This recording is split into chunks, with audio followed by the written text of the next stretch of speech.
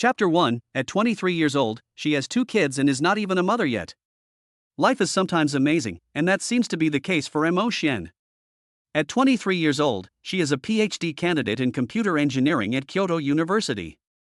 On this sunny afternoon, she is buying stuffed animals for her 2 daughters at the mall. This one and this one, 2 of each. Mo Xian chose a Pikachu and a plushie.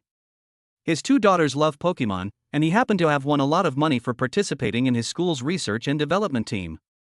The female shop assistant couldn't help but take a few more looks at Mo Xian in front of her.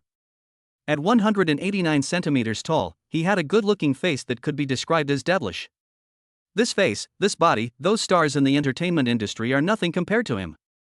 What's more, this handsome guy is wearing a pair of black-rimmed glasses, which add an air of intellectualism. Let's buy something for the mother of the 2 kids. After thinking about it, Mo Xian went out with a large paper bag and ran to a luxury jewelry store, buying 2 identical necklaces. But after buying them, Mo Xian regretted it a little. A necklace costs 100,000 yuan, and after buying them with his bonus, he only had 20,000 to 30,000 yuan left. But even these 2 together are probably not as valuable as a small accessory on his wife's body. Although she doesn't care, I, as the father, can't just not show my appreciation for the money she earns. Mo Xian sighed with a bitter smile. I'm already very sorry, but she doesn't even hold me responsible, and she even lets me be with my daughter. About 4 years ago, 19-year-old Mo Xian fell into a trap. But the plot thickened, as both of his children's mothers were drunk that day. Why do I say both? Because there were 2 of them. Yes, you heard me right, Mo Xian, was drugged, lost his mind, and harmed 2 girls, who were sisters. What's more, these 2 sisters were the 2 eldest daughters of the Luo family, the top financial family in Kyoto, Luo Shi, and her younger sister Luo Muki. The next day, he woke up to a mess and 2 beautiful girls sleeping naked next to him. Mo Xian was dumbfounded. He didn't know Luo Shiyang, but he knew Luo Muki, a student in the art department of Kyoto University. She had just entered the school and was immediately regarded as the school flower. Someone once joked that if there were princesses in Kyoto, they would only be the Luo sisters. And he was actually drugged and had a relationship with the Luo sisters overnight. Unexpectedly, the Luo sisters did not make things difficult for him, nor did they retaliate against him. When he ran into Luo Muki at school, she would smile and greet him, inviting him to have lunch together. Several times, Mo Xian found her and apologized to her, saying that he was willing to bear any punishment. Luo Muki just smiled and said, "Just remember these words, don't worry, we don't blame you." After that, Luo Muki disappeared until a year later, when Mo Xian was invited by someone from the Luo family to an institution to collect samples. He still didn't know what had happened. A week later, Mo Xian saw the Luo sisters again. With the baby girl in their arms, along with more than 10 paternity tests from domestic and foreign authorities, which showed that Mo Xian was 99.99% the father of the 2 children. Don't get me wrong, you should know that we are both doing this for the first time, and we are only doing this with you to convince you that they are your children. When Luo Xia said this, Mo Xian's mind went blank. From that day on, Mo Xian went to school during the day and returned to the manor where the Luo sisters lived in the evening to be a stay-at-home dad. Now the 2 children are 3 years old, cute and smart, and very attached to him. Mo Xian does his best to fulfill his responsibilities as a father, but that's about it. He feels a lot of guilt towards the Luo sisters. Although he was tricked, he still hurt them. Luo Xia and Luo Muki could have aborted the baby, but they didn't. They gave birth to it. They didn't hold him responsible for anything, and they are extremely nice to him. Back at the manor, Mo Xian carried gifts for the baby and its mother. When the butler, Uncle Zhang, saw him, he couldn't help but shake his head and sigh. "Mr. Mo, didn't the eldest and second eldest ladies buy you a car?" "Oh, forget it, I'm not good at this." Mo Xian smiled. "Besides, it's not suitable." He's not bad at it, he just doesn't want to give them too many things. Luo Xia and Luo Muki gave him a limited edition Maybach, which was already very exaggerated in his opinion. But what's even more exaggerated is that there's also a Bugatti Cabriolet worth tens of millions of yuan. Although they kept saying that it was in their name and that he could drive it with peace of mind, Mo Xian would never dare to drive it. Uncle Zhang looked at Mo Xian with a complex expression while helping him receive the gifts. Uncle Zhang, who had watched the 2 young ladies grow up, did not hold any animosity towards Mo Xian. In fact, he liked Mo Xian very much. Not to mention his appearance and height, Mo Xian was an extremely low-key and introverted person. For 3 years, he had dutifully taken care of the two children. Many nannies and aunts had lamented that Mo Xian was really attentive and doted on the children. Moreover, Mo Xian was very polite and courteous to everyone, except when it came to the children, in which case he did not delegate anything to others. It's just that Mo Xian is a bit slow and knows exactly when to step in and when to step back. Mr. Mo, the two young ladies are sleeping, but the eldest young lady is at home. Uncle Zhang said to Mo Xian. By the way, the eldest young lady said she has something to tell you. Why don't you go to the study? Okay, I got it. Mo Xian gave the doll to Uncle Zhang and, after thinking about it, picked up the two necklaces. Even if someone else threw them away, at least he should do what he should do. With a nervous heart, Mo Xian went upstairs, knocked on the study door, and only pushed the door in when he heard the beautiful voice of the young lady inside say to come in. Luo Xia was not sitting at the desk, but standing by the window, with a document in her hands. Her waist-length long, wavy hair was casually scattered about, and she was wearing a high-end black one-piece dress that outlined her perfect figure, making it even more charming and attractive, and accentuating her height of just over 170 centimeters. Her cold and beautiful face was so beautiful that it seemed otherworldly, and her pair of peach-colored eyes were captivating even when they lacked warmth. Back already? Seeing Mo Xian, Luo Xia melted like a glacier, her face wearing a gentle smile. She casually removed her gold-rimmed glasses and slowly walked over to Mo Xian, curiously pointing at the bag in his hand. What is this? Oh, this. Mo Xian glanced at the Patek Philippe in Luo Xia's hand and for a moment felt a little inferior. I got a bonus and bought it for you and my schoolmate. Mo Xian did not notice that when Luo Xia heard that he had bought a gift for her, a flash of morbid madness appeared in her eyes. With her lips slightly curled up, Luo Xia asked softly, So, can I take a look? Mo Xian hurriedly handed the bag to Luo Xia and explained with a weak voice, They are all the same. I thought that I had been troubling you for so long, so although they are cheap, this is all I can afford. Luo Xia didn't say anything, and opened the packaging of one of them. It was a very beautiful necklace, with a sapphire carved into a dolphin in the middle, and a single diamond set together. I really like it. Luo Xia smiled. I remember this one. It's 100,000, right? Your bonus is fine, and there's more. And the kids. Mo Xian sighed, unable to help but smile wryly. I'm only taking care of the kids, and you're still paying for the expenses. Looking at Mo Xian, who had his head bowed, Luo Xia felt a near pathological sense of possessiveness well up within her. She wanted to take Mo Xian into her own blood and bones, so that he would never be able to leave her side again. But it wasn't time yet. The sisters had been planning this for so long, and they couldn't afford to make any mistakes. Your feelings are the most important, Mo Xian. Luo Xia smiled, took off the necklace around her neck, which was worth several million, and put on the one that Mo Xian had given her. I really like it, and I will treasure your gift. Thank you. Mo Xian's face flushed, and his guilt grew even more.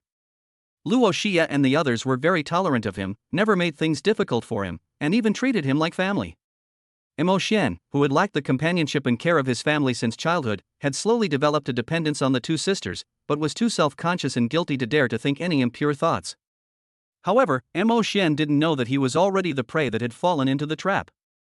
Trapped for life by the Luo sisters, in a trap made of crazy love. Chapter 2, Violet and Cherry. I'm home, sis.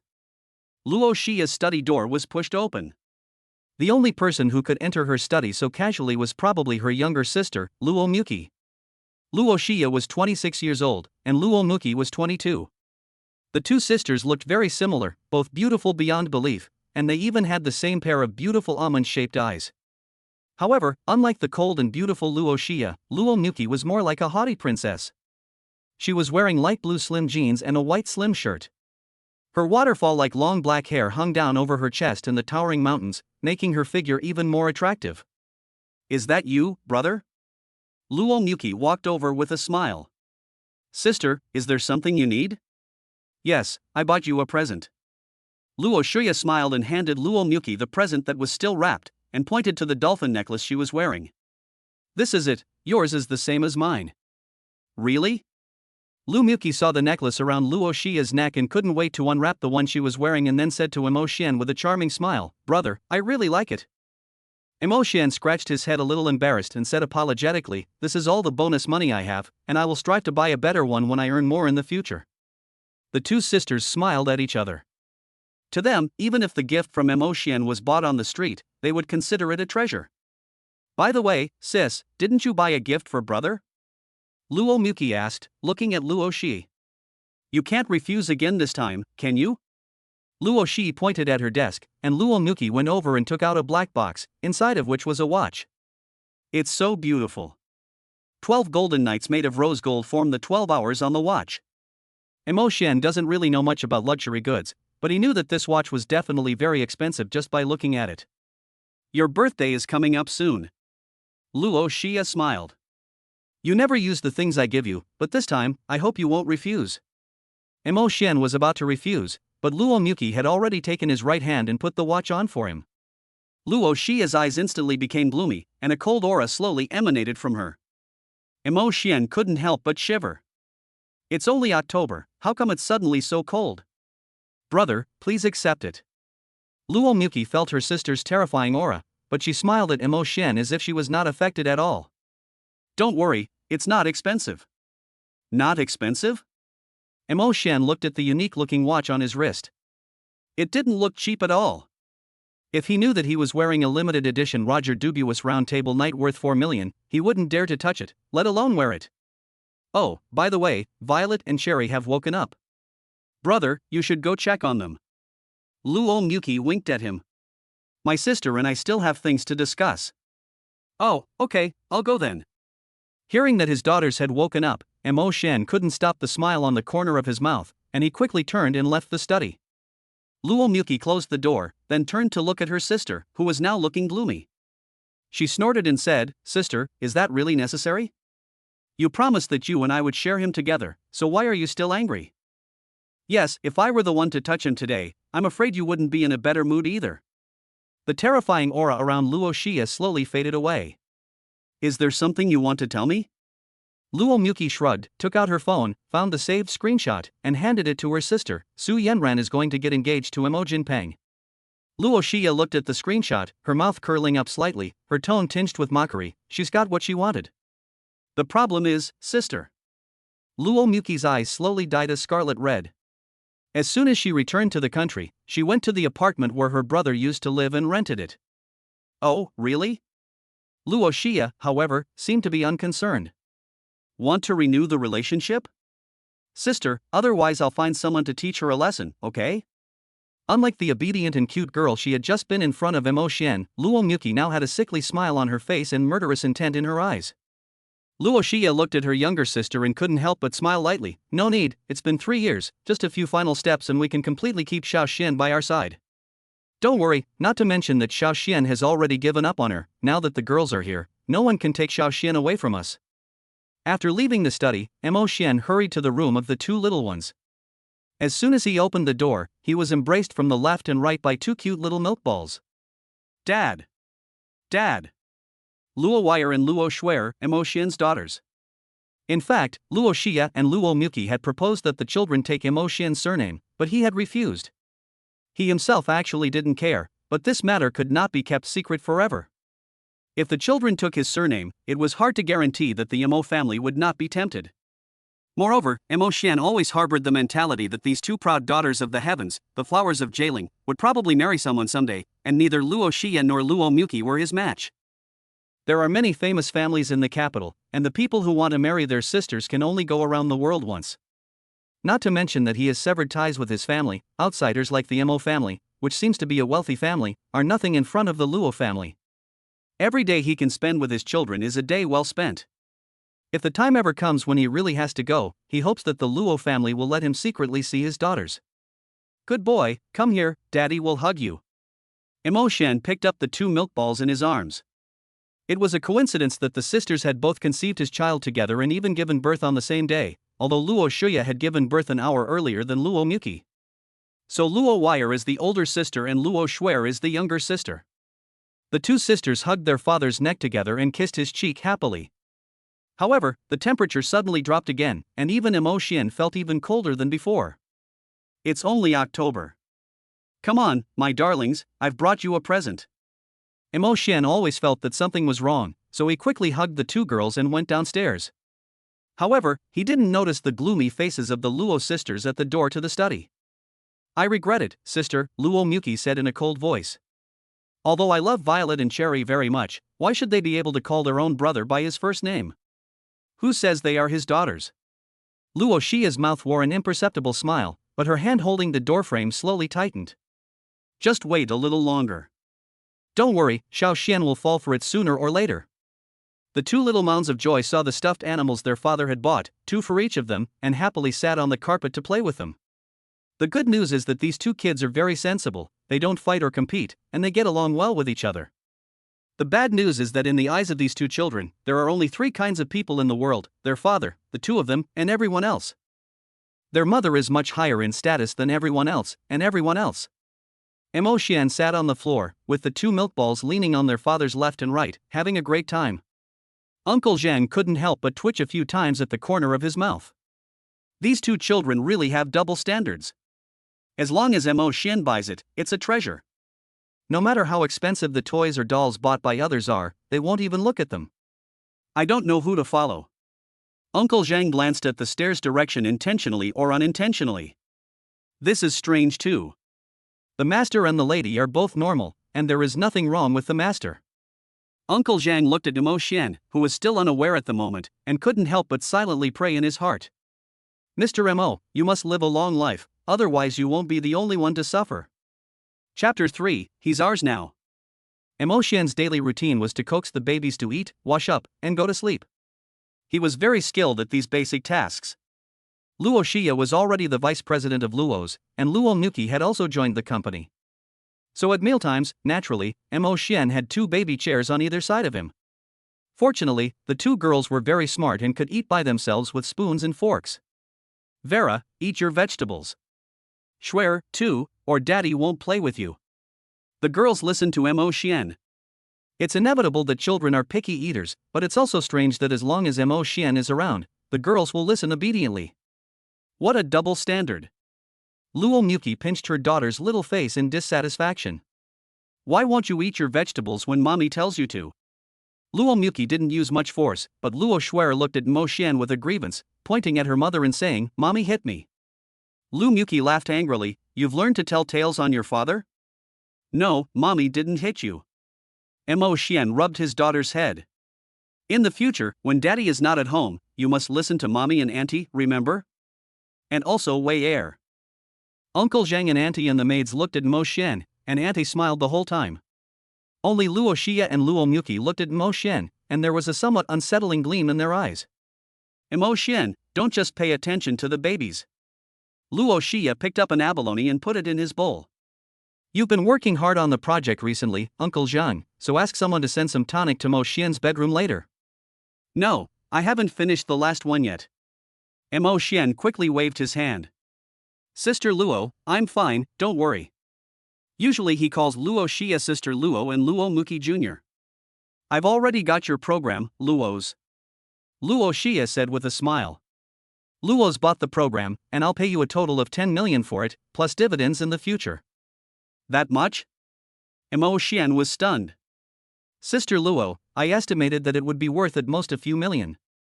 You don't have much confidence in yourself, do you? Luo Xia had indeed used her position as vice president of Luo's to give Mo Xian the green light, but the copyright fees and dividends had been negotiated by Luo's venture capital department and reported back to Luo Xia. Your program is worth this much money. This is the result of a comprehensive evaluation by the venture capital department and the technical department of Luo's. There is no need to belittle yourself.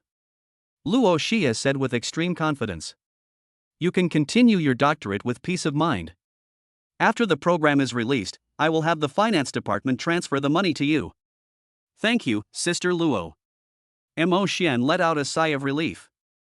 All this hard work has finally paid off. You're so amazing, it was only a matter of time. Luo Muki winked. All right, brother, eat up.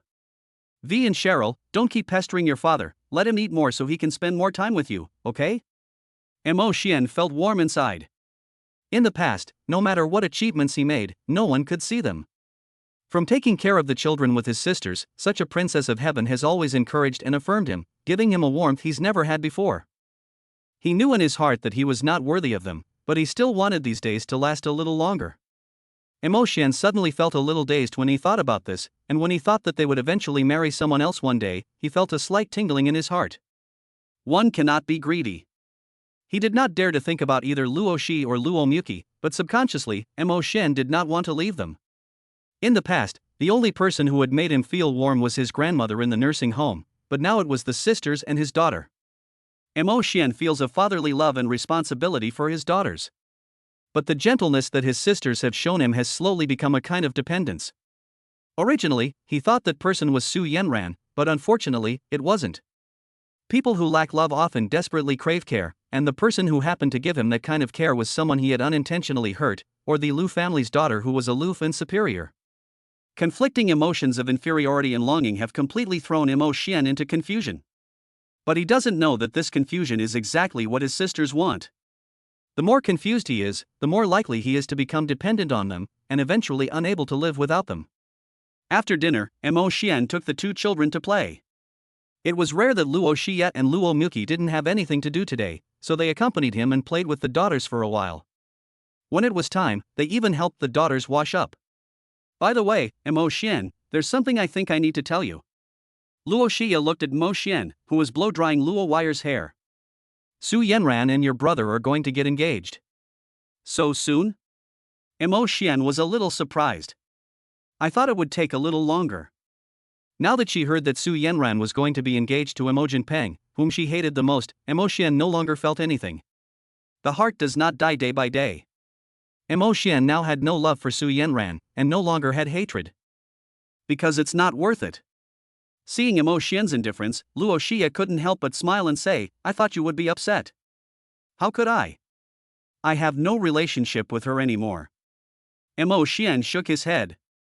By the way, Sister Luo, I'll probably be home late tomorrow, I have to go to the nursing home. Well, you can drive. Luo Xie seemed to be deliberately, but also carelessly, moved closer to Emo Xian. I bought the car for you, after all, you are the father of Violet and Cherry, don't carry so much psychological burden. If you don't drive, then maybe Muki or I will drive you. No, I'll drive. Letting them go is really too high profile. After putting the two children to sleep, Emo Xian went back to his room to wash up, changed into his pajamas, and came out. The air was filled with a very nice floral fragrance. Emo Xian knew that it was the calming incense in his room, which Luo Xie and Luo Muki had given him. Before, he sometimes had trouble sleeping while writing programs, but after using this incense, the quality of his sleep improved a lot. However, the effect of this incense was really too good. Every time, it took just a few minutes for Emo Xian to fall asleep, and there was also a side effect, which was that he would dream. He said it was a dream, but he felt it was real. Every time, he would dream that someone seemed to be hugging him. In fact, there were more than one. He secretly took it to school and asked a teacher in the chemistry department to identify it. There were no problems. He also asked a professor in the medical department to look at the formula. The professor also said that the aroma was very good, and judging from the ingredients, it was expensive and should have been carefully matched. There were no side effects. The professor explained with a teasing smile, which made Emo Xian feel a little embarrassed, and he didn't think about it again. He thought to himself that he had been quite rude, and that the person had been kind enough to give him the aromatherapy, but he still felt that there was something wrong with it. However, it wasn't a good thing to have such a good effect. Emo Xian couldn't help yawning. Why did it feel even more sleepy than usual? Emo Xian lay on the bed and fell asleep after a while. After a few minutes, the door slowly opened and Luo Xie and Luo Muki walked in wearing black silk camisole nightgowns. Sister, aren't you using a bit too much? Luo Muki extinguished the aromatherapy candle while sitting down by the bed. Today is the first time I've used the new medicine, I hope there won't be any side effects on my brother. Don't worry, I had the medicine tested 5 times and it's fine. Luo Xie lay down on Emo Xian's left side and gently stroked his face with her hand. At this moment, she could no longer suppress the crazy love in her heart, her eyes burning with passion. Xian, Luo Xie leaned gently into Emo Xian's ear and whispered as if she were a demon tempting a lamb. Remember, Mu Qi and I are the ones who love you the most, and you love us the most too, so tell me, you won't leave us, right? Surprisingly, the sleeping Emo Xian muttered as if in a dream, no, I won't leave Luo's sister and Mu Qi. That's right, don't leave. Luo Xie's body seemed to be trembling, not from nervousness, but from extreme excitement, as if the prey had fallen into the trap. Say, you love Xie the most, and Muki the most. I love Shia the most, and Miyuki the most. Say you'll be ours forever. I'll be yours forever. Luo Shia smiled contentedly, while Luo Miyuki looked at her with a morbid smile on her face, as if she couldn't hold back, and there was a dangerous smile on her face. Brother. Lu Miyuki murmured, wanting to kiss Emo Xian, but when she saw her sister's eyes, which seemed to be unable to restrain herself, Luo Xia grabbed her hand. The hypnosis had just begun, and they had waited for so many years, so they wouldn't mind a few more days. Lu Miyuki was about to argue back, but she felt her sister's eyes, which were even crazier than hers, and Luo Miyuki had no choice but to give up. Force? What they wanted was Emo Xian, who would belong to them as sisters. Chapter 4, Meeting their biological mother in the nursing home. Ah. Emo Xian got up and stretched, and it was hard to say whether the aromatherapy was effective or not. He also didn't dream last night, and slept very soundly. He didn't even remember what he had said yesterday, under Luo Shiyan's psychological suggestion.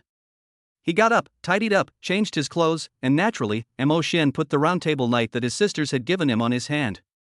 In the past, Emo Xian would have carefully stored it away, but today he didn't feel like that.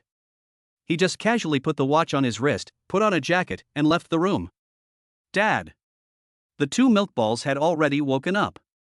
Because their mother had told them that their father was sleeping, the two little ones obediently didn't bother Emo Xian. Mr. Emo is up? Uncle Zhang smiled as he saw Emo Xian. The eldest young lady has gone to the company, and the second young lady is waiting to have breakfast with you. Sia left so early again? Yes, Missy. Zhang couldn't help but be taken aback. Sia? Why did Emo Xian suddenly address Missy in such a familiar way? But Emo Xian was just as usual, hugging the two little milk balls and coaxing them with a smile. Missy had to leave early because of something at the office. Uncle Zhang didn't suspect anything. After all, Emo Xian was the biological father of the two little ladies, not to mention that he was involved in some things at the beginning. He thought in his heart that maybe Emo Xian had finally come to his senses. Brother, come and eat. Luo Miyuki had changed into a long, pure white dress today and was wearing the necklace that Emo Xian had given her around her neck. I'm going to the office later, too, to attend an event. If it finishes early, can I go to the nursing home with you to see Grandma? No, thanks. Emo Xian said a little awkwardly. The last time you went, the whole nursing home knew about it. I have to go to school in the afternoon, but I'll be back early in the evening. After a moment's thought, he asked again, Miyuki, didn't you want to eat the cakes from that bakery? I'll bring you some when I come back this evening. Uncle Zhang. Mr. Mo, have you opened up both the run and do meridians? Why do I feel like he's changed after sleeping? In the past, when he met the two young ladies, he sometimes couldn't find the right words to say, but today, not only has his address changed, his speech has also changed, and it's a bit more flattering? Good. Luo Miyuki didn't look surprised at all, but instead, she smiled happily. I want the chocolate flavor, brother. It really works, sister is really a genius. Vera and Cheryl like the fruit flavor, right? I'll bring you some, okay? Emo Xian kissed each of his two daughters. Let's go, let's eat first. Uncle Zhang watched from the side, always feeling that something was wrong. Emo Xian seemed no different from usual, but also seemed a little different. Never mind, in a way this is a good thing. Uncle Zhang didn't know what had happened, but the two young ladies had gone to so much trouble and expense to keep Emo Xian, and as long as they got what they wanted, he didn't really care. After breakfast, Emo Xian coaxed his two daughters to wait for him at home, and went to the garage to find his Maybach limited edition. There was no choice, the Bugatti Cabriolet was too flashy. Seeing Missouri Xian drive off in the Maybach once again shocked Uncle Zhang, and even the security guard at the gate was stunned. The eldest daughter is getting married, for the first time. Is Mr. Mo finally willing to live the life of a gigolo? Second young lady, Mr. Mo drove off in his car. Uncle Zhang hurriedly reported to him as he saw Luo Miyuki, who was getting ready to go out. What's wrong with Mr. Mo? He wears the watch you and the eldest daughter bought him, and he even drove the car you bought him to visit his grandmother at the nursing home today. Isn't that great? Luo Miyuki didn't care at all. Oh yeah, remember to contact them and have the other car you bought for your brother delivered as soon as possible. Mr. Mo, you've really fallen for her after all. Uncle Zhang sighed. It was already quite good that Emo Xian had managed to hold on for so long. He just felt a little uncomfortable. He really couldn't figure out how just one night's sleep had made Emo Xian seem a little different from before. He looked doubtfully at the second young lady, who was already getting into her Bentley. Uncle Zhang didn't pursue the matter further. No matter how experienced he was only a servant. The Luo family didn't care about Mo Xian's existence, and as long as the two young ladies were happy, he naturally didn't mind either. Mo Xian in the car couldn't help but sigh, the life of the rich is so boring and tedious. He had ridden in a Maybach before, but in comparison, the difference between the Mo families and this one was clear at a glance. When they arrived at the sanatorium and parked the car, Mo Xian took the fruit and nutritional supplements he had bought for his grandmother on the way. The people at the sanatorium were quite familiar with him. When Luo Xia and Luo Milky came before, they gave everyone at the sanatorium a 2,000 yuan red envelope, not even sparing the cleaning lady and security guard. They also ordered lunch from a star hotel at noon to treat everyone at the sanatorium to dinner. The entire sanatorium, whether staff or patients, looked at Mo Xian with benevolent eyes. "Mr. Mo, you're here?" An elderly care worker rushed over to greet Mo Xian. "You should go take a look. A woman came today with a young man to visit the old lady." They didn't argue, but the old lady doesn't look well. Hearing the words of the elderly care worker, Mo Xian couldn't help but sneer. He guessed who it was without even having to think. When he walked into the room where his grandmother was staying, he heard a voice that made him extremely disgusted, saying disgusting things. "Mom, why do you say that? It's useless for you to hold the shares. Father-in-law, I'm giving you Changshan, too. Give Xiao Xian a chance. Why does the family have to be so estranged? Xin and Mo Xian's biological mother, is the president of Qin's jewelry. She does have a beautiful face, and Mo Xian's appearance completely inherits all the good traits from her and his father Mo Changshan. Wearing a high-end suit, she is followed by a young man in his 20s with neatly combed hair and a dark blue suit. He has a feminine appearance, except that his face is a little pale. This person, Zhang Xifeng, is Qin Ni's assistant and her godson who she has watched grow up since childhood. Mom, 5% for you, 5% for each of Xiao Xian and Jinpeng. You know that Xiao Xian doesn't work at the company, so it's not appropriate to give him too many shares. Qin and patiently persuaded, while Grandma, who was in the hospital bed, looked out the window, her face haggard and silent. Auntie Zhang, who was taking care of Grandma, glared at Qin and If Grandma hadn't waved her hand at her, she would have slapped her. Auntie Zhang's mother has been best friends with Grandma for decades. Grandma Zhang's husband is Master Zhang of Guwu, and Mo Xian is his only disciple. For so many years, Grandma and Mo Xian have always relied on the Zhang family for help. Mo Xian's grandparents have always had a difficult relationship. Although they have not divorced, they have been living apart since before they raised Mo Xian. However, Grandma has always held 10% of the Mo family's shares. Every year after Mo Xian turned 15, the Mo family would come and ask for them, but Grandma had long ago told them that the shares were for Mo Xian and that no one was allowed to think about them. When Grandma became ill and was admitted to a nursing home, Mo Xian returned home. Up to the present, Mo Xian has severed all ties with his family. Basically, his parents come once every 3 or 4 months, never caring about Grandma's health, and all they ever talk about is the shares. Mom, why bother? The family is in such a state, and in the end, it was a mistake to let you raise Xiao Xian. Xin and sighed. Look at that boy, not to mention Jinpeng, my godson, whose parents are both dead, is more obedient and sensible than him. I understand that you are distressed by the fact that you raised him, but you are not employed by the company, and your father-in-law gave you shares. Now you and your father-in-law don't see each other once a year. It's really pointless to be in such a state. As long as you hand over the shares, I guarantee that your father-in-law and Changshan will not pursue the matter with Xiao Xian. Oh, I really thank you. Grandma sneered. I've raised my child wrong? For the first time, I heard that a biological mother threw her 2-year-old son to her mother-in-law and didn't care about him, and when something went wrong, she blamed her mother-in-law. Xin and you are so eager to raise someone else's son, but you don't care about your own son. I'm leaving a way out for my grandson, and I'm still leaving a mistake? Chapter 5, If you deny me, you're nothing.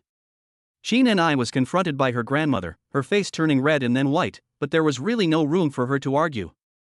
Grandma, you're wrong to say that, Zhang Xifeng said with a forced smile, his voice as soft as his appearance and lacking in volume. Godmother raised her 4 brothers and sisters on her own, and there was no choice but to give away her younger brother. Who do you think you are to say anything? Grandma interrupted him rudely. Xin and is this the kind of child you have raised? An outsider and junior interrupts when the elders are talking? Mom, you don't make it difficult for him. Ha, you won't let me say a word? Back then, how did you just casually insult your grandchildren? Who exactly is your son, or are you just born to be a nuisance? Grandma didn't spare a single bit of face for Chin and I. I'll say it again, the shares belong to my grandson Emotion. As the old saying goes, filial piety is shown in the family, and joy is found at home. Apart from Xiaoxian, has anyone else in your family done that? Mo Jinpeng? Or your 3 daughters? Ha, what kind of person am I, an old woman, that I can't recognize your eldest son and daughters as grandchildren? I'm not worthy of having them bring me joy. If you have time to waste my time with nonsense, you'd better go back and persuade your husband and father-in-law that God is watching everything we do. You've never supported your grandson, and you've treated him harshly. Aren't you afraid of being struck by lightning?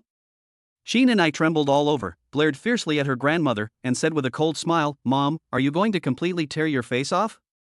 Apart from that rebellious son of yours, Emotion, and these 10% of the shares, what else do you have? Your husband and son disown you, and your 3 granddaughters and 1 grandson ignore you. I know you're like this, and I will die tired before I let you raise my son to be like that. What do I look like? Emotion walked in expressionless. Jiang Sifeng saw Emotion and instinctively took 2 steps back and hid behind Qin and I. But Emotion didn't even look at him, walked straight up to his grandmother, and said in a soft tone to calm her down, Grandma, let me take them out. Emotion, do you have any manners? The elders are talking. Qin and I deliberately used what his grandmother had just said to offend them. Grandson and grandma? And, I'm your mother, can't you see I'm sitting here? President Qin, let's talk outside.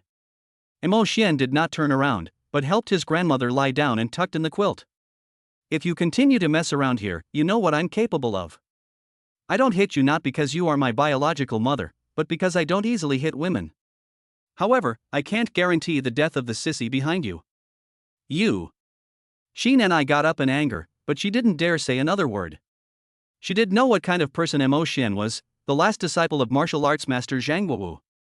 When he broke off his relationship with his family, it was extremely ugly. Mo Changshan sent 8 bodyguards, but they were all sent to the hospital by Emotion. Mo Jinpeng even lost 2 front teeth in 1 punch from Emotion. Grandma, I'll go deal with them and come back to keep you company. Emotion placed the fruit and nutritional products on the bedside table and turned to Auntie Zhang, saying, Auntie Zhang, there are some fresh cherries here. Could you wash them and have some with Grandma later? Go ahead, Xiaoxian. Auntie Zhang gave Qin and I a fierce glare. If you have something to say, just say it. I've practiced kung fu, so if you don't hit a woman, I will. Emotion waved his hand with a smile, and when he turned to look at his mother, he immediately pointed to the door with a cold expression, let's go outside and talk. Qin and I and Jiang Sifeng did not dare to really provoke Emotion, so they could only grit their teeth and go out. The 3 of them went downstairs and arrived in the courtyard of the sanatorium. Emotion said impatiently, President Qin, last time when you came, my grandmother said that you could have the shares, but you have to pay the equivalent price. You want the shares of a listed company without paying a penny, are you trying to fool me? Emotion, you are a grandchild and your grandmother. Qin and I sighed. Why? Why does a family have to be so clear-cut? It's not that I won't give you your grandmother's shares. In that case, I'll give you another 3% of the shares in Qin's jewelry. This is enough money for you to spend for the rest of your life. Stop, President Qin, I have severed ties with your family. Emotion pointed to Jiang Sifeng on the side, his tone tinged with sarcasm. Your godson has 10% of the shares in Qin's, and I only have 3%? This isn't how you do business, is it? Sifeng has looked after me since I was a child, been filial to me since I was a child, and worked as an assistant in my company without complaint despite his poor health. What about you? Qin and I sneered. You are not my son, I will not give you a penny, and you still want the shares of my company? Oh, so you blame me? Emotion only feels that his biological mother and father are really a perfect match, both shameless.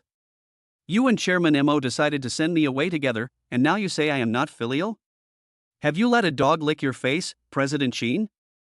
Brother, how can you say such a thing? Jiang Sifeng immediately stopped in front of Qin and I.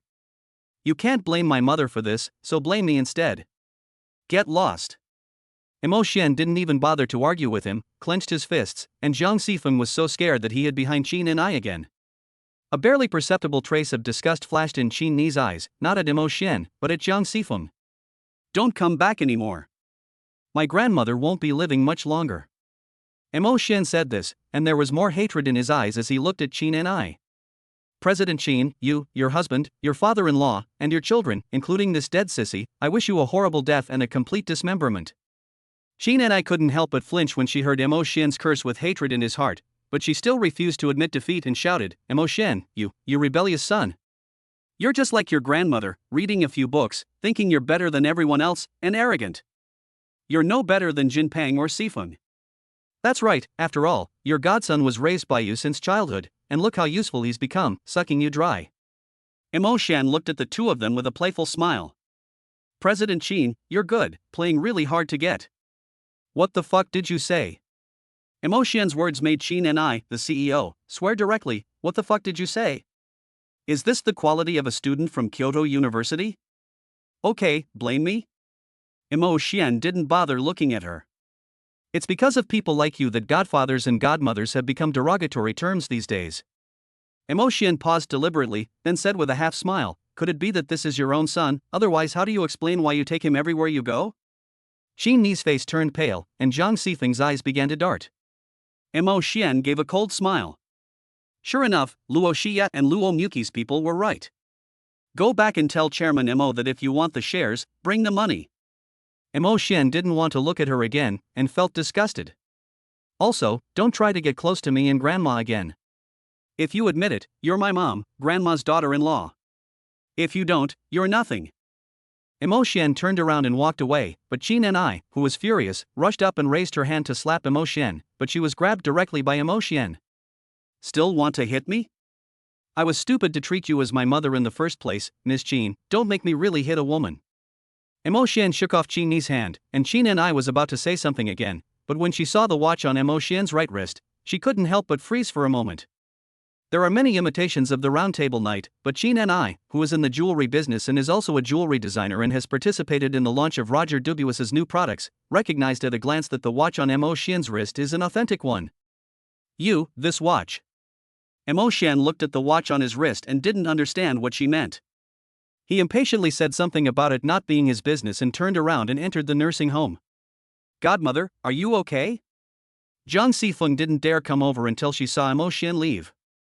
Let's go back first, I'm afraid we won't be able to talk here with my brother here.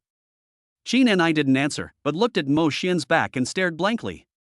When Imo Xian raised his hand to look at his watch just now, she was even more certain that it must be an authentic product. It was a limited edition worth more than 4 million yuan, and Imo Xian could never afford it. Her grandmother had a share in it, but her father-in-law had ordered that a lot of the dividends be deducted at the end of the year, and only 200,000 to 300,000 yuan would be given to her grandmother. Even if the dividends were not deducted, knowing her mother-in-law as she does, she would not be able to buy luxury goods for Imo Xian with a few 100,000, let alone buy him this kind of limited edition top luxury. Come back to the nursing home with me, there are some things I need to ask. Chapter 6, is Imo Xian being supported?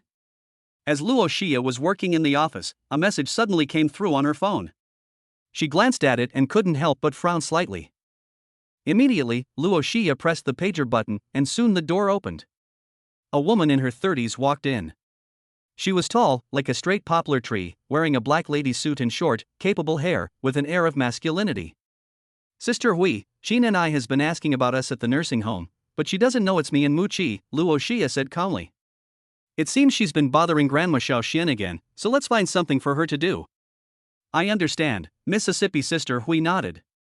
Should I ask my sister to go and warn her? No need. We don't want to deal with the three of them, they're still useful. Luo Xia smiled, but there was a hint of grimness in her smile. Grandma's sighed. Young mistress, she did her best at the time. Sister Hui sighed. If you and second mistress hadn't spent so much money hiring experts, I'm afraid that old lady Imo would have left at that time. And then Xiao Xian would have had no one left.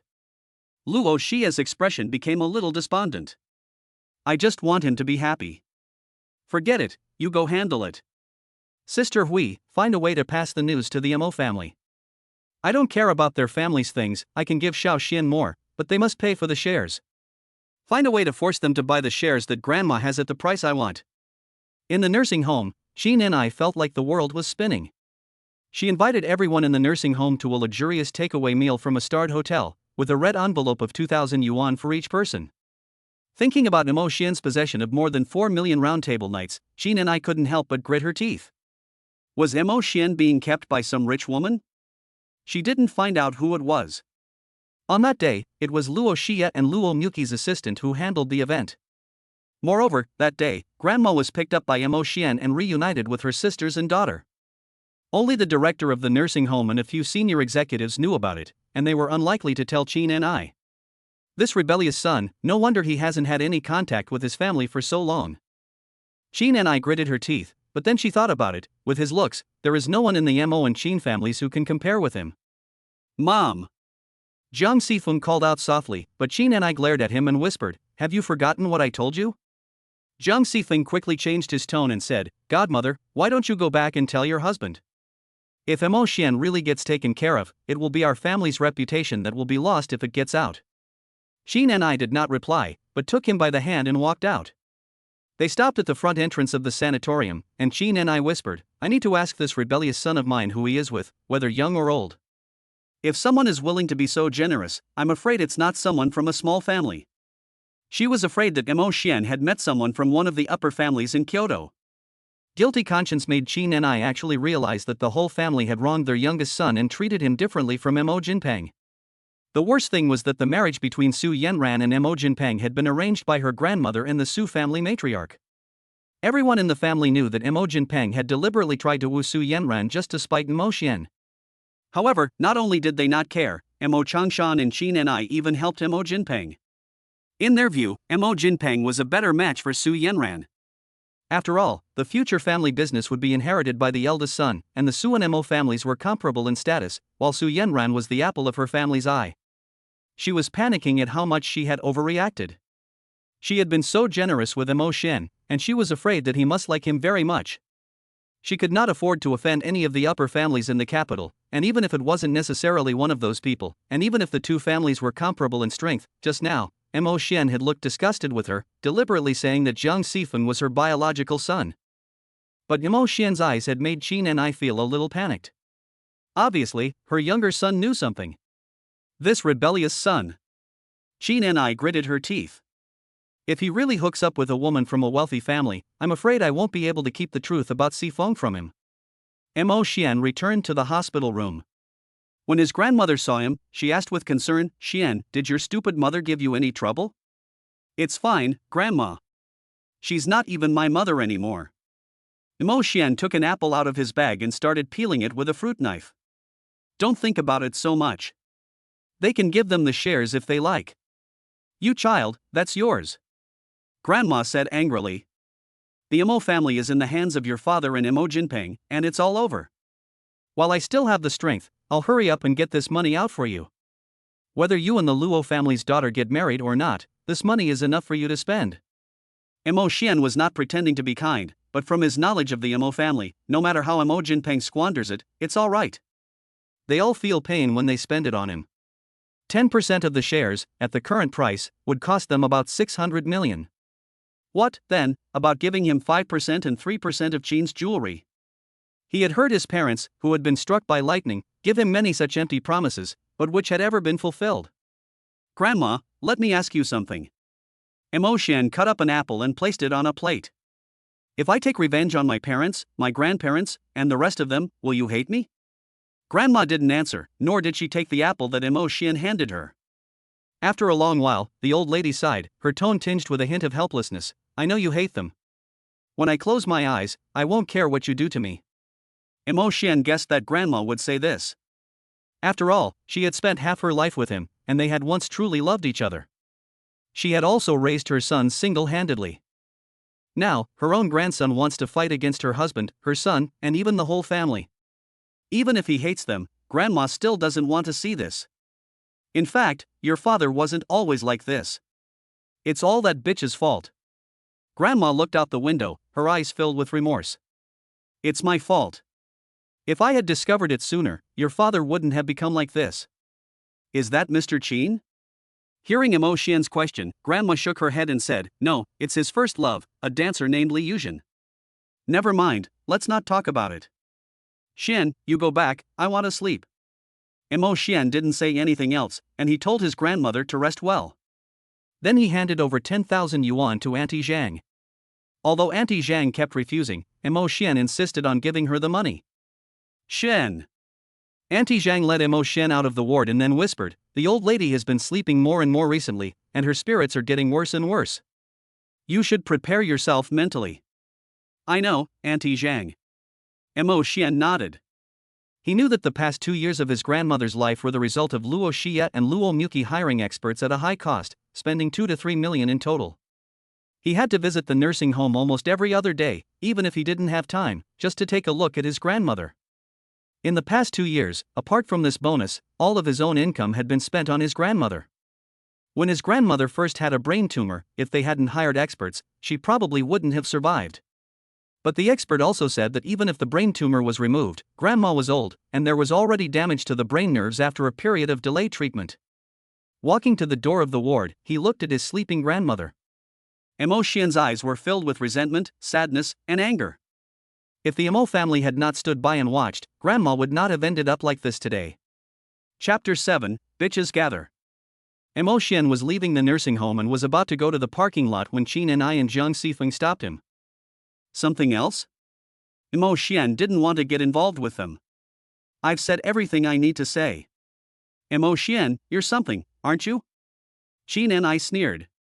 No wonder you're so stubborn. A student at Kyoto University is actually being supported by an old woman. Have you no shame? Emo Xian could tell that the two of them had not left because they had probably found out what Luo Shiyang and the others had done at the nursing home. Who is like you? Look back and see the one beside you, what a state of emptiness she is in. Emo Xian said coldly. Lighten the disaster, one day on the deathbed. You. Don't you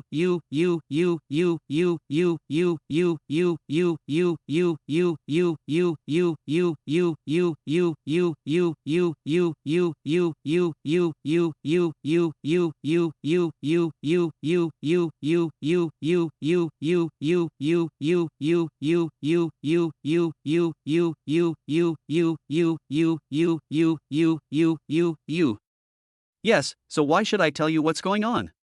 Qin and I almost choked on Emo Xian's words, and Emo Xian pushed her away and walked straight to the parking lot. This rebellious son. Qin and I calmed herself down while blaring at Jiang Sifeng. You're just going to watch him anger me? Godmother, I. Jiang Sifeng is actually very timid. Emo Xian happened to be there when she was at the Emo family. With his body, he could probably kick himself into the ICU with one kick. Forget it, you're in such bad shape, Qin and I sighed. This rebellious son of mine, I. Before she could finish, Emo Xian pulled up in a limited edition Maybach and parked in front of her. The window slowly lowered, and he said in a mocking tone, Hey, President Qin, did I take you all the way here? Qin and I was completely dumbfounded. The 4 million plus round table night, the limited edition Maybach, just how much did the woman behind Emo Xian like him? Jiang Sifeng, on the other hand, gave Emo Xian a spiteful look, before immediately lowering his head, afraid that he might see it. Emo Xian didn't bother looking at them anymore, and got straight into the car, raised the window, and left with a kick on the accelerator. Qin and I was still in shock when her phone suddenly rang. As soon as she answered, a woman's voice said anxiously, Xinzong, where are you? Something's happened at the company, our jewelry has been reported as fake. What? Qin and I had just recovered, but was once again dumbfounded. Although she was not a good person, she had always been very honest in business. If the jewelry company was confirmed to be counterfeiting, it would be a devastating blow. How could this be? There shouldn't be a problem with any of our procedures, right?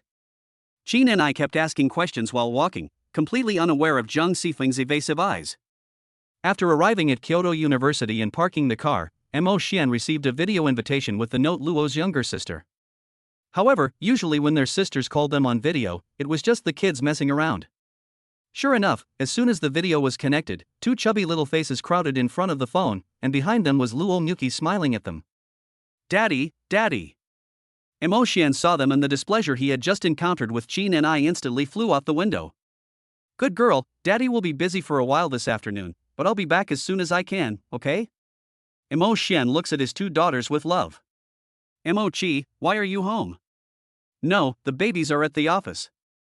Luo Mochi holds the phone up to Mo Shen, and he can see that they are really in her office. My sister has booked a private restaurant for dinner tonight, so we'll be eating out. Brother, when you're done, remember to drive over and pick us up, okay? Okay, I know. After coaxing her two daughters, Mo Shen hung up the video call and got out of the car. She didn't realize that she hadn't walked more than a few steps when she heard a teasing voice ring out. Hey, Pinga, your brother is something, isn't he? Hearing this voice, Mo Shen's eyes instantly lost all warmth. Turning around, she saw that Mo Jinpeng was followed by a fat man, accompanied by his female secretary. Mo Jinpeng didn't look anything like Mo Shen at all, except for the fact that his eyebrows and eyes were somewhat similar to Mo Changshan's. There was absolutely no trace of Mo Changshan or Qin and I in him. The fat man next to him, with a smug look on his face, was Cheng Jiahao, also a little rich second generation. They had been in the same class in high school, and at the time, Cheng Jiahao had been bullied because he was obese. It was still Mo Shen who protected him, but later, just like Su Yanran, he betrayed Mo Shen. Family, friendship, and love all abandoned him in his own teenage years, and Mo Shen now felt that there was nothing unacceptable about it. The sooner you experience something, the better it is for you. Mo Jinpeng glanced at Mo Shen's Maybach limited edition, and a flash of greed crossed his eyes. Then he sneered, not bad, Mo Shen, you've grown up to be quite the charmer. Which rich woman are you hooking up with? Mo Shen was not at all surprised. His own biological brother was used to using this routine, and he convicted himself as soon as he spoke. Not wanting to waste time with them, Mo Shen didn't even bother to spare them a glance.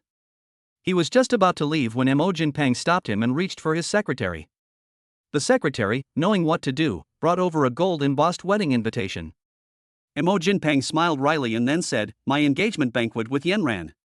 My brother wouldn't refuse to come and not give me face, would he? I really don't want to give you this face. Mo Shen adjusted his black-rimmed glasses. I find you quite amusing, Mo Jinpeng. You treasure the friends I don't want, and you want to marry the girlfriend I don't want. Are you a casual user or a professional junk collector? In a word, Mo Jinpeng's face turned livid, and Cheng Jiahao was also a little embarrassed. I know what you're worried about, and it's nothing more than the fear that I'll go back and compete with you for the Mo family. After all these years, haven't you been jumping up and down for this? Mo Shen laughed with arms folded, as if he didn't care. I've cut off all ties, and it's been more than 3 years, have I ever gone back? What, now that you've got what you wanted, you're still coming over like a dog, what, don't you want your front teeth anymore?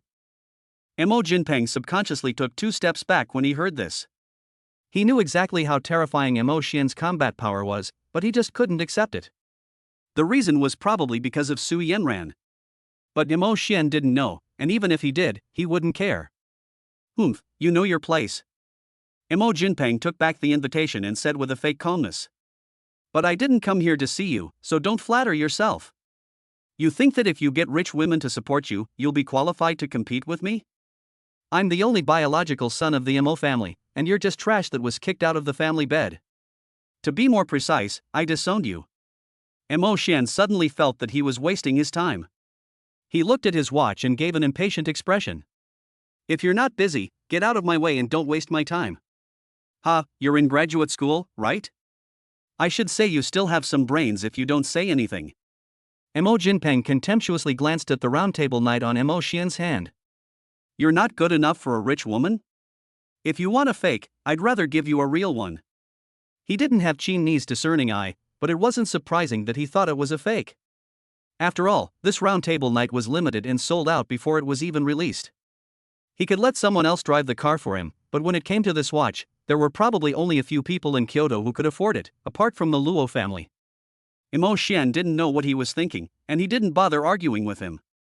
If he could, he really hoped that Luo Shuriwei and Luo Muki would give him a fake one, at least it would be cheaper and he would feel less pressure. Mo Jinpeng saw that he ignored him and didn't bother continuing the conversation. Instead, he continued to brag, do you know why I came today? To talk about cooperation with your school's research and development team. You just keep working hard like a slave. I didn't have the ability to get a guaranteed offer to Kyoto University like you did, and my qualifications are not as good as yours, but I can now talk about cooperation with your school's top research and development team, and you? Mo Shen suddenly laughed when he heard this, really? Mo Jinpeng, I'm the one who said that you wouldn't be able to negotiate this cooperation. Chapter 8, if it can make you sick, it's fine. Ha, Mo Xian, who do you think you are? Chang Jiahao walked over with a sneer. The once chubby face was always full of a happy smile, but now it was full of mercenary and treacherous expressions. Mo Xian didn't feel any remorse. He had chosen his own path. He was willing to become this kind of person, so what right did anyone else have to interfere? Hurry up and find a way to ingratiate yourself with your rich woman. Chang Jiahao gave Mo Xian's car a disdainful glance. I thought you were so high and mighty. When you were with Su Yanran in the past, you refused to let her spend your family's money, but now you've compromised. Don't be envious. After all, you're now standing with the pigs, and I don't think even the rich woman can tell who's human and who's a pig. Mo Xian shrugged. In the past, I thought you were a human being, but now I see that I was wrong. Chang Jiahao's whole body trembled with anger, but he knew he couldn't beat Mo Xian. Mo Xian smiled at Mo Jinpeng, took a few steps, and then turned back and said, "Oh yes, Mo Jinpeng, remember what I just said, you two will never be able to cooperate." Mo Jinpeng didn't think so. Mo Xian had already abandoned the Mo family, and for him, the only enemy was gone. In fact, even though he was raised by his parents and spoiled since childhood, he still felt a sense of crisis towards Mo Xian. In terms of appearance, he was not as good as Mo Xian in terms of physical fitness, he was not as good as Mo Xian, and in terms of studies, he was even beaten. When Mo Xian returned home when he was 15 years old, Mo Jinpeng had stepped on the line and entered an ordinary first-tier university. It was not impossible for the Mo family to send him abroad for gold plating with their financial resources, but he was too afraid of Mo Xian. No matter how good it was to go abroad, he could not leave the country. Because by then, Mo Xian had already demonstrated talents far exceeding his. So he kept trying to find ways to target his younger brother. Mo Xian had fought with students that he had paid to fight with him more than once at school. He knew that these people could do nothing to him, and it was purely to get Mo Xian expelled. But it was always the people he hired who got punished, and Mo Xian never even got a demerit, let alone write an apology. After Mo Xian was recommended for admission, he still found someone to spread the news online that the recommended students were fighting on campus. As a result, the person who broke the news didn't act, but was suddenly arrested and almost implicated him, so he was scared and dared not think about it again. As for Mo Xian and Luo Xia and the other sisters having an absurd night together, the truth is that Mo Xian drank too much that day, and he found a bar princess to ruin his reputation, but Mo Xian's whereabouts were unknown. That's why he asked Cheng Jiahao to stab him in the back and find a way to steal Su Yanran away. His family already favored him, and as long as he destroyed his love and friendship, this time Mo Xian really wouldn't be able to do anything about it. He would always be the one holding the cards against Mo Xian, and he was the sole heir to the Mo family. So, when he saw the person he was negotiating with was Mo Xian, who was wearing the Kyoto University Research and Development Team ID around his neck, his expression was like he had eaten shit. "You're still so arrogant." Mo Xian sighed. "Is this the air that Mo Changshan and the old master both like?" But anyone who goes to the school's official website and checks will know that his name is on the research and development team. But that's normal. For many years, the entire Mo family has indulged Mo Jinpeng in everything he wants. Even if he is capable, his condescending personality is bound to prevent him from supporting a family business. "I can't talk to you, so call your tutor or professor." Mo Jinpeng clenched his fists and stared at Mo Xian. Mo Xian, however, didn't care at all and just smiled and said, "Recently, many people have come to see our group's tutor and professor, and it's all because of the bidding for the intelligent robotic arm we are collaborating with Rongxing Group on. Young Master Mo, as a former member of the Mo family, I feel obliged to give you some advice. There is a detailed list of the research and development personnel on a certain Baidu encyclopedia. My tutor and a professor at this university are the main developers, and the first name on the list of those involved in the research and development is me." After a pause, Mo Xian smiled, "So, you can tell me now, do we want to continue talking?"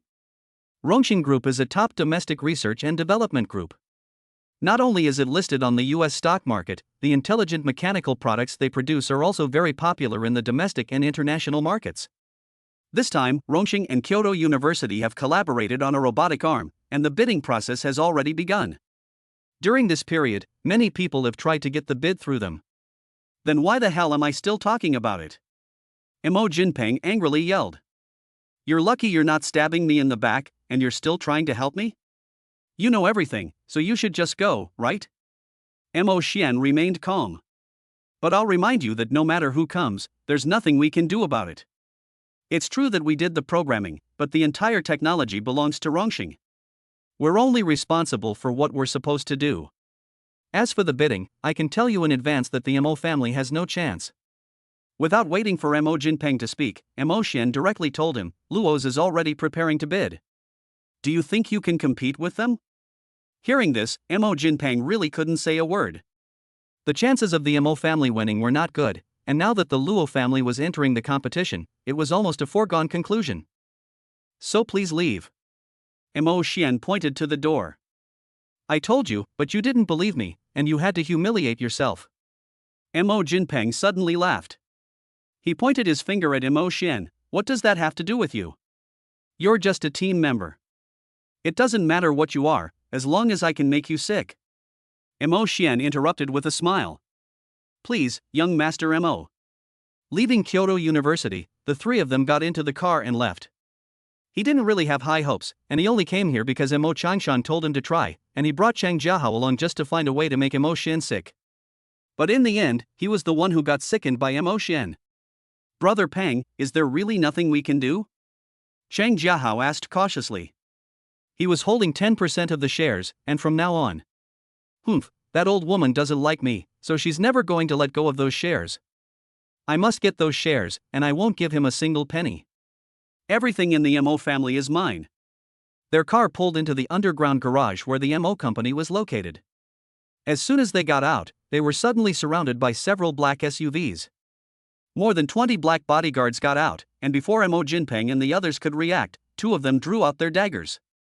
What are you doing? Mo Jinpeng subconsciously backed away, while Chang Jiahao was so scared that he sat down on the ground. The female secretary was pale and stood trembling. Young Master Mo, don't be afraid. Uncle Chang walked over step by step with his arms folded, wearing an easygoing smile on his face. It doesn't matter who we are. Our master asked me to give you a message. If you don't want anything to happen to Li Yuzhen, persuade your father to go to the sanatorium in person and buy the shares that Madame Mo has in her hands at the price. After Uncle Chang finished speaking, he took out a photo, which a black-clad bodyguard took and then slipped to Mo Jinpeng. Seeing what was in the photo, Mo Jinpeng felt as if he had been doused with cold water. What do you think will happen if Mo Changshan finds out about what you and Li Yuzhen have been doing? Uncle Chang tightened the clean white gloves on his hands. I'm afraid that with a heart as cruel as Mo Changshan's, he won't rest until he has skinned you alive. I promise you. Mo Jinpeng hastily put away the photo. Chang Jiahao didn't see it, but from the look on Mo Jinpeng's face, he couldn't help but become curious. Okay, then I won't disturb you. Uncle Chang waved his hand, and the black-clad bodyguards turned and got into the car with him. It wasn't until the car had driven away that Mo Jinpeng slumped to the ground, his eyes vacant. Brother Peng, you. Chang Jiahao was about to speak, but Mo Jinpeng grabbed him by the collar and said viciously, don't tell anyone about what happened today, or you know the consequences. Chang Jiahao quickly promised, but when Mo Jinpeng turned around and left with his secretary, he glared at him fiercely and said in a low voice, you just wait, Mo Jinpeng, I will get you sooner or later. Mo Jinpeng's biggest mistake was that he didn't understand that a person who could betray Mo Xian, who had saved his life, would also betray him. Chapter 9, Got You Again. After leaving school, Mo Xian went to the cake shop and bought 4 small cakes. In addition to the ones for Luo Muki and the baby, he also bought a vanilla-flavored one for Luo Xia. He drove to the Luo building in the heart of the commercial district of Kyoto. The 60-story building was entirely owned by the Luo family. Every time he came, Mo Xian felt like he was living a dream for the past 3 years. He parked the car in the parking space outside the building and entered the Luo's building carrying the cake. The beautiful woman at the reception desk saw him and hurried over, saying respectfully, Mr. Mo, you're here? Well, I'll go straight up then. Mo Xian politely nodded to her and went to the elevator reserved for the CEO. No one stopped him. After all, when he first came here, he was snubbed once, and the receptionist and security guards were fired. In the elevator, Mo Xian and Luo Muki sent a WeChat message saying that he was already in the elevator. Unexpectedly, as soon as he got out of the elevator, Luo Xia, Luo Muki, and the 2 milk balls were already waiting for him there. Dad! Luo Wire and Luo Shuer hugged their father's thighs together, and Sister Hui on one side smiled and said, Mr. Mo, let me hold this for you. Thank you, Sister Hui. Emo Xian quickly handed the things to Sister Hui and bent down to pick up the two kids. Why are you? The children were looking for you urgently, and I happen to have nothing to do. Luo Xia said with a smile. You bought something delicious again? I promised to bring the little cakes that I made for Yuki and my daughter. I remember that you like vanilla flavor, so I also brought you one. Emo Xian held the children in his arms, looking at Luo Xia and Luo Yuki. He himself didn't notice that his gaze on them no longer avoided, but instead carried a trace of tenderness and fondness. Xia, shall I take the children downstairs first? No need. I originally wanted to take the kids to the private restaurant I booked for dinner, but my cousin had some business to discuss, so he left. Sister Hui, please arrange for someone to order for us. Hearing Luo Xia's instructions, Sister Hui quickly took out her phone and gave the order. Brother, go to the lounge quickly. Luo Yuki urged. I'm still waiting for the cupcakes. Emo Xian had no choice but to be urged by Luo Yuki and his daughter, while Luo Xia smiled and followed them into the lounge. Sister Hui, who was behind them, looked at the so-called family of five and felt both happy and helpless. With the eldest and second eldest daughters in place, no one can do anything about the two women serving one man. It's just that Sister Hui looked at the back of Emo Xian with a complex expression. Is this really good for Emo Xian? Sighing, Sister Hui didn't know what to say. After all, like Uncle Zhang, they have been involved in the plans for the eldest and second eldest daughters over the past few years. The lounge was very large, with 2 beds. Because the sisters shared a lounge, many things were prepared in duplicate. The lounge not only had a separate and luxurious bathroom, but even a bathtub. The delivery person came fairly quickly, and Sister Hui called over a few women in black suits to help. After the food was set out, Luo Xia nodded to them, and Sister Hui led them out. Why don't you stay the night tonight? Luo Xia glanced at Emo Xian, who was dividing the food for the children. Tomorrow Muqi and I will both be free, and we want to take the children out to play. Xian, can you take some time off? I can. Emo Xian took out his phone. I'll just mention it to my supervisor, and there shouldn't be anything important tomorrow. In that case, shall I book a presidential suite? Luo Yuki smiled. At that time, my brother will stay in one room with the girls, and my sister and I will stay in another room. Okay. Hui, who had just pushed the door open to deliver drinks, slightly twitched her eyes when she heard Emo Xian's reply. But when Luo Xia glanced at her, making eye contact, and saw the suppressed morbidity in her eyes, we immediately set the drinks down and didn't say anything. Hui, remember to bring the bottle of red wine you delivered last time. Hearing Luo Xia say this, Sister Hui quickly looked up, as if asking with her eyes, while Luo Xia just nodded. Sister Hui let out a soft sigh and said in a low voice, I know, Mississippi. Miss, they are going to strike again. Sister Hui glanced at Emo Xian, who was eating while coaxing his daughter, and couldn't help but feel more sympathy for this man. The heavy and sickly infatuation of these two women, I really don't know what expression Emo Xian will have after he knows everything. Why are you still drinking wine? Emo Xian asked curiously when he saw Hui go out. The baby is here. Don't worry, brother, it's a nice bottle of red wine, and my sister and I will only drink a little at a time. Luo Yuki put a piece of snowflake beef in Emo Xian's bowl. You know there's been a lot going on at the group lately, so a little wine will help you rest. Emo Xian didn't ask any more questions. After dinner, we packed the red wine and the cupcakes. Emo Xian bought them together, and followed them downstairs. When they got into the car, the two sisters sat in the back seat with their children, and Luo Yuki sent Emo Xian the location.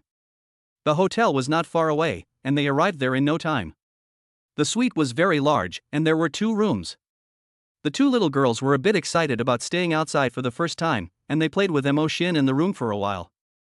However, because they did not take a nap in the afternoon but went to the Luo building to play, they soon cried out that they were sleepy. Emo Xian led them to wash up. Luo Xia and the others were very attentive, and they had someone buy and deliver pajamas in the afternoon. After changing into their pajamas, the 2 daughters went to bed and fell asleep soon after. Xian, let's have a drink together? Luo Xia handed Emo Xian a glass of red wine after seeing that the children were asleep. The money has been transferred to your card, congratulations.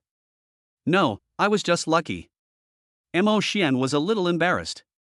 After all, he was only successful because of Luo Xia and their help. But Luo Xia just laughed and said, luck goes to those who are prepared, doesn't it? Let's celebrate with a drink. Emo Xian didn't think much of it and gulped down the wine in one go. But something felt a little off about the taste in his mouth. For some reason, it tasted a little bitter. Come over here. Muchi and I still have something to tell you. Emo Xian didn't suspect anything and followed Luo Xia to their room. But as soon as they entered, Emo Xian felt a little dizzy and his body swayed a little. Brother, are you okay? Luo Muki hurriedly came over to support him.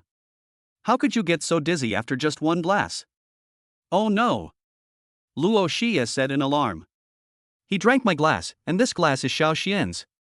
What should I do? I added sleeping pills to my glass. It's okay. Before Emo Xian could say anything, he collapsed onto Luo Muki. Emo Xian, who was almost 190 centimeters tall, weighed down on her, and if Luo Xia hadn't helped, she would not have been able to support him. The two sisters worked together to help Mo Xian to the bed.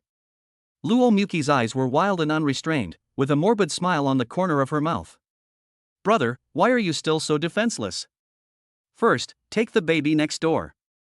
The nanny Zhang Shu sent is already waiting. Luo Xia gently stroked Emo Xian's cheek, but the morbid possessive look in her eyes made people inexplicably scared. Chapter 10. Miss Su Yanran, who has been stimulated. Needs to confirm the engagement banquet process again? In the Su family villa, the butler asked Su Yanran, who was sitting in a chair in a daze. However, after a long time, there was no response. No, just do whatever you want. Su Yanran's voice was a little hoarse, and she picked up her phone and turned to go upstairs. Is young Master Emo still not on the Emo family list? Yes, miss. The butler nodded. Should I send the invitation to Kyoto University? No need. Su Yanran returned to her room. As soon as she closed the door, she seemed to lose her strength and slowly collapsed against the snow-white door and sat on the ground. She knew that if she didn't do anything, then there really would be no chance. Why did it have to come to this? Su Yanran muttered to herself, but no one answered her. Emo Xian had broken off ties with the Emo family, she had broken up with him, and turned to Emo Jinpeng for an official announcement. Now, she regretted it, perhaps she had long regretted it, but it was too late. Just like an ostrich, she was afraid to inquire about Emo Xian's news, and even more disgracefully left the country for further studies. Suddenly, she felt the bracelet on her hand, and for a moment, Su Yanran's dull eyes seemed to shine. He will definitely wait for me. Su Yanran quickly stood up.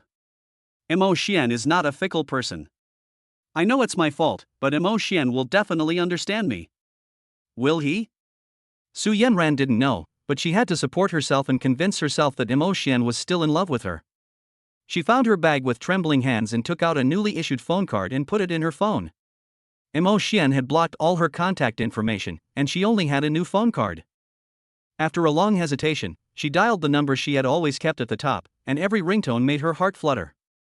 Finally, the phone was connected just as it was about to hang up automatically. But then, a beautiful, slightly lazy and tired female voice made Su Yanran feel like she had fallen into an ice cave. Who is this? Su Yanran couldn't believe it. Emo Xian had another woman by his side?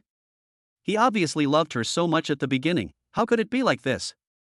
Who are you? Where is the owner of this phone?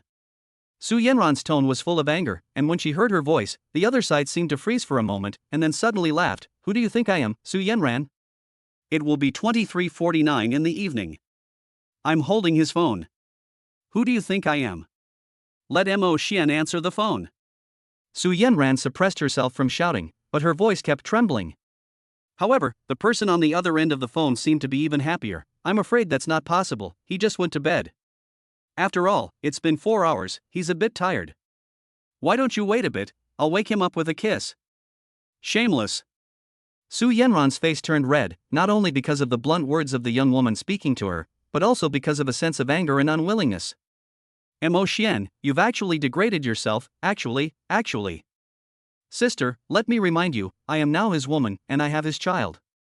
Luo Xia was wearing a dressing gown, her face flushed. Emo Xian was fast asleep beside her, while Luo Muki came out of the bathroom, drying her hair with a towel, a smile on her face.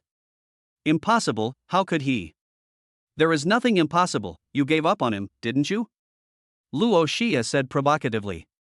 So, Su Yanran, don't contact him again, or... Luo Xia's voice suddenly became incredibly cold. Even though she was on the other end of the line, Su Yanran felt a chill that penetrated to the bone. I will make you regret it, regret that you stole him for a few years. He is ours, this life, the next life, forever. Su Yanran hung up the phone in a panic, her mind a blank. Luo Xia's threat was very serious, without the slightest hint of joking, and even carried a kind of terrifying madness and hatred. Who was it? A sister? She couldn't remember any of her past friends with Mo Xian being sisters. The voice of that woman sounded familiar, but she couldn't remember where she had heard it before. No, it's fake, it must be fake.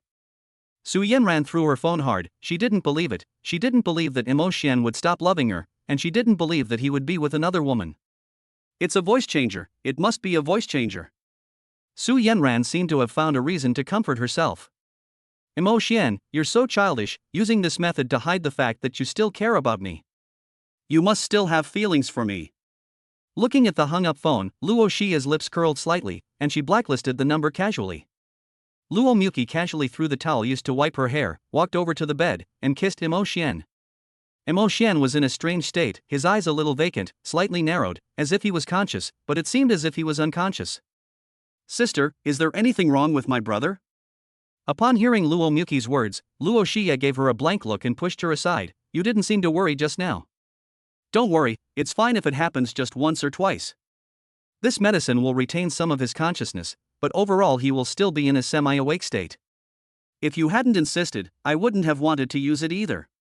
Sister, you were even more exaggerated than me just now, okay? Most of the drugs that appear in this work are nonsense, so don't take them literally. Luo Xia wrapped her arms around Mo Xian's neck and kissed him gently on the lips. Mo Xian felt like a puppet. He felt like he was having a dream, as if he had been captured and plundered by two female demons. He couldn't see their faces clearly, but he could clearly feel their love for him, as well as a suffocating sense of possessiveness and voices that seemed to invade his brain. You will always love us. So don't be afraid, we will always only love you. Mo Xian only felt exhausted. He had no strength to resist. The seductive whispers that lured him to depravity made him feel that it seemed quite all right to sink into depravity at their side. Go to sleep, little Xian. Luo Xia kissed Mo Xian's cheek lightly. You won't remember tomorrow. But it's okay, I'll make you willingly never leave us. Chapter 11, Caught Between a Rock and a Hard Place. The next morning, Mo Xian felt weak all over and his shoulders ached. How did I sleep here? Mo Xian looked at the layout of the room in some surprise. This should be the room where Luo Xia and Luo Muki lived. He subconsciously looked at the bed sheets and covers, which were neat and tidy without a trace. You're awake? Luo Xia walked in with a glass of milk in her hand, sat down by the bed, and said with a hint of apology on her face, I'm sorry, Xiaoxian, I've been under a lot of pressure at work lately, so I haven't been sleeping well. I added some sleeping pills to the wine yesterday, but it was the first time I did it, so I didn't get the dosage right. Mo Xian looked at Luo Xia blankly. No matter how he heard it, it didn't sound right. Who would add medicine to their wine? Luo Xia seemed to have anticipated this and pointed at the bedside table, saying, Take a look for yourself, I'm not lying to you. Mo Xian followed the direction of her finger and indeed saw a box of sleeping aid. How much did you add? Mo Xian still didn't believe it. Why do I feel like Mo Xian thought for a long time, but he couldn't seem to remember what happened last night. Luo Xia handed him the milk and said, It's my fault and Mu Chi's, we let you drink 2 glasses too much, and then you fell asleep here, while Mu Chi and I went to keep the baby company. Mo Xian saw that Luo Xia seemed to have a black eye under her eye, and couldn't help but ask with some heartache, Did Wei Er and Shui Er quarrel with you? Fortunately, the children are very obedient, but it was really uncomfortable for all 4 of us to be crammed together yesterday. Luo Xia smiled. Actually, I wanted to stay and take care of you, but you always kept us at a distance. No, Mo Xian was about to say something, but Luo Xia suddenly placed her hand over his lips. The sudden intimacy made Mo Xian's face turn red. I know that you didn't want it to happen in the first place, and you've always felt guilty about it. Luo Xia slowly withdrew her finger. Besides, you know that my sister also likes you, and she and I have given you children, so it's inevitable that you'll have a hard time making a decision. Luo Xia handed the milk to Mo Xian, smiled, got up, and said, It's okay, I can wait, and Muchi can wait too. Drink your milk and get up, it's almost noon, I've ordered some nice Japanese food, and the baby will be in to find you in a little while. Mo Xian's lips moved, but he still didn't say anything. At the beginning, he always felt that something was wrong, but he never thought that it would be the Luo sisters' scheme. The two Luo sisters schemed to have a substantive relationship with him and give birth to a child, something that no one would believe, right? After a long time together, Mo Xian felt the favoritism of the sisters towards him, but he knew exactly when to advance and retreat. He never responded because he knew he didn't deserve it. However, the gentleness and understanding of Luo Xia and Luo Muqi made him slowly grow attached to them. Sighing. With a sigh, Mo Xian gulped down the milk. Unlike the past, Mo Xian, who had been subconsciously influenced by Luo Xia, was now even more at a loss due to the confusion and bewilderment. Leaving or staying, Luo Xia or Luo Muqi, he had no idea what to do. Why can't I have both? A thought suddenly occurred to him, but Mo Xian immediately cursed himself in his heart. What is he? He is not worthy of one, and yet he still dreams of a beautiful woman and a smart man? Feeling inexplicably annoyed and a little depressed, Mo Xian lay on the bed again, staring at the ceiling in a daze. After all, what should he do? Compared to Mo Xian's dilemma, things were not so peaceful in the Mo and Qin families. It was confirmed that Qin Ni's jewelry company was counterfeiting, and although the Qin family was not a major jewelry company, it was considered a well-known brand. Unfortunately, this time it was a batch of gold necklaces that had been adulterated and did not meet the weight specifications. For a jewelry company, and involving gold jewelry at that, this was undoubtedly self-destructive. That wasn't all, the Mo family also had problems with their products. The Mo family made their fortune in shoes and clothing, and Mo Changshan and Mo Jinpeng wanted to expand their business and make a difference in the new energy market, so they tried to bid for Rongqing's intelligent robotic arm in the hope of starting with accessories and gradually moving towards core technologies such as batteries. However, a fire suddenly broke out in the Mo's warehouse, caused by an aging electrical circuit, with no human factor involved. The problem is that the Mo's warehouse had already been warned about the safety hazards, but they did not rectify it. As a result, the insurance company's compensation has been greatly reduced, not to mention that it was a batch of new products that were about to leave the warehouse, and the liquidated damages are also a huge expense. This wave of events has directly caused a major loss for the Mo's and the Qins. How did both sides have accidents at the same time? Mo Changshan was furious in the study, while Qin and I sat on one side, head bowed in silence. What should we do now? After a long while, Qin and I asked. I have found the result on my side. It is the problem of the people below. We are screening them one by one and have also done some emergency public relations. Fortunately, one of the two warehouses burned down and the goods have already been shipped.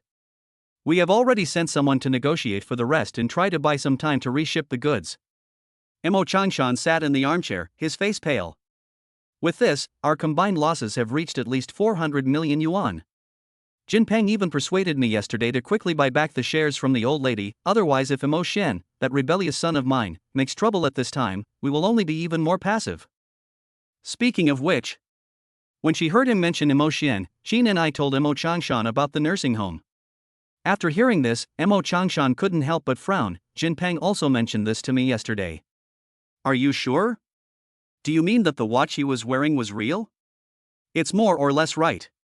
Everyone at the sanatorium gave 2,000 yuan in red envelopes, and it's a limited edition Maybach watch that's only available in 8 pieces worldwide. Qin and I was a little puzzled when she mentioned this. With such a generous offer, I'm afraid the woman behind Mo Xian is no ordinary person.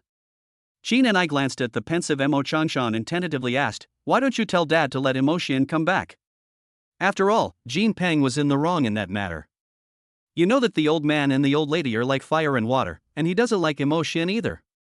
Mo Changshan took out a cigarette, lit it, and took a deep drag. Besides, the old man deliberately used Mo Xian to discuss the old lady, but he didn't expect it to go her way instead. Qin and I couldn't help sneering in her heart. Disgusting the old lady? Sending your own grandson to be with her alone is disgusting? But she was in no position to say anything. When she sent Mo Xian away, she had her own reasons. She had 3 daughters and 1 son, and she had Zhang Xifeng to support, so sending away one child naturally put less pressure on her. What's more, in her heart and in Mo Changshan's heart, Mo Jinpeng was the first priority. Even Zhang Xifeng was not as important to her as Mo Jinpeng. Forget it, I've thought about it, I'm afraid the old lady won't take the shares for nothing. Mo Changshan stubbed out his cigarette with some annoyance. I'll talk to our father about it. Why don't you ask your second son to help you? Mo's second daughter, Mo Engying, is the deputy general manager of the Mo family, and the general manager is Mo Jinpeng. Okay, the second one is more reliable. Sheen and I nodded. The third son is in the entertainment industry now, so we can't count on him. The eldest son is working at Moe's again, Changshan. Why don't you ask Emotian to come home and help? Forget it, that rebellious son of mine would rather we were all dead. Emo Changshan sneered. Have you forgotten what happened in the past? Do you think that after things have reached that point, the Emo family and your Qin family, who can tolerate him, and who can he tolerate? Chapter 12, The Cause of the Breakup. Qin Ni's expression darkened a little when she heard Emo Changshan's words. No mother doesn't care about her son, even Qin and I. However, a person's love is limited. From the moment they sent Emo Xian away, both Emo Changshan and Qin and I had intentionally given up their youngest son. Couldn't raise him? Couldn't take care of him? How could that be? The couple didn't know each other, but they both knew the filth in their hearts. Emo Xian's return was not because his grandmother didn't want to raise him, nor was it just a physical problem. It was because Emo Xian's grades were so outstanding. They had every intention of letting Emo Xian join the family business, but they never thought he could replace Emo Jinpeng. However, Emo Xian's return also irritated Emo Jinpeng. He jumped up and down at home, planting false evidence and inciting his three sisters, who favored him, to isolate and target Emo Xian. The couple knew about this, but they didn't want to get involved. It was obvious who they would side with, their son, who was raised by his grandmother and saw him only a few times a year, or their 4 children, with whom they spent every waking moment. However, although Emo Xian appeared to be gentle and docile, he was by no means a person who would put up with injustice. After enduring it 3 times, Emo Xian's counterattack was extremely frightening.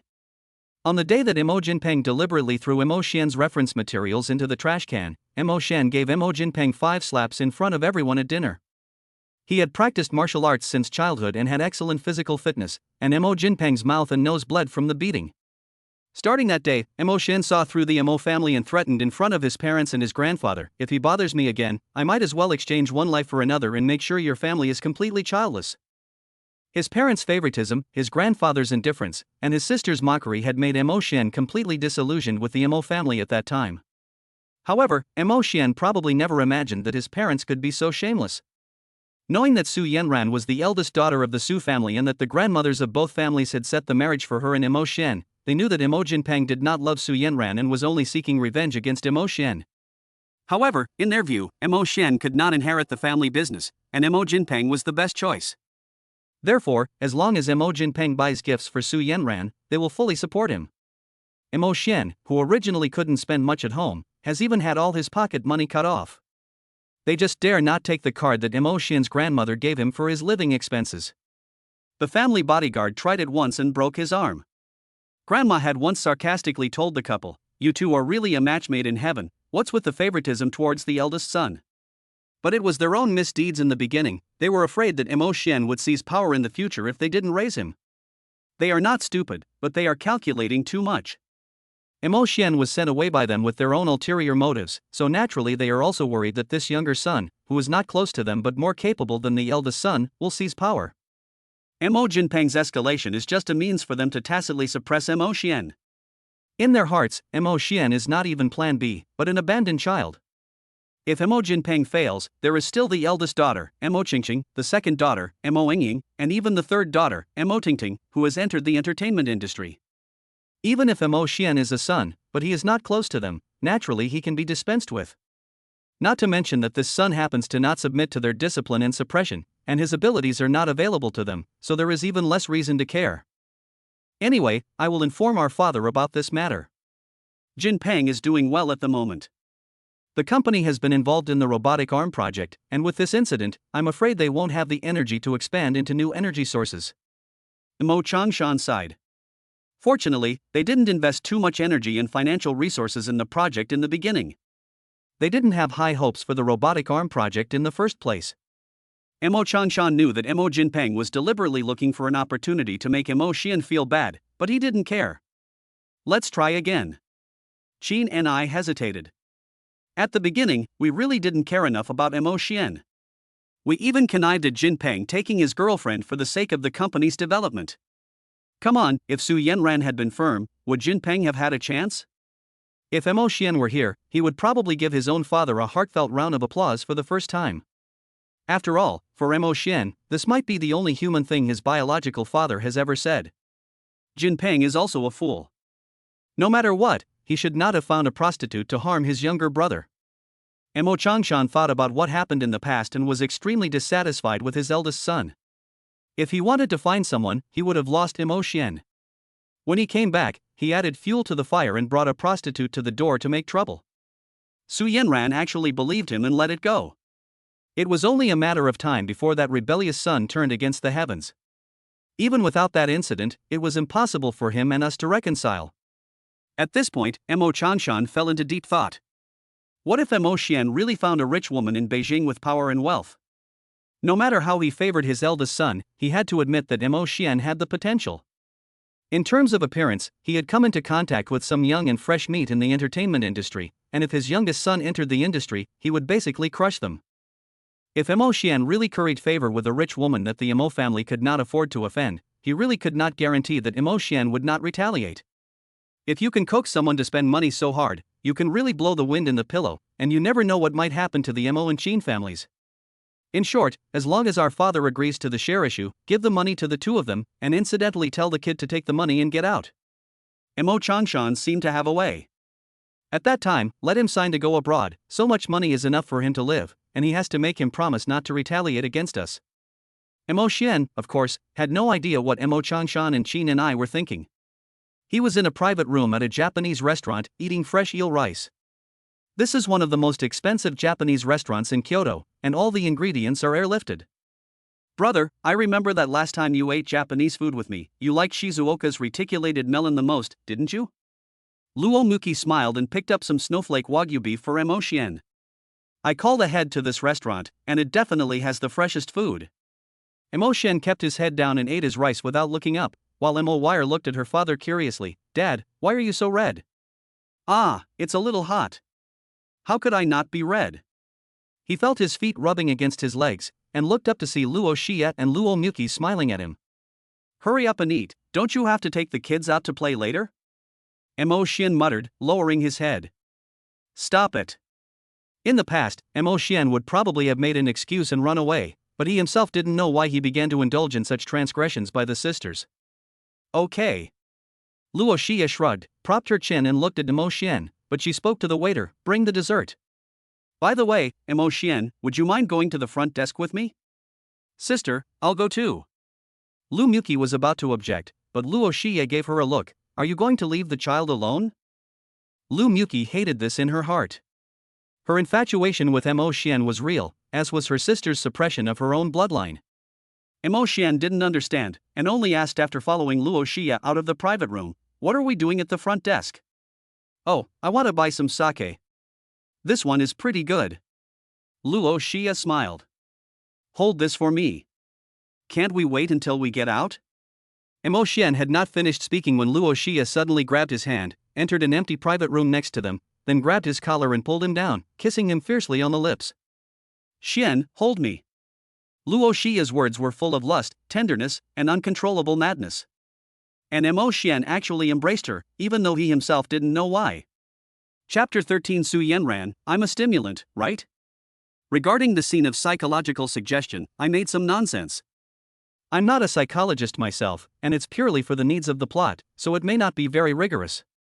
If you've read this far, please don't care about these things. Drugs and psychological suggestions are just means to set up the two heroines to capture the hero. Mo Xian himself was surprised. It seemed that he had become a little too obedient to her. However, Luo Xie in his arms seemed even more excited, wrapping her arms tightly around Mo Xian's neck and deepening the kiss. Mo Xian's breath seemed to have been plundered, and he could only smell the nice perfume on Luo Xie. Sorry, Xin, I like you. After the kiss was over, Luo Xie's eyes were glazed over and her tone was soft. Mo Xian's mind went blank. When he heard Luo Xie say that she liked him, he took the initiative to kiss her. Slowly, the two of them leaned against the wall and slid down. For the first time, Mo Xian realized that it was cold outside, and that Luo Xie, who was aloof and treated strangers with caution, but was gentle with him like a sister, was actually so crazy.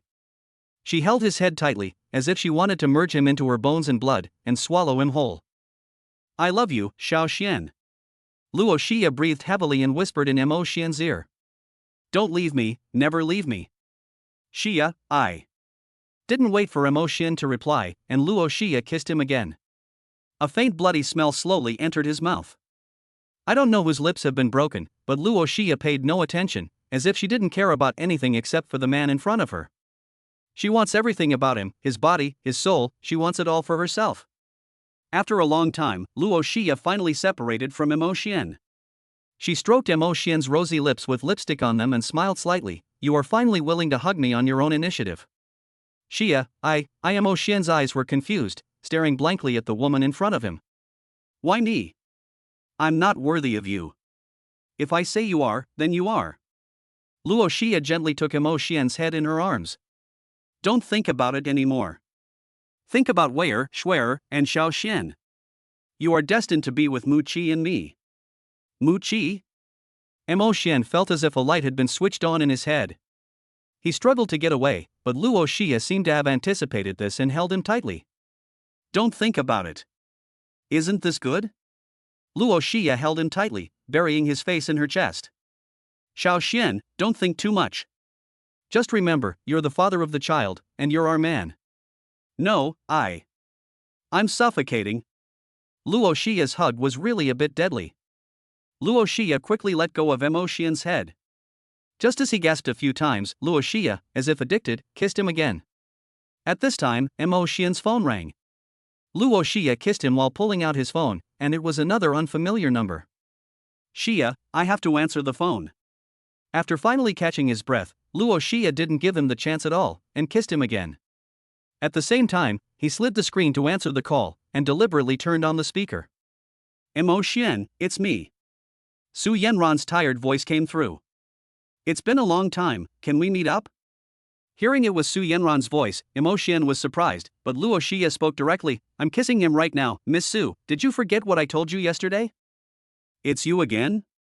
Su Yanran's voice raised several degrees as if she had been stepped on a sore spot. Who the hell are you? Emo Xian, tell Emo Xian to answer the phone.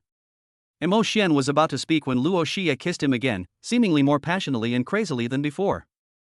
After the kiss, Luo Xia saw the phone hanging up and smiled. Then she took the phone and gently slid it across Emo Xian's cheek. What, do you want to get back together with her? No. Emo Xian shook his head quickly. I'm just curious, why did she contact me? Don't be curious. In the future, if you are curious, you can only be curious about my sister and me. Luo Xia licked her lips, as if she was reluctant to let go. Let's go back, we can buy the sake later. So, is this what she wanted to sneak out to do? Emo Xian sighed, and let Luo Xia pull her out of the private room. Unexpectedly, they ran into Luo Muki, who looked at her sister's red lips with Emo Xian's, and her face instantly turned gloomy. What's wrong, little sister? Luo Xia asked knowingly. Why are you so angry? Luo Muki glared at Luo Xia fiercely, then grabbed Emo Xian's hand and left, while Luo Xia just tidied her clothes and smiled as she returned to their private room. Muki, listen to me. The familiar private room, the familiar walls, except this time the person sitting on his lap had become someone else, as if a greedy beast, kissing Emo Xian's face and lips frantically. Emo Xian didn't know what was wrong with him. He didn't resist Luo Xia, and he let Luo Muki do whatever she wanted. He always felt that this was wrong, but it was as if there was always a voice in his head telling him not to reject them, that they were the people who loved him most, and that he should not reject their closeness. Brother, you really are killing me. Luo Muki's hand reached restlessly into Emo Xian's clothes, touching his skin. Emo Xian's body couldn't help but stiffen for a moment. Just then, Emo Xian's phone rang again, and it was still Su Yanran. Emo Xian had just taken out his phone when Luo Muki snatched it away and answered it. Emo Xian, is this you this time? No, it's my sister. Luo Muki giggled like a mischievous imp, but her eyes were shining with a burning light. Oh, I said the wrong thing, but it doesn't matter.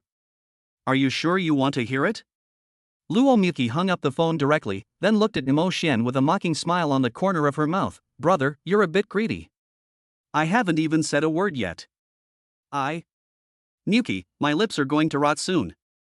Lu Muki didn't listen to Emo Xian at all, but instead kissed him overpoweringly. At this time, Su Yanran, who was at the company, slowly dropped the phone in her hand. It turned out to be a different person, and it didn't sound like they were much different in age. Su Yanran's new phone, which she had just bought, was thrown away again. In her sadness, there was more of a feeling of being humiliated. What do they see in her? A plaything? An aphrodisiac? Do they deliberately answer her calls to stimulate her and make her happy? What's more, she can't accept that Imotian has someone else. Imotian, is this how you punish me? Su Yenran lay on her desk, her suppressed sobs audible. After a long while, she suddenly stood up and wiped the tears from her face. Imotian, you're mine, and I won't give up. Chapter 14, He Has Children, 2. Imotian rubbed his mouth, which was red and numb from being kissed, and felt that something was wrong. He always felt that he could no longer refuse Luo Xie and Luo Muqi's overly intimate requests, and that feeling made him feel a little uncomfortable. It was as if he had been bewitched, or as if he had been under a spell. How could he have just kissed his sister after kissing his sister? He didn't think of himself as the type to dally with both sides, but it seemed that he was slowly becoming the type who wished to dally with both sides. In particular, he always felt that he was becoming more and more dependent, and more inseparable from Luo Xi and Luo Muqi. What happened today also allowed him to gradually release some of the emotions that had been suppressed inside. He didn't want to leave them, and he longed to be loved. His parents hated him, his sister despised him, and his own brother wanted to see him dead. His lovers and friends betrayed him, and when he was at his most miserable, it was Luo Xie and Luo Muqi who appeared before him with their 2 children. It was as if they were a ray of light, shining down on him. He didn't know if his feelings for Luo Xie and Luo Muqi were love, but they seemed to be even more complicated and stronger. However, he didn't dare to think about it, and he was unworthy to think about it. But the more he suppressed it, the stronger his feelings for them became. He suddenly found himself in a situation similar to the lyrics of the song Red Rose, the snakes entwined in his heart. Luo Xie and Luo Muqi seemed to be 2 real snakes, slowly winding around his heart and capturing it. Are you okay? Luo Xie saw Imotian in a daze and gently took his hand. Imotian then came back to his senses and, feeling a little embarrassed, tried to pull his hand away, but Luo Xie held it tightly and said softly, "Don't refuse, Xiaoxian." Hearing Luo Xie's words, Imotian sighed and really stopped moving. After eating the cantaloupe and leaving, Luo Xie's phone suddenly received a message: Su Yenran has arrived at the nursing home. Luo Xie's eyes became dark and unclear, and then she smiled slightly and put her phone away. After getting into the car, Luo Xie suddenly said, "Why don't we go see Grandma?" "Ah, is that okay?" Imotian actually really wanted to take the children to spend more time with their grandmother, but he was a little embarrassed to ask. After all, his situation was actually not glorious, and the Luo family was very protective of the 2 little girls, so Imotian was even more embarrassed. It's okay, and besides, the children like their great-grandmother too. To Imotian, Luo Shuya was like a gentle big sister, patient and gentle. Of course, he didn't know that this was all an act. It was true that she wanted to take the child to see her grandmother, but more than that, she couldn't wait to see the look on Su Yenran's face when she finally gave up. In the nursing home, looking at the somewhat awkward Su Yenran, Grandma couldn't help but sigh, "Hey, Yenran, you came to see an old woman like me. I'm afraid there's something else, isn't there?" "Grandma, I regret it." Su Yenran couldn't help but shed tears. "I was deceived by Mo Jinpeng in the beginning, and now I don't want to get engaged. I want to marry Imotian." "Yenran, I don't want to accuse you of what you did in the past. First, I'll do it for the sake of your grandmother, and second, it's all in the past." Grandma's tone became a bit stronger. "But think about what happened in the beginning. Before Xiaoxian was wronged at that time, what did you do? Do you really think I don't know?" Su Yenran looked at her grandmother, her lips trembling, wanting to defend herself, but unable to say a word. "You and Xiaoxian met when you were 15 years old. At that time, Xiaoxian had an accident and lost some of his memory. At first, I didn't think you could be together. The grandchildren of the 2 families go to the same school, and it's normal for them to look after each other. It was you who said you liked Xiaoxian, and you said you would marry him. We took the lead and arranged the engagement. You have met more than once since you were young. You didn't grow up together like childhood sweethearts, but you have known each other for a long time. You went out on dates with Mo Jinpeng behind Xiaoxian's back, received his gifts, and even you." At this point, Grandma coughed a few times in anger, and Auntie Zhen quickly helped her calm down. Grandma waved her hand and continued, "You went to a hotel with him for the night. At that time, you and Xiaoxian had not broken up yet, right?" As if a thunderbolt had sounded in her ears, Su Yenran's body trembled violently, and she hung her head, afraid to look into her grandmother's eyes. Mo Jinpeng had pursued Su Yenran since the first time he saw her. He was favored in the Mo family and had money in his hands. He didn't bat an eye at gifts of hundreds of thousands of dollars. What's more, Mo Jinpeng, who frequented nightclubs, was a smooth talker, and Su Yenran was young and simple after all. Gradually, she became more and more frequent in her contact with Mo Jinpeng behind Mo Xian's back. She never believed the bad things Mo Jinpeng said about Mo Xian behind his back, but slowly she came to believe them. When Mo Xian found out, he had a big fight with her for the first time. In her anger, Su Yenran even accused Mo Xian of being narrow-minded, jealous of her brother, and deserved to be unloved. She even went out drinking with Mo Jinpeng in a fit of anger, and in the end, under the influence of alcohol, she and Mo Jinpeng went to a hotel. Are you wondering why I know? Grandma laughed coldly. That kind of playboy like Mo Jinpeng has caused so many bad debts, and my son took care of it all. I already told your grandmother, but I'm afraid you don't believe a word of it because you think I'm biased towards Mo Xian. He provoked Mo Xian the next day, and you didn't notice that Mo Xian had been distancing himself from you since that day? You think that you only hurt him in the end by breaking off the engagement and going with Mo Jinpeng? You hurt him a long time ago, Su Yenran. Su Yenran stood up excitedly and said hoarsely, "No, Grandma, that day, there was no such thing at all." Does it matter? Who do you think will believe that nothing happened when someone with a boyfriend goes to a hotel with another man for the night? Grandma was a little agitated, and her breathing became a little chaotic. Xiao Xian is not the young master of the Mo family anymore, and I, the old lady of the Mo family, am dispensable. Miss Su's family is so high profile that my grandson can't marry into it. Su Yenran felt a sudden blackout. She had always thought that Mo Xian didn't know about this, and Mo Jinpeng had promised to keep the secret for her. But she never expected that Mo Xian knew about it from the very beginning. No wonder that day when he left the Mo family and I broke up with him, he was so calm. Before Su Yenran could recall the past, the door was pushed open, and Mo Xian stood expressionlessly in the doorway, looking at Su Yenran. After so long, seeing the man who had haunted her dreams again, Su Yenran almost couldn't hold back her thoughts and throw herself into his arms. But when she saw Mo Xian's cold eyes, Su Yenran felt as if her heart had been cut open. Su Yenran, we broke up a long time ago, so please don't bother my grandmother in the future. Mo Xian's voice was devoid of any fluctuations or warmth. What you should be doing now is preparing for your engagement with Mo Jinpeng, not coming here. Mo Xian. Su Yenran reached out her hand, trying to walk over and pull him, but unexpectedly, two milk balls appeared on the left and right, looked at Su Yenran, looked up at Mo Xian and asked, "Daddy, who is she?" Su Yenran felt like she had no strength left in her body. She took 2 steps back and held onto the chair to prevent herself from falling. She wanted to lie to herself and pretend that those weren't Mo Xian's children, but the 2 girls' features were just like his, as if they had come from the same mold. You're married? No. But these are indeed my children. Mo Xian leaned down and petted the heads of Luo Weier and Luo Shuer. Why aren't you saying hello to your great-grandma? Grandma! The 2 milk balls ran to the bed with short little legs. Seeing these 2 milk balls, Grandma instantly beamed, "My darlings are here. Come, Grandma will pat you. Have you gained weight?" Su Yenran looked at the 2 children blankly, then at Mo Xian, who pointed expressionlessly at the door and said, "Let's talk outside." Chapter 15, Will a sickly person give their rival a chance? After Mo Xian finished speaking, he turned around and left the ward, and Su Yenran hurriedly followed him out. As soon as she left the ward, she saw Luo Xie and Luo Muqi standing outside the door. Even Su Yenran, who was extremely confident in her appearance and figure, felt eclipsed when she saw the 2 sisters. Not to mention the fact that she knew them, or rather, no one in the upper circles of Kyoto did not know the 2 princesses of the Luo family. "Hello, Miss Su." Luo Muqi greeted her with a smile, while Luo Xie, upon seeing an outsider, immediately returned to her usual aloofness and indifference.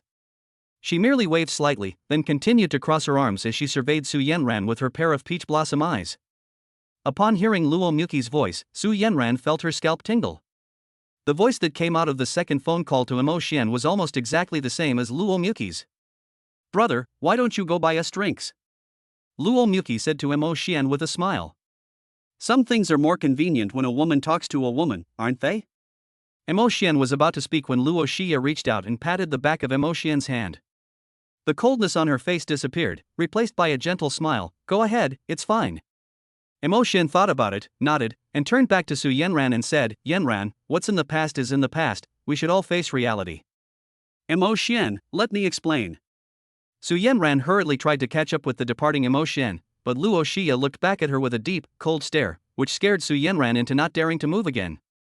Miss Su, what about the child inside? It's mine and my sister's, and my brother is the father naturally. Luo Muki crossed her arms, her smile unreachable. I'm telling you so that you'll give up, and I'm not afraid of you telling anyone. Miss Su is a smart person, and you should know the consequences of this matter going public, don't you? You, and Vice President Luo. Yes, didn't expect it, right? Luo Muki's smile on her face grew even stronger. Miss Su, as you can see, whether it's me or my sister, who do you think you, the Su family's daughter, can compare with? Su Yanran inexplicably felt a sense of powerlessness and suffocation. Not only did Emo Xian have a child, but he had a child with the Luo sisters? How is this possible? What's more outrageous is that the Luo family has even acknowledged this. Miss Su, the words have been made very clear. A barely perceptible smile appeared at the corner of Luo Xia's mouth. You are already in the past. Don't contact Xiao Xin in the future, or I won't mind letting the Su family bleed. After a pause, Luo Xia suddenly spoke in a tone of provocation. So, Miss Su, what do you have to compete with us for him? Also, Miss Su, is stolen tenderness cheap? What do you mean? Hearing her mention stealing again, Su Yanran's expression obviously became even tenser. When did I steal? I have known Emo Xian since I was little, but you? I know that your Luo family is all powerful, but I have known Emo Xian longer, and I know him better. Suddenly, Luo Muki grabbed her hair and slapped her hard in the face. Bitch, if it wasn't for you, how would I have been separated from my brother for so long? Luo Muki's eyes were full of tyranny and murderous intent. Su Yanran, why did my brother lose his memory at the age of 15? Dare you tell him? Luo Muki's grip was very strong, and Su Yanran's face immediately swelled up, and her ears buzzed. Hearing Luo Muki mention Emo Xian's age of 15, Su Yanran's expression became even more panicked, and Luo Muki fiercely threw her aside. Luo Xia walked up and took her younger sister's hand, then turned her head to look at Su Yanran. A chill slowly emanated from her body, and Su Yanran covered her face, unable to help but take a few steps back. Su Yanran, I can give you a chance. Luo Xia said coldly. You can see that our sisters already share Emo Xian, and I don't mind if he has one more. Sister, you. Luo Muki heard Luo Xia's words and anxiously wanted to speak, but Luo Xia looked at her and signaled for her to hold her tongue. As for Su Yanran, after hearing this, she suddenly wondered if she had gone crazy. It was already quite exaggerated for sisters to share the same husband and give birth to children, and she actually said that she would give her the opportunity to be the younger one? If you do me a favor, I'll give you that chance. Luo Xia looked confident. So Su Yanran, will you agree? Su Yanran was no longer here when Emo Xian returned from outside with a bag of drinks. Luo Xia stood in the doorway and saw Emo Xian return, intimately holding his arm, and softly said, Don't worry, I've already talked to her. I'm sorry, I should have told her myself. Emo Xian sighed. I really don't understand, she's getting married, what's she doing coming to see me? Okay, don't think about it anymore. Luo Xia, like a gentle wife, helped Emo Xian tidy up his clothes. Muchi is inside, you and her and the baby should spend more time with grandma. I'm going to make a phone call to take care of some company business. Xia, if there's something at your company, you can go back first. It's okay, my brother is at the company, we'll go home together after grandma rests. Luo Xia deliberately emphasized the word home a little, and Emo Xian felt warm in his heart and nodded. Just as he pushed the door to go in, Emo Xian quickly took a bottle of mineral water out of his bag and handed it to her. I know you don't like to drink drinks, so I bought it for you. Idiot. Luo Xia touched Emo Xian's face, took the water, and let Emo Xian go in first. After the ward door closed, Luo Xia's eyes became dark and unclear.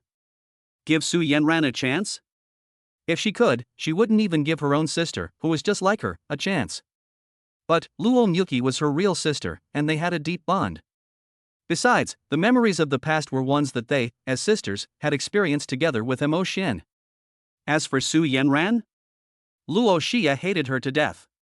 It was just that, for now, Luo Xia needed this pawn. Don't worry, Xiao Shen, I will make the Emo family suffer.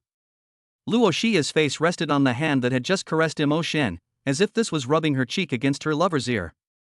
They are so dirty, they don't deserve to be your family. So does Su Yanran, how is she worthy of coveting you? Xiao Shen, you belong to Muchi and me, only we and our daughter are the people closest to you. I really want to lock you up and never let you leave my side. Leaving the sanatorium, Su Yenran drove a Porsche back to the company while recalling Luo Xia's words in her mind. The Mo family is responsible for all this. If you agree to my plan, I will give you the phone number of my assistant.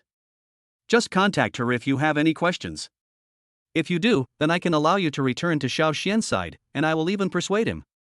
After all, apart from his grandmother, he only listens to us sisters. The car suddenly stopped. Su Yenran let out a sigh of relief, then started the car and drove back to the Su residence at a faster speed. Humph, it doesn't matter, Luo Xia, Luo Muki, how much sincerity do you have? Su Yenran muttered to herself with a cold smile. When the time comes, as long as Mo Xian accepts me again, I will sell everything and take him abroad. Unexpectedly, it turned out to be them in the beginning? But so what? I can steal once, I can steal a second time. Chapter 16, The Toolman Luo Tian. After spending some time with her grandmother, she saw the two little treasures and her grandmother's spirits improved considerably. Her grandmother really liked Luo Wire and Luo Shuer, but she also understood that it was already magical for her grandson to be treated like this. Grandma is not unaware of the Luo family's status. They are almost the only family of their kind in the capital. Not only did they not make things difficult for Mo Xian, they also let him accompany his daughters as their father. Although Luo Xia and Luo Muki can't come often, they treat him like a family member. But now, even grandma feels that her health is getting worse and worse. She sleeps more than she is awake 24 hours a day. Her biggest worry is Mo Xian. The Mo family has done many evil deeds, and she can't control them and doesn't want to. But she really can't rest easy about Mo Xian either. These two women, these two daughters, are also biological sisters. Great-grandma, eat. Luo Shuer held an orange up to her grandmother. Her grandmother froze for a moment, smiled, pushed it back, and affectionately patted Luo Shuer's head and said, "Shuer, be good, eat." The little one shook her head, but her chubby little hand still held the tangerine. Her grandmother felt warm inside, opened her mouth, and Luo Shuer happily smiled, putting the tangerine into her grandmother's mouth. "Grandma, eating more is good for your health," Luo Shuer said in a sweet voice, and when she heard this, her grandmother couldn't help but have tears in her eyes. She knew that she only had a limited time left, but she still smiled and stroked Luo Shuer's face, saying, "Shuer is right, I must eat more, okay?" Just then, Luo Wire also came over, holding a large cherry in her hand that Luo Muki had just bought when they arrived. She said pitifully, "Grandma, if you don't eat wires, then eat it all." Grandma hugged the two milk balls in her arms and tried hard to hold back her tears. If she could, she really wanted to spend a few more years with her grandson and two granddaughters. Mo Xian on the side saw this and, without saying a word, turned and left. Luo Muki hurried after him. Mo Xian stood by the window in the corridor, his eyes staring blankly out of the window. What a beautiful day, not a cloud in the sky. Brother, don't be sad. Luo Muki took Mo Xian's hand. I did my best at the beginning. I know that if you guys hadn't helped me, Grandma wouldn't have lasted this long. Mo Xian turned his head, not wanting Luo Muki to see him cry. Sooner or later, there would come a day like this. I can accept it. Luo Muki gently put her arms around Mo Xian's shoulders, her head lightly resting on his arm, her tone gentle. Brother, you still have me and your sister, and you also have your daughter. So, brother, don't be sad anymore. Luo Xia watched quietly from the side. It was rare that she wasn't thinking about how to compete with her sister.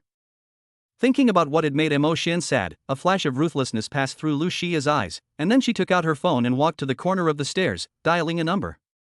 At this time, in the president's office of the Luo family building, Luo Tian, who saw the caller ID as Luo Xi, was so scared that he almost jumped out of his chair. Luo Tian is the son of Luo Xi's eldest brother and is currently the president of the Luo family. What's the matter, little sister? After the call was connected, Luo Tian was so humble. You quit your job with Mu Qi and ran out to accompany my brother-in-law, and I didn't say anything. If there's anything, don't make things difficult for your brother, okay? It's nothing. I want Xiao Xian to join Rongxing Group. And, how did you resolve the situation with the Mo family? Luo Xia said coldly, as if she were talking to a subordinate. After cursing silently into the phone, Luo Tian reported his work as if nothing had happened. Don't worry about Rongxing. I'm the majority shareholder, and your brother-in-law's abilities are there for all to see. As for the Mo family, they rescued some of the goods from the warehouse fire, and there's still a warehouse full of goods. There's definitely going to be some losses, and people have already started claiming compensation. However, it is not a serious problem. After thinking for a while, Luo Tian continued, in fact, you don't need to. It's not a big deal to really let his family go bankrupt. Why bother? That would be too easy for them. Luo Xia said coldly. Have you finished taking care of your business? Well, Xia, I'm the president. Yes, so have you finished taking care of your business? Luo Tian was really frustrated, but he really couldn't afford to provoke the two sisters, so he could only helplessly reply, don't worry, I've already found someone to deliberately spread the news of buying the shares held by Madame Mo. It's not from our side, so the Mo family shouldn't notice. I know, I've already dealt with the previous two projects, and I'll have Sister Hui send them to you in a bit. Hearing Luo Xia's light-hearted words, Luo Tian was still a little shocked. The two projects, which together started at tens of billions, were dealt with lightly by Luo Xia. But that's normal. Luo Xia majored in finance and psychology at university, and Luo Muki was the top student in the finance department in her year, and is also a well-known designer. If they weren't top-level relationship experts, I'm afraid they would have abdicated and gone fishing by now. But they just kept hanging around Mo Shen, and as a result, not only couldn't they go fishing, they also became tools in her hands. Whenever Mo Shen got into trouble, or whenever they wanted to get into trouble with Mo Shen, they would just pass the work onto him. At times like these, Luo Tian would get angry. He couldn't stand them, and neither could anyone else. The only person who thought that they were gentle and lovely little flowers was Mo Shen. When the Luo family had gone through such a big incident, and these two sisters had been fine despite the difficult situation, how could they be gentle and lovely little flowers? Oh, by the way, that Roger Dubuis watch you bought last time, you still need to find me to order it, didn't you say you were getting it for me? Upon hearing Luo Tian's words, Luo Xia replied in a matter-of-fact tone, it was for Mo Shen. I was just being humiliated for no reason. No, I paid for it. Xia? Over there, Luo Xia had already hung up the phone. No, do you really think of me as a tool? You don't let me order, but I pay for it, and you guys go and please the father? Luo Tian was angry and grinding his teeth, but there was nothing he could do. Forget it, I must have saved a bandit in my past life to encounter these two ungrateful people. After complaining for a while, Luo Tian was also curious in his heart. In fact, Mo Shen was very much liked by Luo's family, especially his own grandmother. Everyone in the Luo family knew that this matter was caused by Luo Xia and Luo Muki's willfulness, and to a certain extent, Mo Shen was also a victim. The family originally wanted Luo Muki to marry Mo Shen, and Luo Wire was also registered under their name as Luo Muki's daughter. But for reasons unknown, the family basically acquiesced to the two sisters having a common husband. Cousin, you must live a long life. Lu Tian thought about how the sisters had destroyed so many sets of furniture for the sake of Mo Shen, and the madness was really frightening. In fact, Luo Xia and Luo Muki were two wild animals, and only Mo Shen could calm them down. Chapter 17, Luo Xi, whom Mo Shen had never seen before, left the sanatorium. Mo Shen drove back to the manor. Uncle Zhang was relieved to see the five of them return. Not only him, but also the other servants were relieved. They had been afraid that their young mistress would have eloped with Mo Shen after such a long absence, with their child. As soon as they returned, Mo Shen received a call from an unfamiliar number. Frowning, she answered. Fine, you rebellious son, you really blocked my number? Mo Changshan's cold voice rang out. Tell your grandmother that I will give you a total of 600 million for the shares, and that's it. Come back tomorrow with the power of attorney for the shares. Mo Changshan couldn't wait any longer. Several major companies were already interested in acquiring those 10% of the shares. Of course, he naturally didn't know that this was Luo Tian's instruction. Okay. Mo Shen heard what Mo Changshan said and simply responded indifferently, then regardless of whether he had anything else to say, he hung up the phone directly and blocked the number. On the other side, Mo Changshan was about to say something, but he didn't expect to be hung up by Mo Shen directly. If he called again, he wouldn't be able to get through. This rebellious son. Mo Changshan slammed the table hard. Fine, you think I'll give you the money so easily? Rebellious son, I shouldn't have taken you home to anger me in the first place. Mo Shen looked at the screen of his phone, his eyes burning like fire. It would be a lie to say he wasn't sad. Not only had his biological parents never given him what he deserved, they had even helped his older brother and tried to sabotage him and Su Yenran. For them, profit was the most important thing. Mo Jinpeng had been raised by them since childhood and had a closer relationship with them. He, on the other hand, had been sent to live with his grandmother when he was 2 years old, and the number of times he saw them in a year was counted on one's fingers. Sometimes he even came to visit and then left again. But is it his fault? They chose to send him away, so is it his fault for not being close to them? He didn't even have any concept of his biological parents, until he had an accident when he was 15 and was picked up and brought back to the Mo family. He knew very well that if he hadn't achieved such good grades at that time, they probably wouldn't have thought of picking him up and bringing him back. Even if they did, they would only be using Mo Jinpeng as a tool for his future. In college, he refused to major in finance and insisted on computer engineering. For this, Mo Changshan yelled at him, but Mo Xian didn't care at all. He wanted to choose his own future, not become someone else's stepping stone. "Dad, dinner's ready." Royal and Roel ran over and took Mo Xian's hand. When Mo Xian saw his children, the hostility in his eyes slowly dissipated, and he held his children's hands and went to the dining room together. After putting the two children to bed that night, Mo Xian returned to his room. He had just finished showering and changed into his pajamas when his phone rang, and it was a strange number. "Hello, Mo Xian," answered, and Su Yanran's hoarse voice came through, still with a hint of drunkenness. Hearing her voice, Mo Xian sighed and said, "I admire you. After all that happened today, why are you still contacting me?" He didn't know about last night, otherwise he would have been surprised at Su Yanran's persistence. "Would you please leave them alone?" Su Yanran said with a grievance, as if she was about to burst into tears. "You can love the children as much as you like, and I can treat them as if they were my own. If they don't agree to you taking them, I can give birth to them for you. Yanran, I've said it before, we should both face the reality." Mo Xian rubbed his brow. "It's been nearly 3 years, you and Mo Jinping announced your engagement, and then you went abroad to study. You never thought about me for so long, and now what's the point of this? I'm just scared that I've wronged you." Su Yanran sobbed. In the past, when she cried, Mo Xian would feel sad and distressed, but now, there was not the slightest fluctuation in his heart. For so long, the ones who had been by his side were Luo Xia, Luo Muki, and the children. It was they who had reached out to him when he was most helpless and desperate. He did not know what had become of the three of them, but he was willing to stay by their sisters' sides like this. "Yanran, don't call again. I don't want to repeat myself. What's in the past is in the past." Mo Xian's tone was calm. Now Su Yanran could no longer move him emotionally. "You see, I have a child. No matter what, I will not let the mother of my child down." "Mo Xian, you are really stupid." Su Yanran suddenly laughed. "How can you trust them so much? You know the status of the Luo family in Beijing and how much wealth they have. How could such a family allow such a ridiculous thing?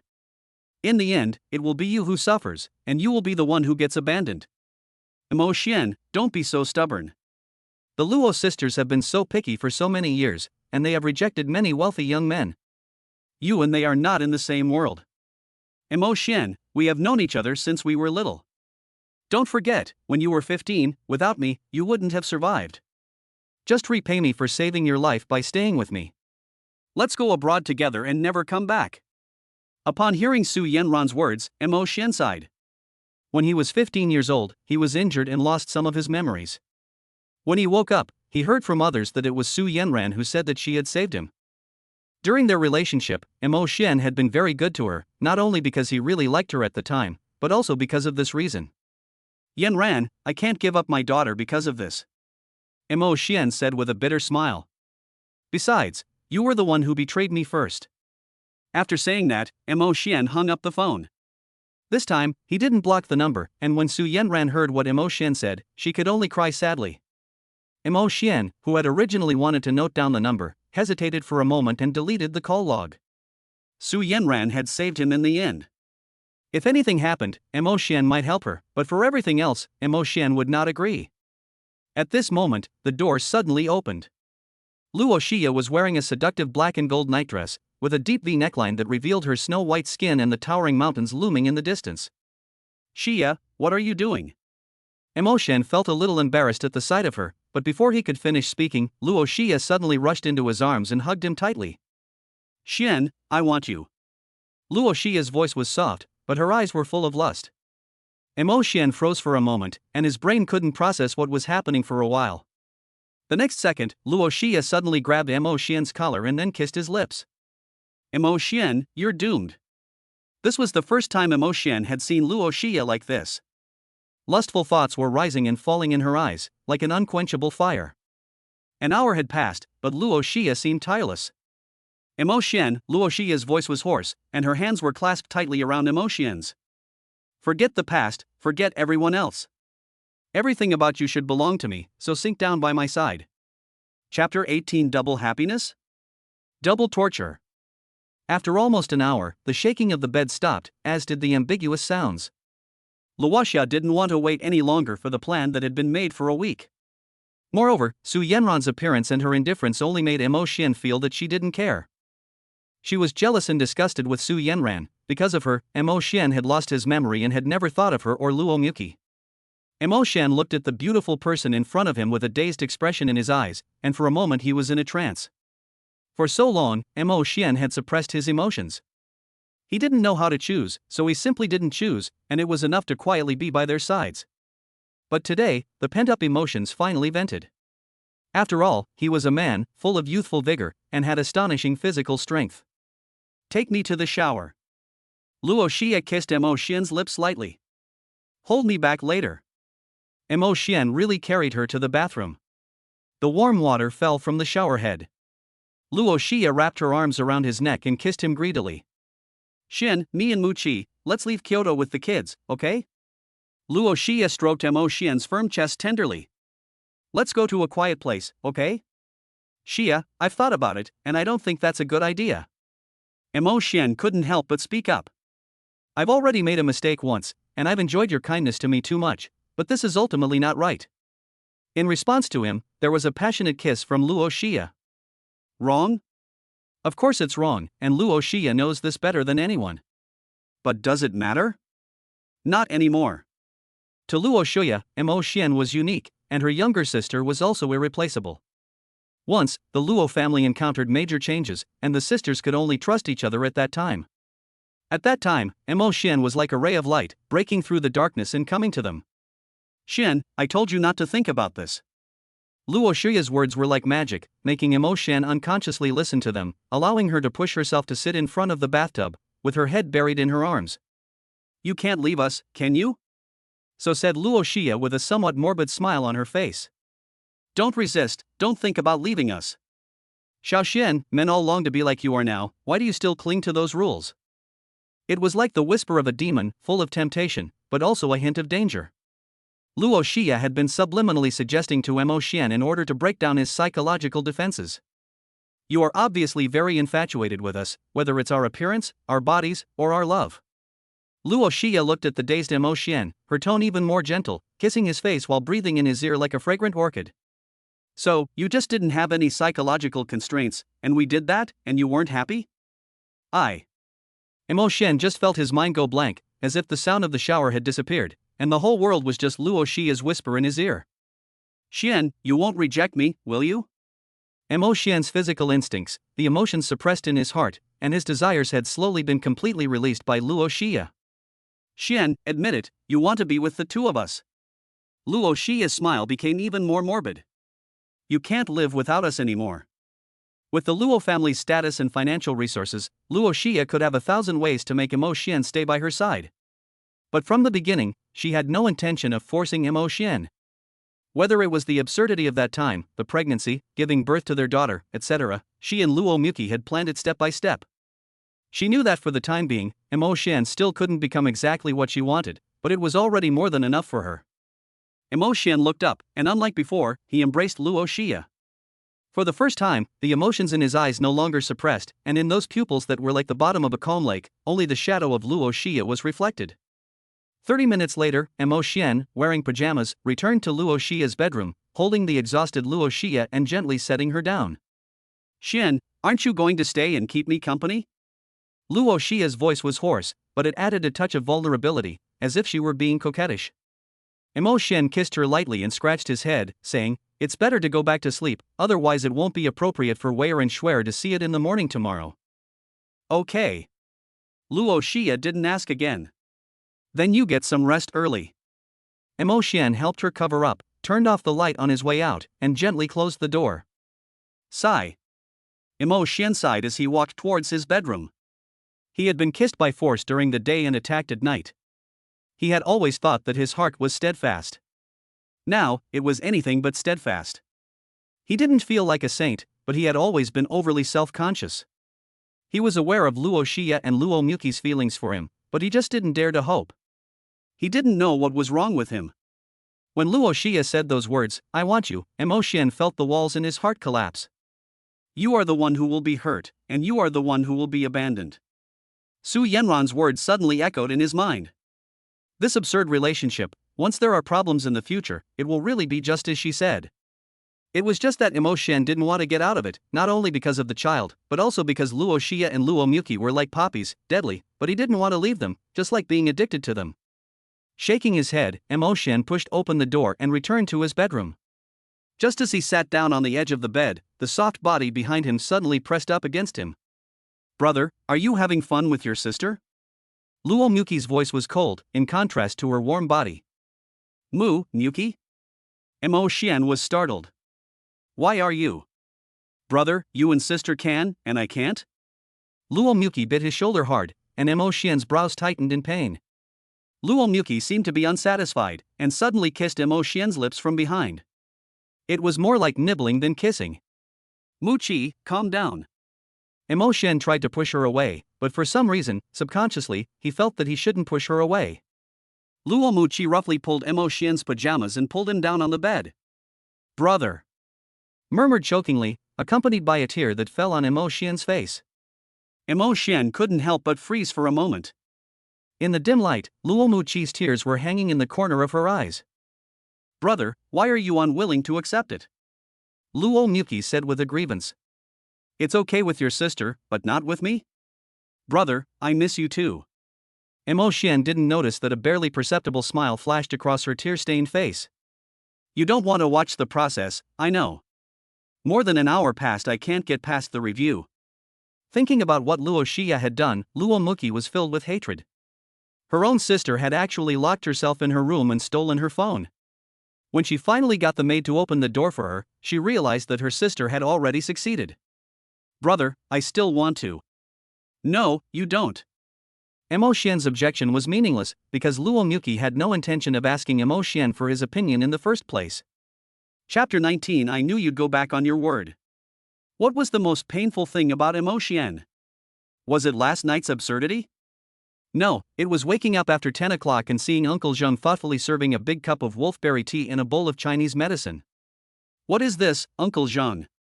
Looking at the dark-colored medicine, Emo Xian felt that something was wrong. Uncle Zheng glanced at Emo Xian and said with a meaningful look, Mr. Emo is in good health, but you still need to supplement your body. This is what the young lady commanded. It is an Inshin kidney tonifying medicine specially prepared by a well-known Chinese medicine practitioner. I've only heard of pregnancy-preserving medicine in my long life, so you can just say kidney tonifying medicine. Emo Xian viciously wanted to find the two people who started this, but in the end, Uncle Zheng told him that before he got up, the two sisters had taken their children back to the Luo family mansion, as the Luo family matriarch missed her grandchildren. The two kids had even argued about going to find their father, but Luo Xi and Luo Muqi had calmed them down. Mr. Mo also wanted to go to the Luo family for dinner, but after a while, the eldest miss commanded, "Your recipe is stir-fried kidney, bull penis soup, and oysters." Emo Xian quickly waved to interrupt Uncle Zhang and gritted his teeth and said, "I'm in pretty good shape. Forget it, I'll drink this medicine and I won't be back for lunch." Emo Xian picked up the medicine bowl and gulped it down. The taste was so bitter that he almost vomited up the leftover rice from the night before. However, because he had not eaten breakfast, Uncle Zhang thoughtfully prepared lunch for him in advance. Sure enough, when the dishes came up, no matter how you looked at it, they were a tonic. "You're going back to the Emo family?" Uncle Zhang looked at Emo Xian in some surprise when he heard that he was going back to the Emo family. Emo Xian frankly told him the purpose of his trip and then said, "I feel that my real father probably won't just give me money so easily." From what Emo Xian knew about his father, it would be just as hard for Emo Changshan to spend money on him as it would be for his real father to do so. It would be nice to say that buying his shares would be a simple matter, but I'm afraid he'll make some kind of request or bargain. "Why don't I go back with you?" Uncle Zheng thought for a moment. You and the Mo family had a nasty falling out, and I'm afraid they'll make things difficult for you if you go back. Mo Xian shook his head and said, "It's fine. I know exactly what they're like. I won't bring the power of attorney with me, and I'm afraid I won't get my hands on the money today." After eating, Mo Xian was about to drive back to the Mo family, but Uncle Zhang gave him a new car key and showed him the Ferrari that Luo Muki had bought for him. Since following the sisters, Mo Xian had paid more or less attention to the models and prices. The black Ferrari that Luo Muki bought was worth about 5 million. He helplessly called Luo Muki, but she didn't answer at all when she saw it was him, and only replied on WeChat, "Brother, if you're asking about the car, I won't answer the phone." In fact, he wanted to scold her a little. This crazy girl was so in love that she bit his shoulder until it bled, and when he woke up in the morning, his left shoulder was all bruised. Mo Xian didn't try to avoid it this time, but took the car keys. After thinking for a moment, he whispered something to Uncle Zhang, who looked at him in surprise and couldn't help smiling. "Okay, Mr. Mo, don't worry." Uncle Zhang brought a bag to Mo Xian, which seemed to contain something. Mo Xian opened it to confirm, nodded, and then got into the car and left the manor. "It really is true that like family, like friends," Uncle Zhang said with a wry smile. "Mr. Mo seems quite normal, but there is still a touch of madness in him." After a while of talking to himself, Uncle Zhang took out his phone and called Luo Xia. "Young lady, Mr. Mo has returned to the Mo residence by himself. He doesn't think that Mo Changshan will easily give him the money." He was right. How could someone like Mo Changshan easily give up his money? In the Luo family mansion, Luo Xia sat in a mahogany chair, legs crossed, expression cold. "I'm only worried that they will make things difficult for Xiao Xian. Let the people at the nursing home pay attention to it. The only person in the Mo family who can threaten Xiao Xian now is probably only Grandma." This, Miss Luo, Uncle Zhang hesitated. "In case the Mo family makes trouble and finds someone to threaten Mr. Mo by force." "Don't worry, it'll be fine." Luo Xia smiled confidently. "I know exactly how much the Mo family is worth. Not to mention their family, no one in the Luo family's security team could find someone who could win against Xiao Xian. There's no need to worry about this." After hanging up the phone, Luo Xia just wanted to get up, but she felt a little weak in the legs. Thinking about last night, Luo Xia couldn't help but slightly raise the corners of her mouth. If her younger sister hadn't followed and caused trouble, it would have been perfect. Once again, back at the Mo family villa, Mo Xian's only thought was that compared to where he currently lives, it really is a bit inferior. The manor where the Luo sisters live is a residential area for the true upper echelons of Kyoto. It covers a large area, is luxurious, and Luo Xia likes white roses, while Luo Muki likes red roses. The family even hired a gardening teacher to take care of it, and the varieties of roses are also extremely expensive. "I think this way, it's a bit like a fox pretending to be a tiger." With a bitter smile and a little self-deprecation, Mo Xian pressed the doorbell. In a moment, the door opened. A middle-aged auntie saw it was Mo Xian and couldn't help but freeze for a moment, then said with tears in her eyes, "Young master, you're back." Auntie Wang, the family nanny, was kind-hearted. The Mo family treated Mo Xian and Mo Jinpeng differently, and Auntie Wang always felt that it was a bit excessive, but she was only a servant, so there was nothing she could do. When Mo Xian was in high school, because he was the only one going to high school and his schedule was different from everyone else's, the Mo family not only never arranged a car to pick him up, they didn't even take care of his meals. After returning home from night classes, it was Auntie Wang who made him a midnight snack. In his third year of high school, Mo Jinping began pursuing Su Yanran, and Mo Changshan and Qin and I even cut off Mo Xian's allowance, even though there wasn't much to begin with. Auntie Wang was worried that Mo Xian didn't have any money, so a nanny tried to supplement Mo Xian's allowance with her own money, but he refused. He had a card from his grandmother, and although he didn't spend money like other rich second-generation students, he was quite well off. "Young master, the master and the gentleman have finally come to their senses and are willing to let you come home?" Auntie Wang always felt that Mo Xian was even more outstanding than Mo Jinpeng. She did not have a high level of education, but she had been in the Mo family for so many years that she had seen the world. The eldest son barely got into an ordinary university after crossing the line, while the youngest son was recommended to Kyoto University. Even a nanny like her knows who is more precious, so how can the family's employer not understand? "No, Auntie Wang, when I left, I had no intention of having anything to do with them again. This time I've only come back to run errands for Grandma." Mo Xian smiled. "Are they all here?" "The second young lady is not here. It seems that she recently went to the ladies' company and has something to do." The The third young lady is also not at home. Hearing Mo Xian's words, Auntie Wang sighed. She also knew that after things had reached that point, she was afraid that even if the Mo family was willing, Mo Xian would not be willing. She turned around and led Mo Xian into the villa gate. In the living room, apart from the second and third daughters, all the Mo family members were really there. Grandpa Mo was sitting on the sofa. When he saw Mo Xian, his face turned gloomy. Mo Changshan also had an unhappy expression on his face, and he snorted in disapproval before not looking at him again. Qin and I had an expressionless face, but she looked up and down at Mo Xian. Mo Jinpeng's eyes seemed to be filled with poison when he saw Mo Xian. Sitting next to him was the eldest daughter of the Mo family, Mo Qingqing. All three daughters of the Mo family had inherited Qin's looks. Mo Qingqing was not only beautiful, but also had a very good temperament. Seeing Mo Xian, Mo Qingqing did not show any change in emotion. However, Mo Xian knew her very well. Compared to her other two sisters, Mo Qingqing was much more vicious. Oh, they're all here? Mo Xian waved to them with a look that clearly indicated that he was up for a beating. Chairman Mo, I've come to collect the money. You ungrateful brat. Mo Changshan slammed his hand down on the table. What money? Hurry up and get out of the house. TSK, I knew you were a man of your word, just like the wind. Mo Xian was not at all surprised by his own father's attitude. And if I don't take it? Get 8 more bodyguards and send me to the hospital? Mo Changshan's face turned green when he heard this. He really wanted to find someone to teach Mo Xian a lesson, but his youngest son was like a demon, and the 8 bodyguards couldn't stop him. He was sent to the hospital with nothing but his bare hands, and the worst one is still limping. Okay, Changshan. Grandpa Mo coldly said, Mo Xian, let me ask you, is your grandmother determined to fight me to the end? Chapter 20, Mo Qingqing's Ambitions. Why do you even ask? Mo Xian shrugged. You drove Grandma away in the first place, so isn't it a bit excessive for you to blame her now? Grandpa Mo stared at Mo Xian, as if hoping to see a guilty look in his eyes, but Mo Xian didn't care. Grandpa, you know very well why Grandma insisted on leaving the family in the first place, and so do they. Mo Xian pointed at Mo Changshan and Qin and I. At his age, he doesn't respect his elders, and he got someone else's daughter pregnant, but the child isn't even his. Chairman Mo, it's a pity, you almost had a younger brother. How dare you? Grandpa Mo grabbed the cup on the coffee table and threw it at Mo Xian, who dodged, and the cup fell to the ground without even touching him. I told you at the time, I was drunk. How long is your grandmother going to harp on this trivial matter?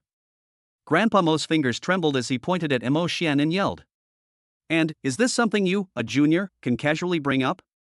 You have no shame yourself, and you blame me? Mo Xian's eyes hardened. Grandpa, you know very well that it's not just because of this trivial matter that you've made what I said meaningless, right?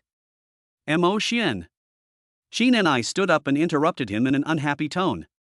Grandpa is right. How can he say what he can't say to his grandmother, and you can't say it either? Apologize to Grandpa. I'm sorry, I don't want to apologize. Mo Xian clenched the bag in his hands. If you don't pay, I'll sell the shares. I know your family is shameless, but I didn't think you would really let me down. You are also a Mo family member. Mo Changshan said with clenched teeth. Do you think you can completely sever ties with us by taking a certificate of disassociation? I'm not negotiating with you. As long as you hand over your shares, the family is willing to accept you back. I heard from Jinpeng that you were also involved in this new product from Rongxing. As long as you return your shares, I can find a way to introduce you to a company that suits your expertise. After a pause, Mo Changshan said with a hint of meaning in his words, no matter what, the family is still your blood relative, which is better than a stranger who is just a passing fancy, right? Mo Xian could tell what he meant, except that the Mo family now felt that he was being kept by a rich woman. However, from a practical point of view, they are right. It's just that it's not one rich woman, it's 2, and they've had a baby along the way. Bloodline is a very fragile thing sometimes. Mo Xian shook his head and sighed. Let's not play the relationship card, shall we? When I walked in just now, didn't you tell me to produce a power of attorney and get out immediately? I'll say it again, you pay the money, or I'll sell it to someone else, and there's no discussion about the rest.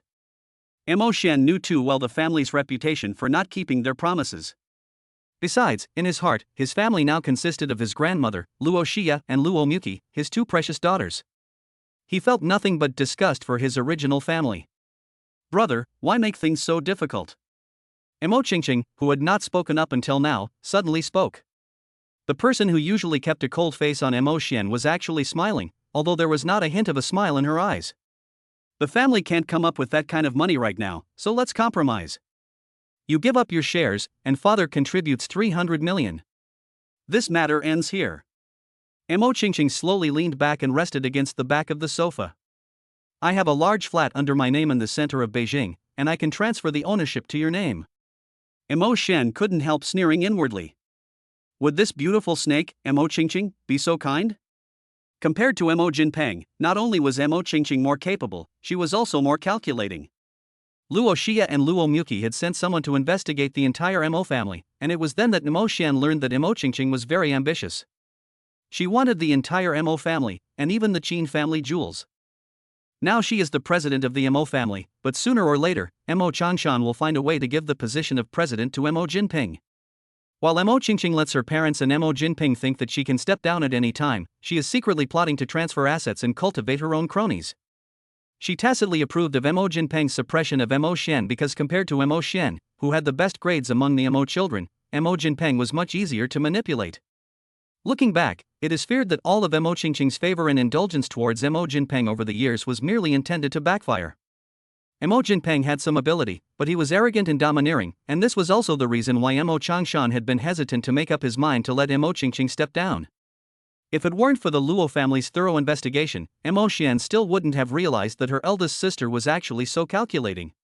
I didn't bring the power of attorney, and grandma didn't want that much either. Emo Xian gave a deep look at Emo Chingching. Since my eldest sister has said so, I'm willing to take a step back. Dad, shall we just settle it like this? Emo Chingching looked back at Emo Changshan. If this really causes a share outflow, it won't be good for the company. How about this, Emo Xian, I'll buy you another car, and I'll personally subsidize you another 10 million, is that okay? Upon hearing this, Emo Xian didn't say anything, but Emo Jinpeng's face had already started to twitch. The large flat in the city center that Emo Chingching had was in a great location, and he had asked twice, but Emo Chingching had turned him down both times. Now he was actually going to give it to Emo Xian, and not only was it using Emo Chingching's own money, but he was also buying a car, so why? Everything in the Emo family should be his, and Emo Xian shouldn't get a single penny. But when he thought about being threatened in the underground garage of his own company, and afterwards the surveillance cameras were all destroyed, Emo Jinpeng could only glare at Emo Xian with hatred, not daring to say a word. He wasn't that stupid, and it was obvious that it was the rich woman behind Emo Xian who had intervened. He was afraid that the Emo family really couldn't afford to offend her if she was capable of doing this. What's more, the other party also had something in her hands that he didn't want to be made public. He didn't dare to speak, for fear that Emo Xian also had something in his hands. He had been on tenterhooks since Emo Xian returned today. Let's talk about something else when you're willing to cough up 300 million. Emo Xian slowly loosened his grip on the bag, as if he would not need it today. After saying that, he didn't want to get entangled with the Emo family anymore, and turned to leave. Humph, your grandmother always prided herself on being a high-minded person, but now she's threatening me for money, too, isn't she? The old man said disdainfully. Pretending to be high-minded? I knew this would happen, and I shouldn't have given her any shares in the first place. Emo Xian's footsteps stopped, and he looked back at the old man, coldly saying, Grandma said that you never understood her in your life, and it seems that she was really right. Old man, I'm most grateful that you sent me to be raised by Grandma, otherwise. He glanced at Emo Jinpeng with contempt. I don't want to become like him, acting like a stupid pig. Emo Jinpeng was completely enraged, stood up and yelled, Who are you calling a stupid pig? I'll yell at anyone who speaks up. Emo Xian didn't bother arguing and just walked away. Emo Chingching stood up and said to her grandfather and parents, I'll go see him off and talk some sense into him. What do you care what he does? Emo Changshan glared fiercely at his eldest daughter. And why did you agree to it? And why are you paying for it yourself? I have no choice, Dad. Jinpeng will inherit the company in the future. As the eldest sister, I have taken care of him for so many years, and it is only right that I pay for his future. After Emo Chingching finished speaking, she went after Emo Xian. Emo Jinpeng couldn't help feeling pleased when he heard this. His eldest sister still cares about him.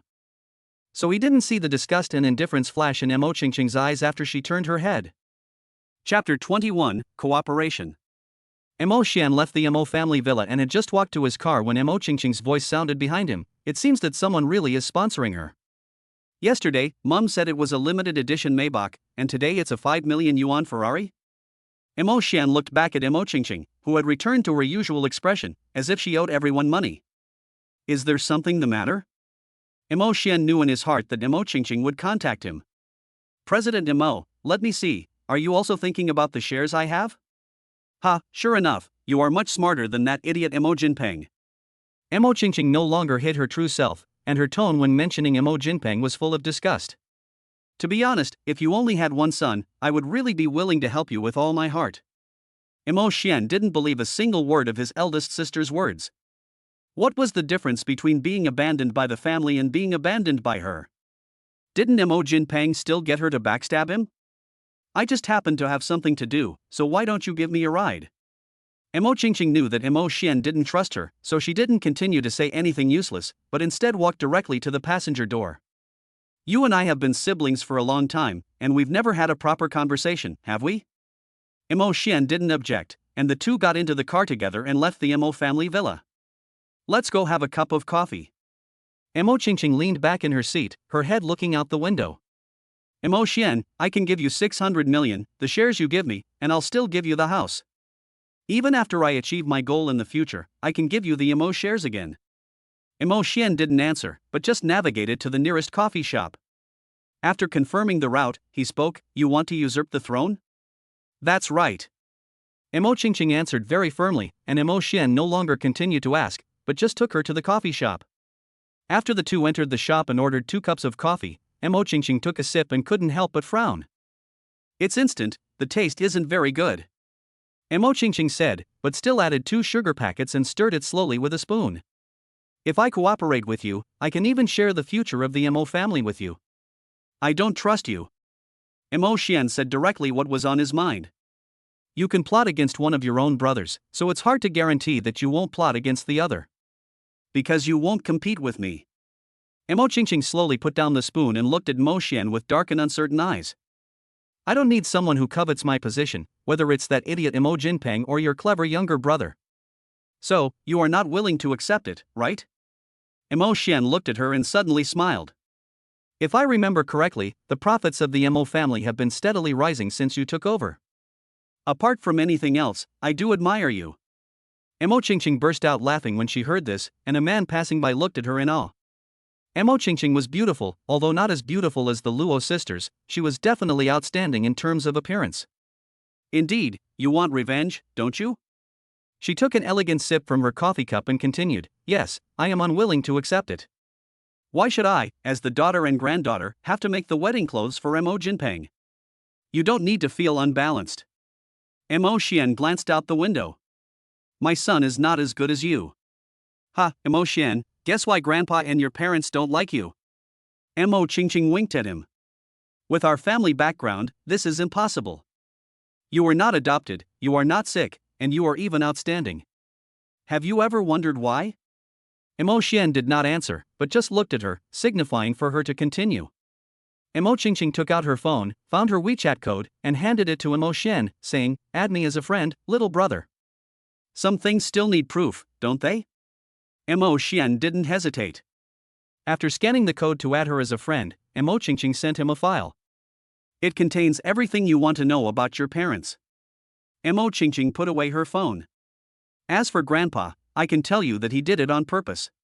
I don't know the reason yet, it's just a guess.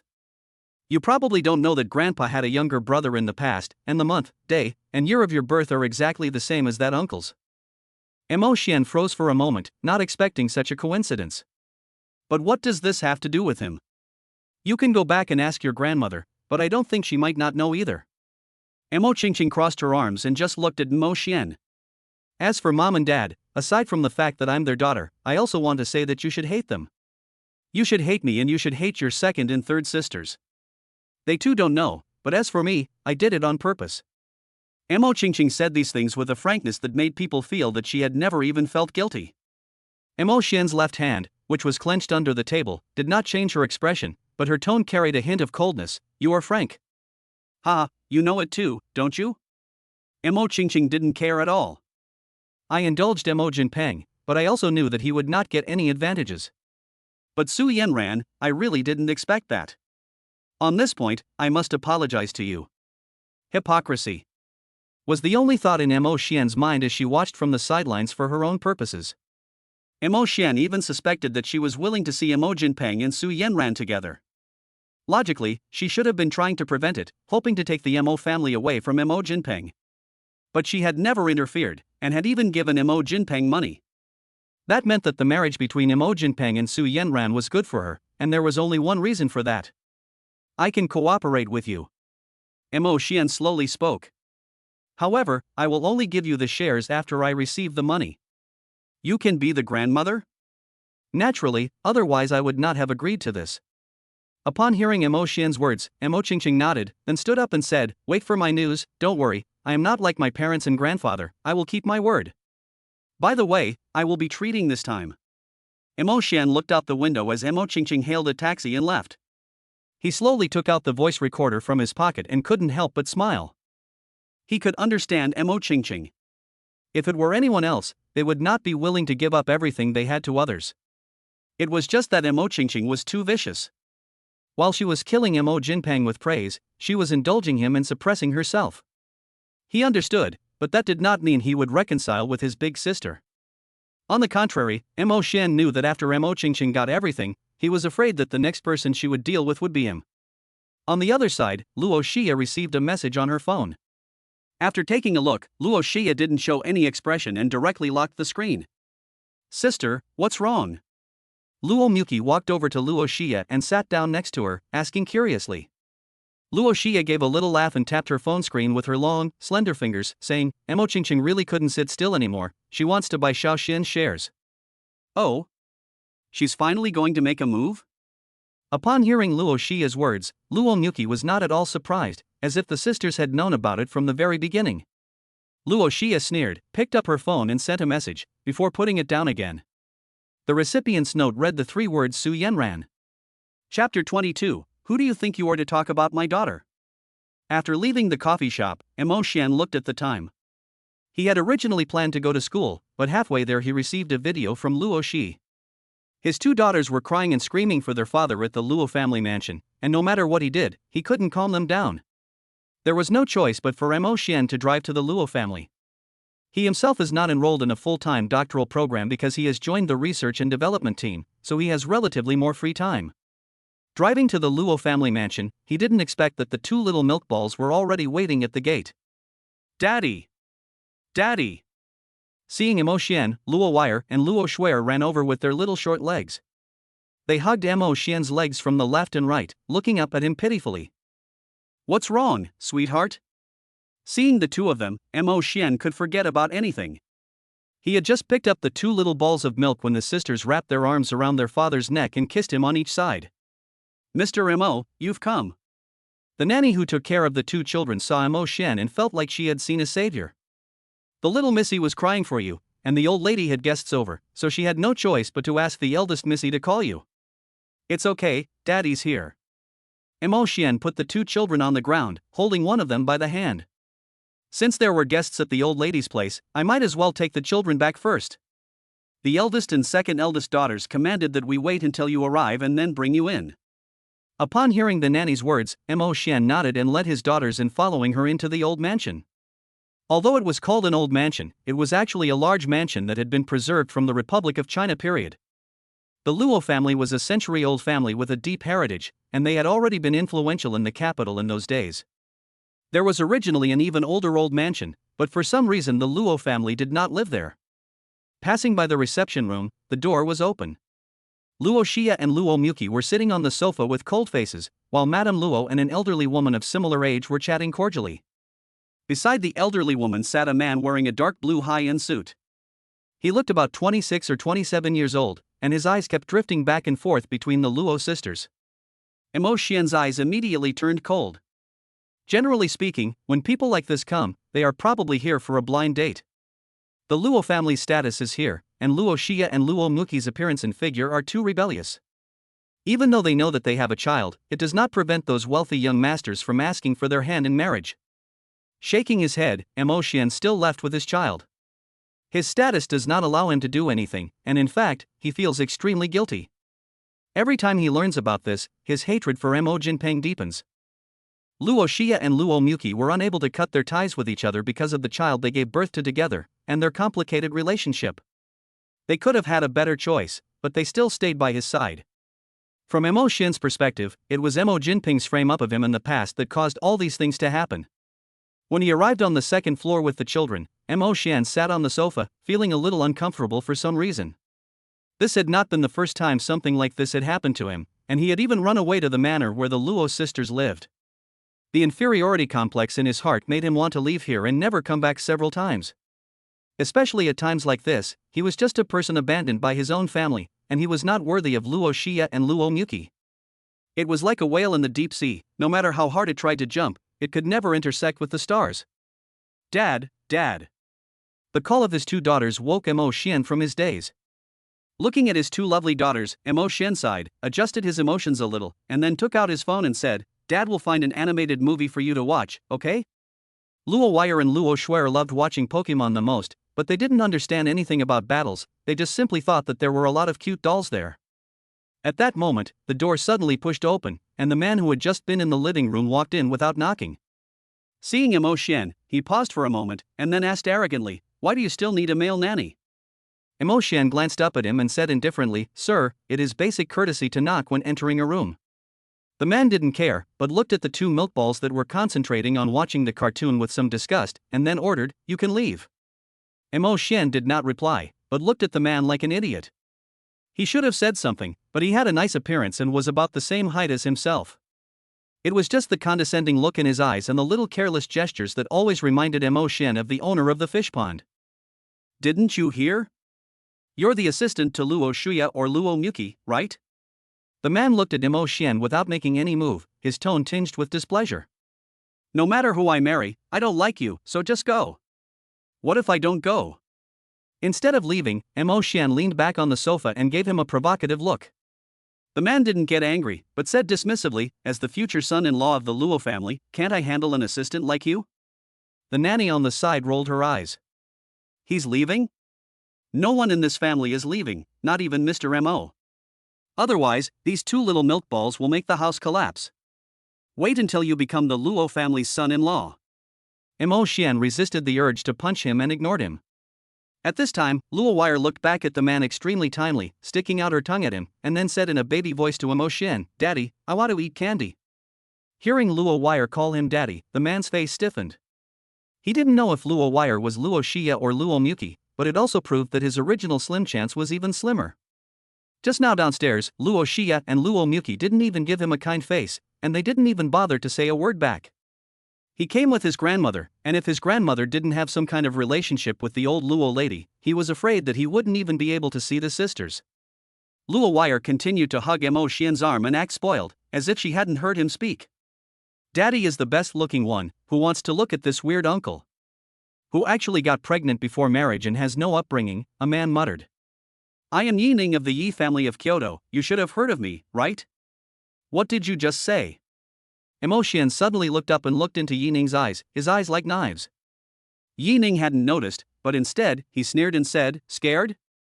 I said I am from the Yi family of Kyoto. I asked you what you just said. Mo Xian's voice suddenly raised a few degrees, his tone devoid of the slightest hint of warmth. Yi Ning was a little shocked, but still looked condescendingly at him, his tone mocking, Did I say something wrong? Isn't the fact that you're ill-mannered the truth? Mo Xian slowly stood up, gently placed Luo Wire on the sofa, petted her head, and turned to walk towards Yi Ning. What, you're just a worker and you want to hit me? Although the Yi family in Kyoto is not as good as the Luo family, it is also a wealthy family, and it is much stronger than the Mo family. Yi Ning really didn't believe that Mo Xian would dare to touch him. So when Mo Xian's slap hit him in the face, sending him spinning 2 laps in place, he thought he was dreaming. Did you just hit me? Mo Xian looked at him coldly, his tone full of threats and warnings. My daughter is not for you, a piece of trash who doesn't even know how to knock, to judge. Chapter 23 Luo Xia, your face has dirted his hands. Yi Ning had never been insulted like this before. Looking around Kyoto, not many people dared to slap the young master of the Yi family directly. Dad, don't hit people. Luo Wire and Luo Shuer saw Mo Xian slap Yining and ran over to hug Mo Xian's legs. Seeing the pitiful look of their own daughters, the anger in Mo Xian's heart instantly died down. I'm sorry, Dad was wrong. Mo Xian apologized to his two daughters. Dad shouldn't lose his temper and hit people in front of his babies. Yining was even more furious. You hit me, and you don't apologize to me, but to your daughter? But before he could say anything, the door was kicked open, and Luo Xia, stepping in 10-centimeter high heels, walked in, exuding an icy aura. Yining's words that were on the tip of his tongue were forced back. Young lady, just now this Mr. Yi came in without knocking and spoke rudely to Mr. Mo and the young ladies. The nanny, seeing Luo Xia, dutifully gave a brief summary of what had just happened. Mr. Mo slapped Mr. Yi because the young ladies had been insulted by him. Luo Xia glanced back at Yining, her cold and beautiful face as if frozen with frost, her beautiful peach blossom eyes without a trace of warmth. Apologize. Luo Xia coldly spat out two words, and Yining was completely unable to control his emotions this time, shouting, Luo Xia, your man hit me, and you want me to apologize? Your face has dirt at his hands. The chill in Luo Xia's body grew even stronger. I told you to apologize. Yining almost choked on Luo Xia's words. What does she mean by my face dirtying his hands? What does Luo Xia take him for, trash? Oh, young Master Yi, you're living it up too well, daring to show off at the Luo family mansion? Luo Muki entered without warning, arms folded, a fake smile on her face. She turned to her aunt and asked, Did young miss just call me dad? Yes. The nanny continued to speak frankly. Mr. Yi also said that young misses who give birth out of wedlock are ill-bred. Oh yes, Mr. Yi also came in without knocking. Yining's face turned red and white. He was used to being arrogant and domineering, and he was overly confident that he had already given them face by being willing to accept Luo Xi or Luo Muki, who had gotten pregnant before marriage. The Yi family was not as prestigious as the Luo family, but it was also a well-known family in the capital. Yining had been spoiled since childhood and had grown up in luxury, so naturally he was arrogant. But he forgot that this is the Luo family, and even the Yi family had to grovel to the Luo family. Get out! Luo Xia pointed at the door, and Yining glared at Mo Xian in humiliation, but he didn't dare say anything and could only leave quickly. Is the child okay? Without outsiders, the air of being unapproachable around Luo Xia and Luo Muki seemed to have disappeared as if it never existed. Walking over to Mo Xian, she asked softly. It was as if their gentleness was only meant for Mo Xian. It's okay, it's also my fault. Mo Xian felt guilty. No matter how angry she was, she shouldn't have hit anyone in front of the children. Did I cause you trouble? It's okay, it's just a small matter. Luo Xia gently stroked Mo Xian's head. It's just Yining, Luo Xia really doesn't care. Luo Muki nodded to the nanny, who sensibly went out, closing the door behind her. He was brought here by the Yi family matriarch, and my grandmother has already refused. Luo Xia sat on the sofa and reached out to take Luo Wire, who was hugging her father, into her arms. Our child will only have you as a father, and no one can replace you, Xiao Xian. Mo Xian blushed at what Luo Xia said, and was too embarrassed to speak, so he just nodded lightly. Leaving the Luo family villa, Madame Yi and Yining got into their own Rolls-Royce together. The old lady looked at Yining, who was covering her face, with a face of hatred. You are just letting your parents spoil you. Madame Yi sighed. The old lady of the Luo family just said that she didn't want their sisters to marry each other, but you are fine with it. You are the future son-in-law of the Luo family, and you are a piece of shit.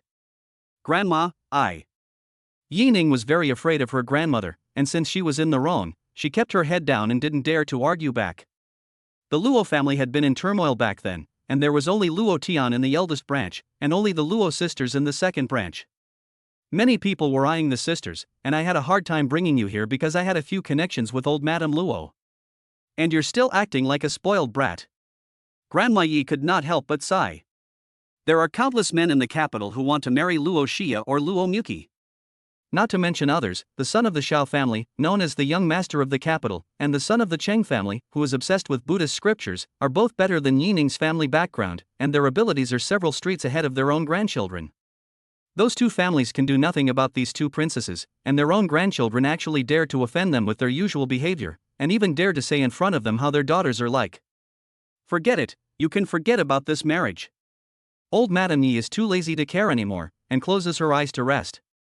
I have already found the daughter of another family. Although her family background is not as good as ours, and even less so than the Luo family, this girl is ambitious and quite like me when I was young. Get ready and take some time to meet her. Grandma, who is it?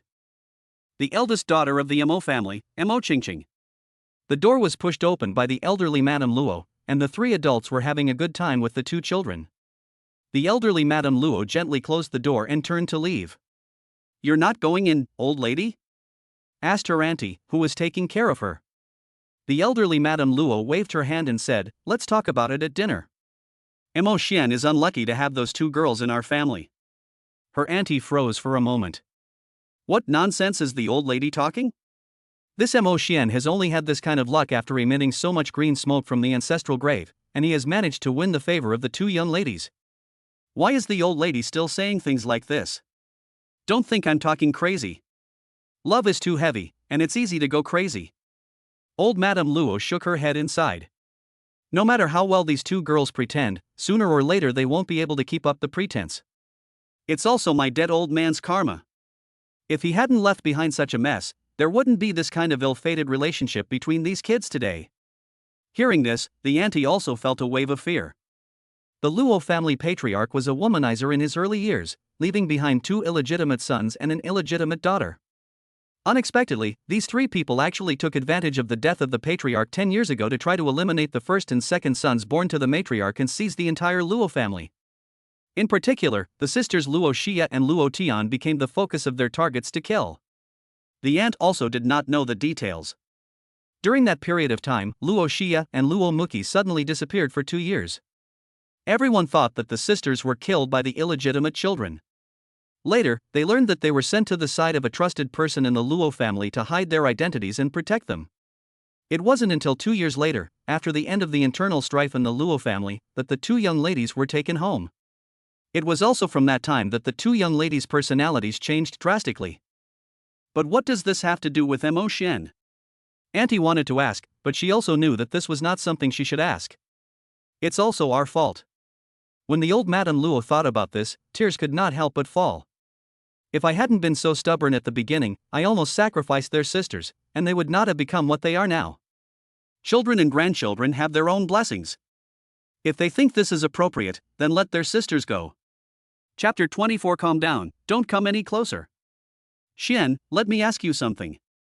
While Mo Xian went out to get a drink, Luo Xia followed him out and dragged him directly into a small room. What is it? Thinking about how last night, after he had just left Luo Xia's room, he was caught in the act by Luo Muqi, Mo Xian felt like he had been caught cheating. Don't be so nervous. Luo Xia looked at Mo Xian with a smile. I just want to ask you, what happened after you returned to the Mo family? Mo Xian secretly let out a sigh of relief. After all, Luo Xia was exhausted last night and should have gone to bed early. Nothing much, just that my real father really didn't let me down. Mo Xian told Luo Xia about what happened today with a bitter smile, even explaining about Mo Qingqing's cooperation with him. However, Luo Xia frowned and asked coldly, why did you have coffee with Mo Qingqing alone? Mo Xian was a bit confused by Luo Xia's question. He had coffee with Mo Qingqing because they had something to discuss. But looking at the displeased Luo Xia in front of him, Mo Xian couldn't figure out why she was suddenly angry after thinking for a long time. Next time, don't be alone with other women. Luo Xia suddenly grabbed Mo Xian's right wrist and spoke in an extremely serious tone. Xia, did you forget that she is my sister? Mo Xian explained with some helplessness after sensing the reason for Luo Xia's change in mood. Luo Xia was momentarily dazed, and after a moment of awkwardness, she cleared her throat and said, I'm afraid she will harm you. Anyway, apart from my sister and I, don't have any contact with other women alone. I understand. Mo Xian smiled helplessly, and for some reason, he reached out and petted Luo Xia's head. At this sudden intimacy, Luo Xia's eyes just glazed over for a moment, and suddenly they were tinged with tenderness, as well as a sickly pallor. Before Mo Xian could react, Luo Xia grabbed Mo Xian's collar and kissed him on the lips. This time, after a brief moment of shock, Mo Xian gently wrapped his arms around her waist. However, this only made Luo Xia more frantic. After a long while, their lips parted, and Luo Xia's hand unsteadily undid Mo Xian's zipper. Xia, stop messing around. Mo Xian was so scared that he hurriedly tried to stop her unruly hands, but Luo Xia took advantage of the situation to pull off his jacket. The long-sleeved lining was also pulled off her collar somewhat savagely, revealing her firm right shoulder. Xian, tell me, who between my sister and I made you happier last night? Mo Xian. Hearing Luo Xia's words, Mo Xian felt like a red danger sign was flashing crazily above his head. What are you talking about? Mo Xian turned his head away guiltily, afraid to look at her. Didn't I sleep yesterday? Ha ha. Luo Xia let out a light laugh, her eyes glowing with a morbid, insane light. Her hands, however, were incredibly gentle as they gently caressed Mo Xian's exposed shoulder. My little Shen really has learned to lie to me. Luo Xia slowly leaned closer to Mo Xian's shoulder. Then tell me, what happened to your left shoulder? Xia, let me explain. Calm down, Xia, don't come any closer. Looking at his right shoulder, which had turned purple, Mo Xian had only one thought: destroy it, I'm tired. Luo Xia licked her lips contentedly and asked, hugging Mo Xian's neck tightly, so, Mo Xian, you still haven't told me who made you happier last night? Do I have to choose? Right. I choose death.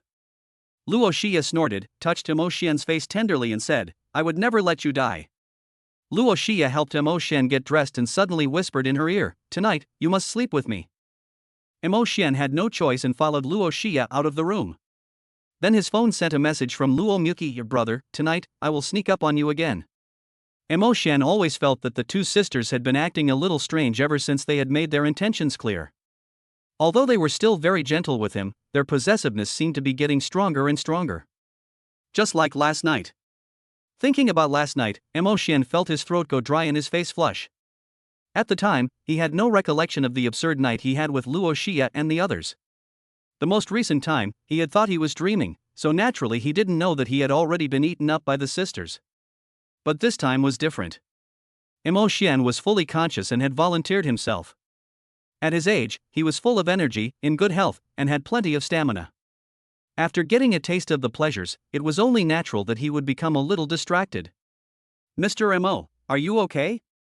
A nanny saw Mo Xian standing in the hallway, lost in thought, and gently patted him on the shoulder. Mo Xian then collected his thoughts and said a little embarrassed, no, I was just thinking about something. Mr. Mo, the old lady would like to see you. Hearing the nanny's words, Mo Xian was a little curious. He had been to the Luo family more than once, but apart from the first time when he had been alone with Madame Luo because of the child, she had never spoken to him again. Following the nanny to the study, Madame Luo was wearing reading glasses and holding a book. She smiled when she saw Mo Xian enter and said, Xiao Mo is here, just in time. I need help categorizing the bookshelves here, can you help me? Yes, madam. Mo Xian had great respect for Madame Luo. She is a very capable person. Not only did she study abroad in her time, but her family, the Jin family, is also not simple. It was also she who agreed to let Mo Xian and Luo Xi and Luo Muki live together to take care of the children, and she has never been harsh with herself. Xiao Mo, what are your plans for the future? Old Madame Luo suddenly asked, as Mo Xian was responding to the labels on the bookshelf and organizing the books, I want to finish my studies first, and I haven't really thought about the future. Mo Xian's studies have been progressing very quickly, but he really doesn't have a complete idea in his mind about his career plan after graduation. You may think I'm an old woman being unreasonable when I say this. Mrs. Luo closed the book in her hands. The Luo family doesn't lack money, and even if you don't do anything, Xia and Muki can still provide you with a life of wealth and glory. So, Xiao Mo, have you considered going to live somewhere where no one knows you, with them and your children? I know about your affairs and will not intervene. Since this is the result, it is also the choice of the sisters. As long as you agree, I can give you the Luo family's shares, and a lot of the property in my name can be gifted to you. As long as you leave the capital and live your lives. Mo Xian's hand paused for a moment, and then he turned around. The old lady Luo had an extremely serious expression, and her eyes were also very serious. Old lady, are you worried that they and Luo Tian will seize power? Chapter 25, this time, the winner is the child. Upon hearing Mo Xian's words, the old lady Luo did not get angry, but instead smiled and said, in terms of ability, although Shurya is younger than Luo Tian, she is better than Luo Tian. Mu Qi is playful, but when she gets serious, she is not much different from Shurya, and she is still a well-known designer. If there is no other way, how could I possibly give up on them? Or, did you think of something? Mo Xian was a little confused when he heard this. For some reason, his first reaction was that Madame Luo was worried that Luo Xia and Luo Muki would threaten Luo Tian. This feeling was very familiar. Or rather, it seemed that he had known something in the past, but he just couldn't remember. Seeing his confused expression, Madame Luo secretly sighed with relief. If he can't remember, then he can't remember. Maybe it's better for him not to remember? Think about it, Mo. I'm putting my two most precious granddaughters in your hands. Old Madame Luo slowly stood up. Actually, I'd prefer it if you stayed. Even if your affair with Xia Mochi really came to light, the Luo family wouldn't care. Needless to say about the sisters, your talents are also rare. At your age, it's really rare to have reached your level of academic achievement. To be selfish, it's better to have a good seed like you in my hands than for you to run away to someone else's home, isn't it? However, I think you will probably leave Kyoto in the end. I know you quite well, you are a child who is content with whatever comes your way and has no great ambitions. As for those two rivals of theirs, don't underestimate the position you hold in their hearts. In fact, Madame Luo did not tell the whole truth. It is a good thing for the family of five that they have left the big divat that is Kyoto with Mo Xian. Mo Xian is the taboo subject for Luo Xia and Luo Muki. Now that the storm has subsided and everything is fine, if anything happens to Mo Xian, their granddaughter will probably turn the whole of Kyoto upside down. Originally, Luo Muki married Mo Xian, and Luo Wire was counted under her name. This was already the perfect solution. With the Luo family's status, the family doesn't need to match, as long as the character is good. The reason for not choosing Luo Xia was that the old lady of the Luo family hoped that Luo Tian would succeed as chairman of the board in the future, and Luo Xia would become the president. But Luo Xia simply said one thing, and the old lady of the Luo family simply ignored it. Grandma, if you don't want me to completely ruin the Luo family, then just do as you wish. The old lady of the Luo family, who was used to seeing big scenes, was shocked by Luo Xia's madness at that moment. She was convinced that Luo Xia had the ability to do so, and even more convinced that Luo Xia would really dare to do it. Since Mo Xian was able to calm their sisters, naturally the old lady Luo also recognized it.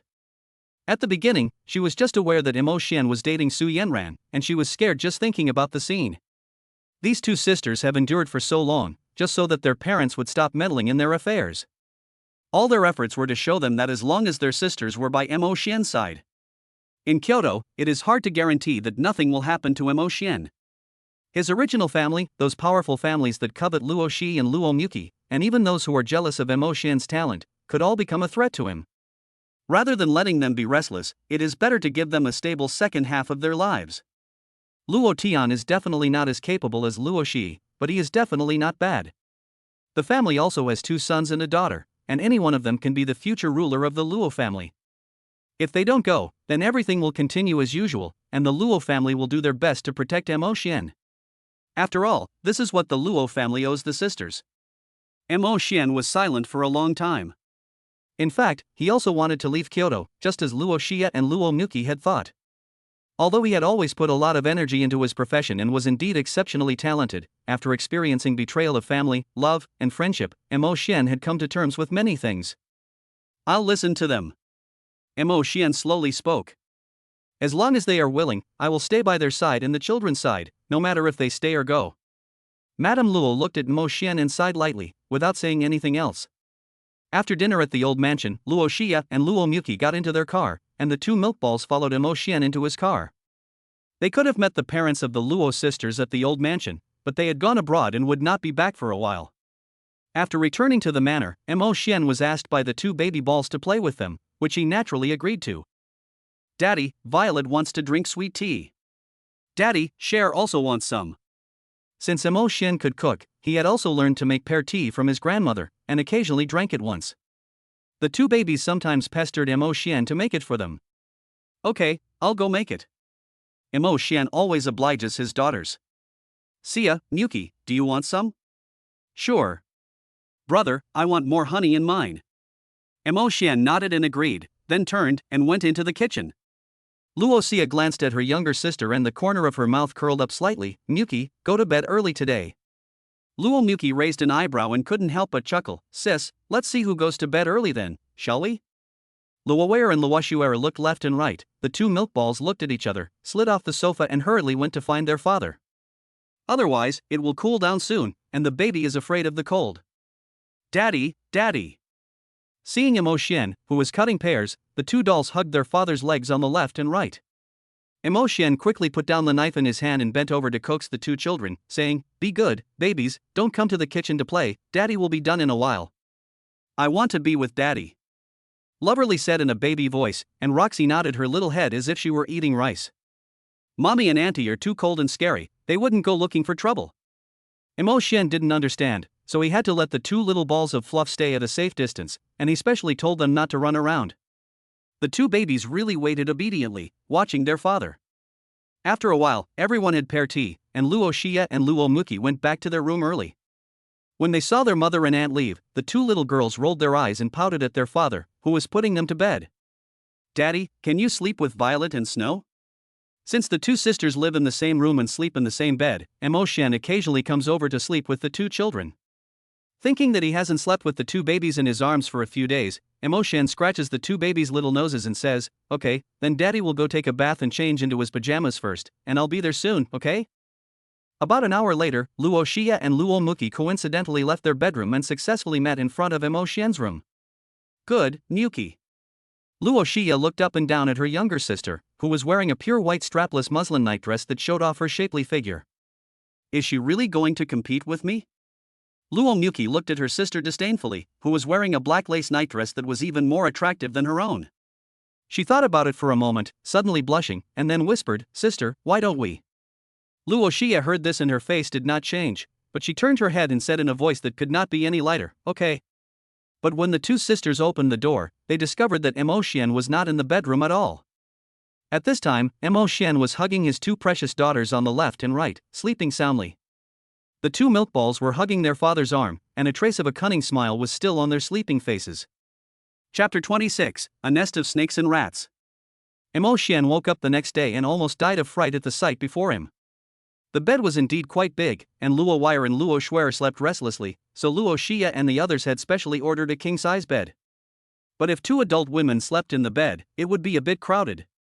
The current situation is that the two children are sleeping sideways at the head of the bed, next to Emo Xian's head, while Luo Shuya and Luo Muki are on either side, occupying Emo Xian's two arms. Obviously, they moved the children to the head of the bed and they crawled into his arms. Emo Xian tried to pull his arms out and get up, but unexpectedly, Luo Shuya opened her eyes drowsily and saw that Emo Xian had already woken up, and she gave a charming smile. Her already stunning face had a hint of laziness to it from just waking up, and coupled with this overly charming smile, it made Emo Xian's heart beat uncontrollably. The next second, that cold and stunning face kept enlarging in Emo Xian's eyes, and her warm, red lips lightly covered Emo Xian's lips. After the kiss ended, Emo Xian had not yet reacted when Luo Muki closed her eyes and felt around Emo Xian's face, suddenly with a smile on her face, and then slowly kissed him. Emo Xian's mind went blank. How could he possibly resist this feeling? Maybe I should order a bigger bed? Luo Xia sat up and stretched out a bit contentedly.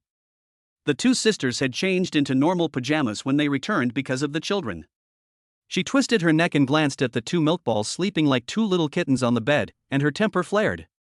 She never expected that these two milk balls would cut in. Lu Muki, like a big cat, not only didn't get up, but deliberately snuggled up to Emo Xian even tighter. Luo Xia said coldly, "Stop pretending, get up and go to the company quickly." "Sister, you just know how to oppress me." Lu Muki opened her eyes discontentedly and put her arm around Emo Xian's arm like a spoiled child. "I'm not going to the company today, I have to go back to school." "Brother, can we go together in a while?" "What are you going to school for?" Without waiting for Emo Xian to ask, Luo Xia spoke first. Luo Muki slowly got up and saw Luo Schwer, who was sleeping in a messy heap on top of her, and couldn't help pinching her plump little face. "You little girl, you're trying to steal a man from me, aren't you?" Poor Luo Schwer was still asleep when her little face was pinched by her own mother. Although it didn't hurt, it made the little milk ball grunt while flailing her little hands to try to slap Luo Muki's hand off. After venting her grievances, Luo Muki rubbed her daughter's face contentedly before turning back to Luo Xia and saying, "You forgot about me. Aren't I still studying for a master's degree in fine arts?" She hadn't lied. Although Luo Muki had studied finance in college, she had never given up her favorite subjects of painting and design. So she chose to continue her studies at the Academy of Fine Arts at Kyoto University, but just like Emo Xian, she wasn't a full-time student. Emo Xian didn't care. Before Luo Muki graduated, he had even ridden in her car to school. He went back to coax the two milk balls out of bed, but for some reason, a sudden chill came over him. He even threw the quilt over him casually, but why did the temperature in the room suddenly drop? Naturally, he didn't see that Luo Xia was frowning, emanating a cold aura. Sister, don't worry, I won't eat it. Luo Muki put her arm around Luo Xia's and whispered sweetly. At school, my brother and I aren't in the same major, so there's no chance to think about it, right? Luo Muki said, while secretly drawing a cross on the ground with her left foot. How could Luo Xia not notice this little move? She sighed and said, I'll let you off this once, you know. Okay. Luo Muki gave a little smile. Then I'll go change first, okay? Luo Muki happily left the baby's bedroom, not noticing the slightly raised corner of Luo Xia's mouth. Mo Xian went back to his room to wash up and change clothes, and then he remembered the file that Mo Qingqing had sent him. In fact, he wasn't very interested in it, because Luo Xia and Luo Muki had already found out a lot of things using the Luo family's methods. As a result, Mo Xian's last bit of affection for his parents had completely disappeared. After thinking about it, Mo Xian still clicked on the folder, just in case there was something the Luo family hadn't found out about, and he was still quite interested. After opening the file, Mo Xian was still shocked. For the first time, he admired Mo Qingqing. He didn't know whether to say that she was deep-minded or that she had inherited the ruthlessness and heartlessness of Mo Changshan and Qin Ni. Although the Luo family had connections everywhere, there were some things that were far less convenient than being in the Mo family with Mo Qingqing. He really can't imagine that Mo Changshan can be this cruel. Mo Jinpeng is not Qin Ni's biological son, but the illegitimate son of his first love, Li Yuzhen. This is a secret that Mo Xian already knows, and Zhang Shu threatened Mo Jinpeng with it. I'm afraid that apart from him and Mo Qingqing, no one in the entire Mo family knows that Mo Jinpeng is not Qin Ni's child. And the son who was switched with him and Qin Ni, that is, his own biological brother, is already dead. Li Yuzhen handled it, and Mo Changshan agreed. As for the evidence, it was a recording. Mo Xian's hand holding the phone began to tremble. Even a tiger is not cruel to its own cubs. Not only did he mistreat himself for the sake of Mo Jinpeng, he even killed one of his own sons. But he didn't sympathize with Qin Ni. She wasn't clean either. Jiang Xifeng was nowhere near her godson, he was clearly her illegitimate son. Both this husband and wife had a first love in their hearts, but neither of them chose their first love. You two really are a perfect match, aren't you? Mo Xian couldn't help but sneer. It's a pity, President Qin, you've had a hard enough life. Mo Qingqing had found out about Jiang Xifeng's identity, but she hadn't found out any deeper secrets, while the Luo family had. Mo Xian suddenly had a wicked thought in his heart: if Qin and I knew about all this, what would she do, no matter what Mo Jinpeng's identity was or what Jiang Xifeng's identity was? He really wanted to take revenge on them. If it weren't for his grandmother, he might really send the information to Mo Changshan and Qin Ni, letting them fight it out. But he couldn't. He had promised his grandmother. Mo Xian didn't care about the Mo family, but he couldn't ignore his grandmother's feelings. After letting out a breath, Mo Xian opened his laptop and transferred the file to the computer for backup. If it were only because he had been treated harshly, in fact, Mo Xian wouldn't hate them so much. What he found most unacceptable was that he had never imagined that his own biological parents would actually conspire against him for the sake of Mo Jinpeng, and make Su Yanran break up with him. What made him even more furious was that when his grandmother had a stroke, not a single person in the Mo family had come to her aid, and they had even mocked and sneered at him. They felt that this was intentional on Mo Xian's part, and they even felt that the doctor's phone call was someone sent by Mo Xian to deliberately cheat them out of their money. He will always remember Mo Changshan's cold sarcasm: I can give my money to whoever I want. You don't have to lie about your grandmother. Your grandfather doesn't care about her, and if she really dies, it's got nothing to do with me. If it weren't for the Mo family's indifference and arrogance, Grandma wouldn't have only had 2 years to live. Mo Changshan, Qin and I'm waiting for you and your husband to be disgraced and fall apart, tearing at each other like dogs. Mo Xian clenched his fists, his eyes red with rage. Chapter 27, He is my man. After Luo Xia had finished breakfast and rushed to the company, Sister Hui came over as soon as possible and reported to her in a low voice: the Yi family has contacted Mo Qingqing. Oh? No wonder. Luo Xia couldn't help sneering. Before Mo Xian told her, Luo Xia already knew about Mo Qingqing's ambitions.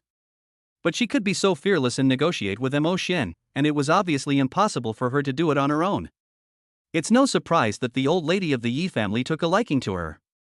After all, she likes ambitious women. Luo Xia gently stroked her chest, where Mo Xian had bought her a necklace. It doesn't matter, just ignore it, it's just the Yi family. Mo Xian doesn't really know the real Luo Xia. For him, the power of this plutocrat princess is always just a concept. Besides, in Mo Xian's eyes, Luo Xia is very gentle. Although she usually seems cold, Mo Xian doesn't think she is a ruthless person. In fact, Luo Xihua has destroyed no less than 80 groups and companies. Among them are many entrenched aristocratic families or foreign companies with strong financial resources. As long as she is not facing Mo Xian, Luo Xiao's cruelty even makes Luo Tian feel indignant. The Luo family is not only a top-level plutocrat, but also has great influence and connections in the underworld, military and political circles. How many hostile forces Luo Xihua can let them be doomed by raising her hand? As long as the eldest princess of the Luo family wants to, she can really do whatever she wants. This is why so many wealthy young men are desperate to marry her, even though she got pregnant before marriage and has a daughter. Therefore, Luo Tian, Sister Hui and others do not understand why Luo Xia and Luo Muqi would spend so much effort investigating and infiltrating the Mo and Qin families. If she just nods, there will be no more Mo or Qin families in Kyoto tomorrow. Luo Xia seemed to see Hui's confusion and said with a light smile, Xiao Xian has been holding back because grandma can't bear to see him fight his own parents and relatives to the death. So, before he makes up his mind to take action, why would I intervene? I will help my man achieve anything he wants. He wants to deal with the Mo family on his own, so of course I'll let him. All I have to do is to make sure that he has no obstacles. We looked at Luo Xia's morbid smile, and it felt even more terrifying than usual. In normal times, Luo Xia is just cold and ruthless. As the vice president, whose actual power is not lower than Luo Tian's, Sister Hui does not feel that this is excessive.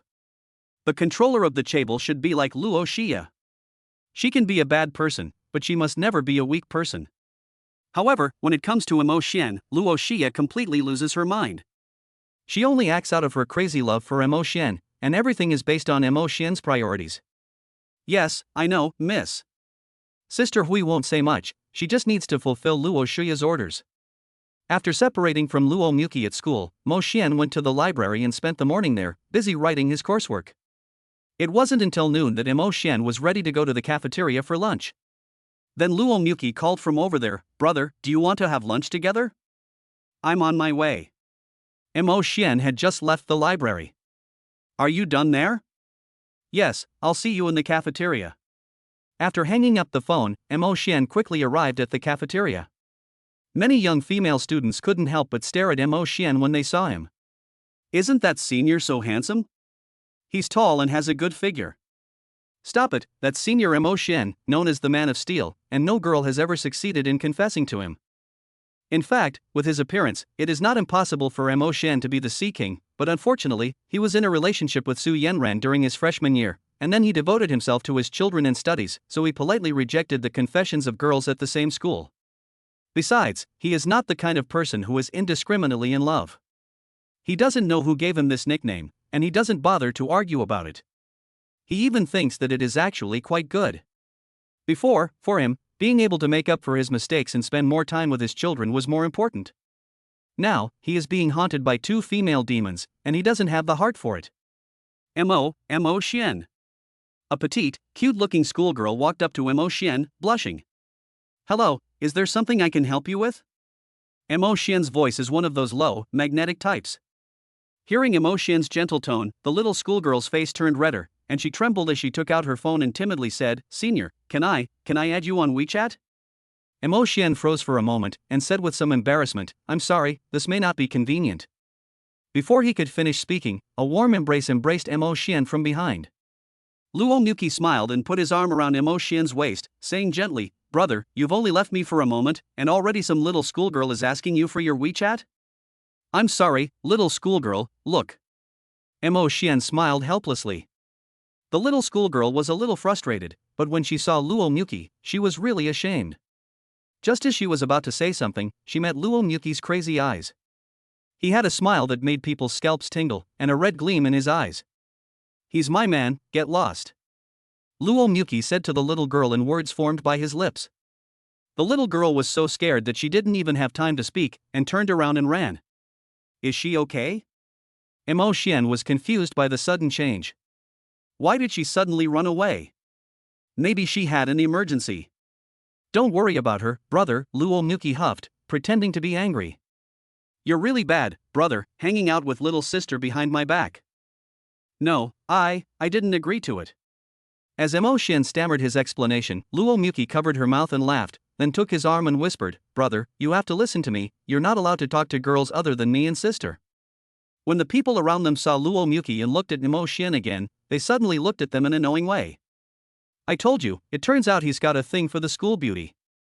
Don't tell me, only Emo Xian's looks are good enough to be worthy of the school beauty? It's over, I don't know how many boys and girls are going to be heartbroken together now.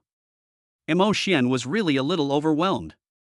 He wasn't a show-off, but Luo Muki didn't care at all, and she even hoped that everyone would know. Brother, if you really know you've done wrong, then give me a kiss. Luo Muki looked up, as if a little devil's tail was wagging behind her. Otherwise, I'll tell my sister that you're looking for schoolgirls behind our backs. Stop it, Muqi. Looking around at all the people, Emo Xian was really embarrassed. But Luo Muki didn't want to let him go. In the corner, a boy slammed the table hard, his eyes full of anger and a hint of humiliation as he stared at the two of them. Chapter 28, The Three Major Illusions in Life. Emo-chi, if you keep this up, I won't be able to help you get your food. Emo-chi then did the same thing to Emo Xian as she had done to him, wrapping her arms tightly around his left arm. This left Emo Xian, who had originally planned to help her get her food, a bit speechless. Kiss me again, or I won't let go of you. Emo-chi grabbed Emo Xian's clothes, her eyes with a morbid persistence. It was only a momentary look, but it was still captured by Emo Xian. Muqi, are you okay? For a moment, Emo Xian felt a chill down his spine. Then, when he looked again, Luo Muqi's eyes had returned to their usual gentle expression. Stop it, let's eat first. Okay. Luo Muqi slowly let go of Emo Xian, with a smile on her face. Brother, if you're not busy this afternoon, let's go out and play, okay? Ha? I still have to finish my thesis. Emo Xian hadn't even had time to speak when Luo Muki looked at him with a hint of pleading in her tone. Brother, don't we still count as being together? The night before, we went wherever you wanted to go.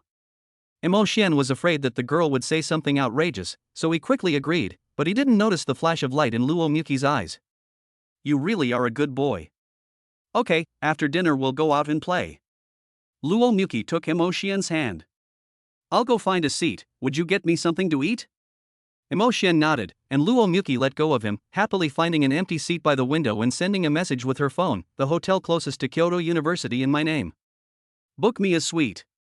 By the way, about 2/3 of the star-rated hotels and famous theme hotels in Kyoto are either under the name of Luo Shuya and Luo Muki or they have the largest share.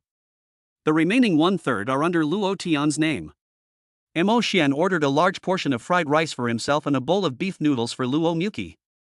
He also ordered seafood and a cup of jasmine tea with osmanthus fragrance. After setting the lunch on the seat, he used the wet wipes he carried to wipe the chopsticks and handed them to her. While eating, 3 boys walked over, and the one in the lead gave Emo Xian a cold look before asking Luo Muki, "Is this the guy you've been rejecting me for?" Emo Xian knew this person, Xiaogu, the second son of the famous Xiao family of Kyoto. He was a student in the art department of Kyoto University, a year younger than Luo Muki, and had the resources of the entertainment giant Xiao family behind him. Moreover, he is also Luo Muki's suitor. Luo Muki seemed to have not seen him, and she brought a peeled shrimp to Emo Xian's mouth, saying sweetly, "Brother, eat up, I can't finish all these." Emo Xian opened his mouth a little embarrassedly, and Luo Muki wiped her hands with a paper towel, then glanced at Xiaogu, who had an expression like he was constipated, and after hesitating a moment, she asked, "Excuse me, were you talking to me?" Xiaoji's head was about to burst with veins, and he pointed at Emo Xian, his tone full of disdain. "You refuse to marry into my family just to be with him?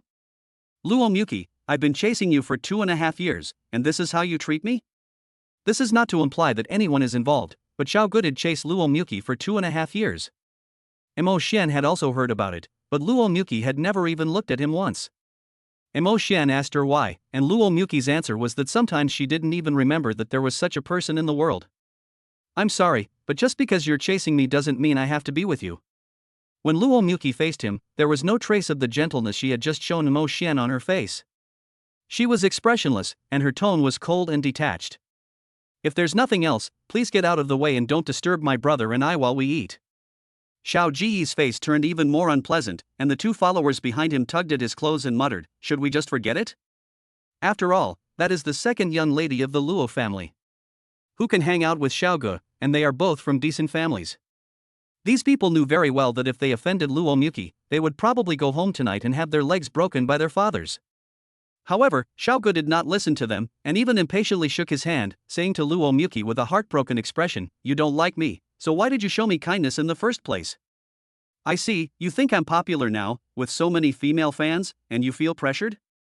This speech made not only Emo Shen and Luo Muki, but also the students nearby who were eating melons, unable to help rolling their eyes. If you were to say this to someone else, it might be fine, but to say it to Luo Muki, the second princess of a top-level chaebol, it's a bit insulting. "Sorry, I'm not stressed." Luo Muki was already getting a little impatient. "Xiao Ershao, if you continue to harass me, don't blame me for not giving the Xiao family face." Xiao Ge was provoked by these words, and reached out to grab Luo Muki's arm, but before he could touch her, Emo Shen pushed him out of the way. He stood up and blocked Luo Muki's path, straightened his glasses, and said, "This student, please behave yourself." Emo Shen is 189 centimeters tall, close to 190 centimeters, while Xiao Ge is only 180 centimeters. Under the pressure of his height, his aura is much lower than that of Emo Shen.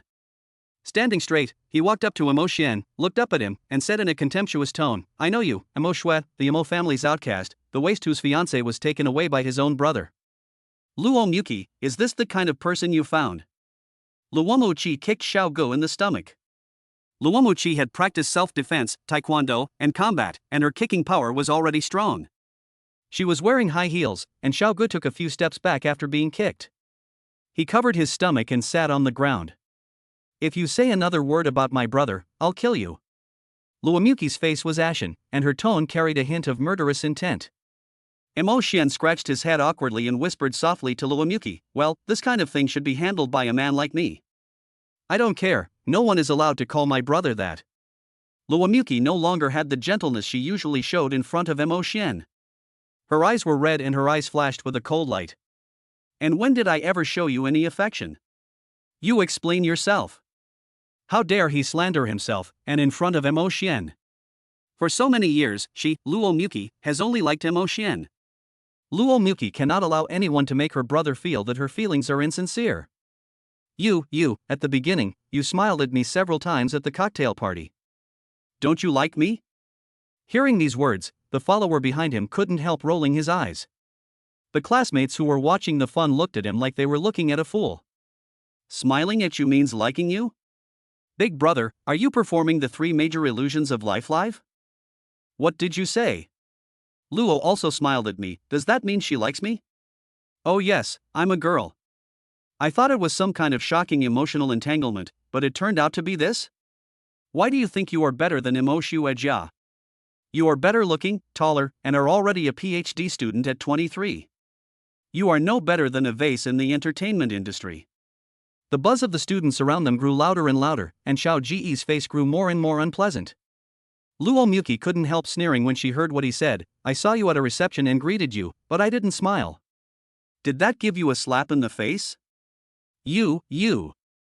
Xiao Ge wanted to argue back, but Luo Muki's kick was really too harsh. Not only did it hurt, but he felt like he was going to throw up if he kept talking.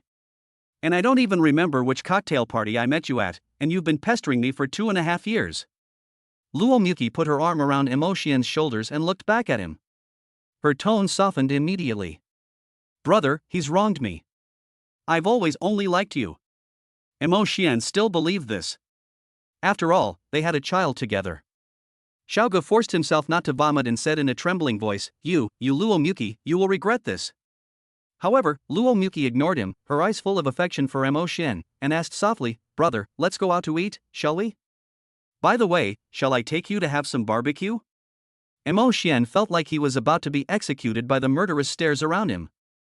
He had been dating the second princess of the Zaifa family, and Luo Muki had kicked Xiao Ge for him, and she was acting like she was in love. This was not showing affection, this was drawing hatred. Emo Shen didn't even bother to reply, and he dragged Luo Muki and hurriedly ran out of the cafeteria. And Xiao Ge couldn't hold back anymore, and he vomited in one go. That day, the second young master of the Shao family vomited at Kyoto University and it became a hot search. However, the fact that he was beaten by Luo Muki, including the argument with Mo Xian, didn't cause any stir on the internet. Chapter 29, Su Yanran's Machinations. In the parking lot, Su Yanran got out of her Porsche. Her purpose in coming to school was to find Mo Xian. Su Yanran really wanted to expose Mo Xian's relationship with Luo Xia and Luo Muki, but she wasn't that stupid. The Luo family could suppress such things if they wanted to, so even if she found out, what would happen? The Luo family would have a way to clear themselves. But if it was discovered that she did it, the Su family would be destroyed by the Luo family that day. She was different from Mo Xian. The Su family had a son and a daughter. However, Su's father also had the intention of letting her take over part of the family business. Mo Xian didn't care about these things in the business world, and she didn't have the heart to inquire. But Su Yanran knew very well that Luo Xia, Luo Muki, and even Luo Tian, who seemed to be a nice guy, the Luo family were all monsters who ate people and didn't spit out their bones. On the other hand, Su Yanran has already begun to have a certain degree of real power in her own company. Luo Xia was right when she said that if she wanted Mo Xian to come back, Su Yanran would have to make a choice. Just as she was thinking about what to say when she saw Mo Xian, Su Yanran looked up and saw, not far away, Mo Xian walking towards the parking lot with Luo Muki. Su Yanran froze for a moment and quickly hid. If Luo Muki was there was nothing she could do. "Brother, after the barbecue, let's go take a break." Luo Muki put her arm around Mo Xian's arm and spoke in a soft tone. "I booked a suite at a hotel." "A suite?" Mo Xian almost choked on his own breath. "Stop it, Muki, didn't you ask me to go out with you this afternoon?" "Right, let's book a suite and play games together?" Luo Muki waved her phone around and winked at Mo Xian. "What do you think, brother?" I thought you wanted to watch a movie." Mo Xian's face immediately turned red. In the past, when he went to school with Luo Muki, the girl would often take advantage of the afternoons when they didn't have classes to drag him to a hotel to play games together, or watch movies and catch up on episodes. However, in the current situation, Mo Xian couldn't help but think irrationally, and forgot that in the past, indeed, the two of them really did go to the hotel to play games purely for fun. Catching Mo Xian's blush, Luo Muki's lips curled up slightly, and she deliberately asked in succession. "Brother, why are you blushing?" "Brother, why are your ears red?"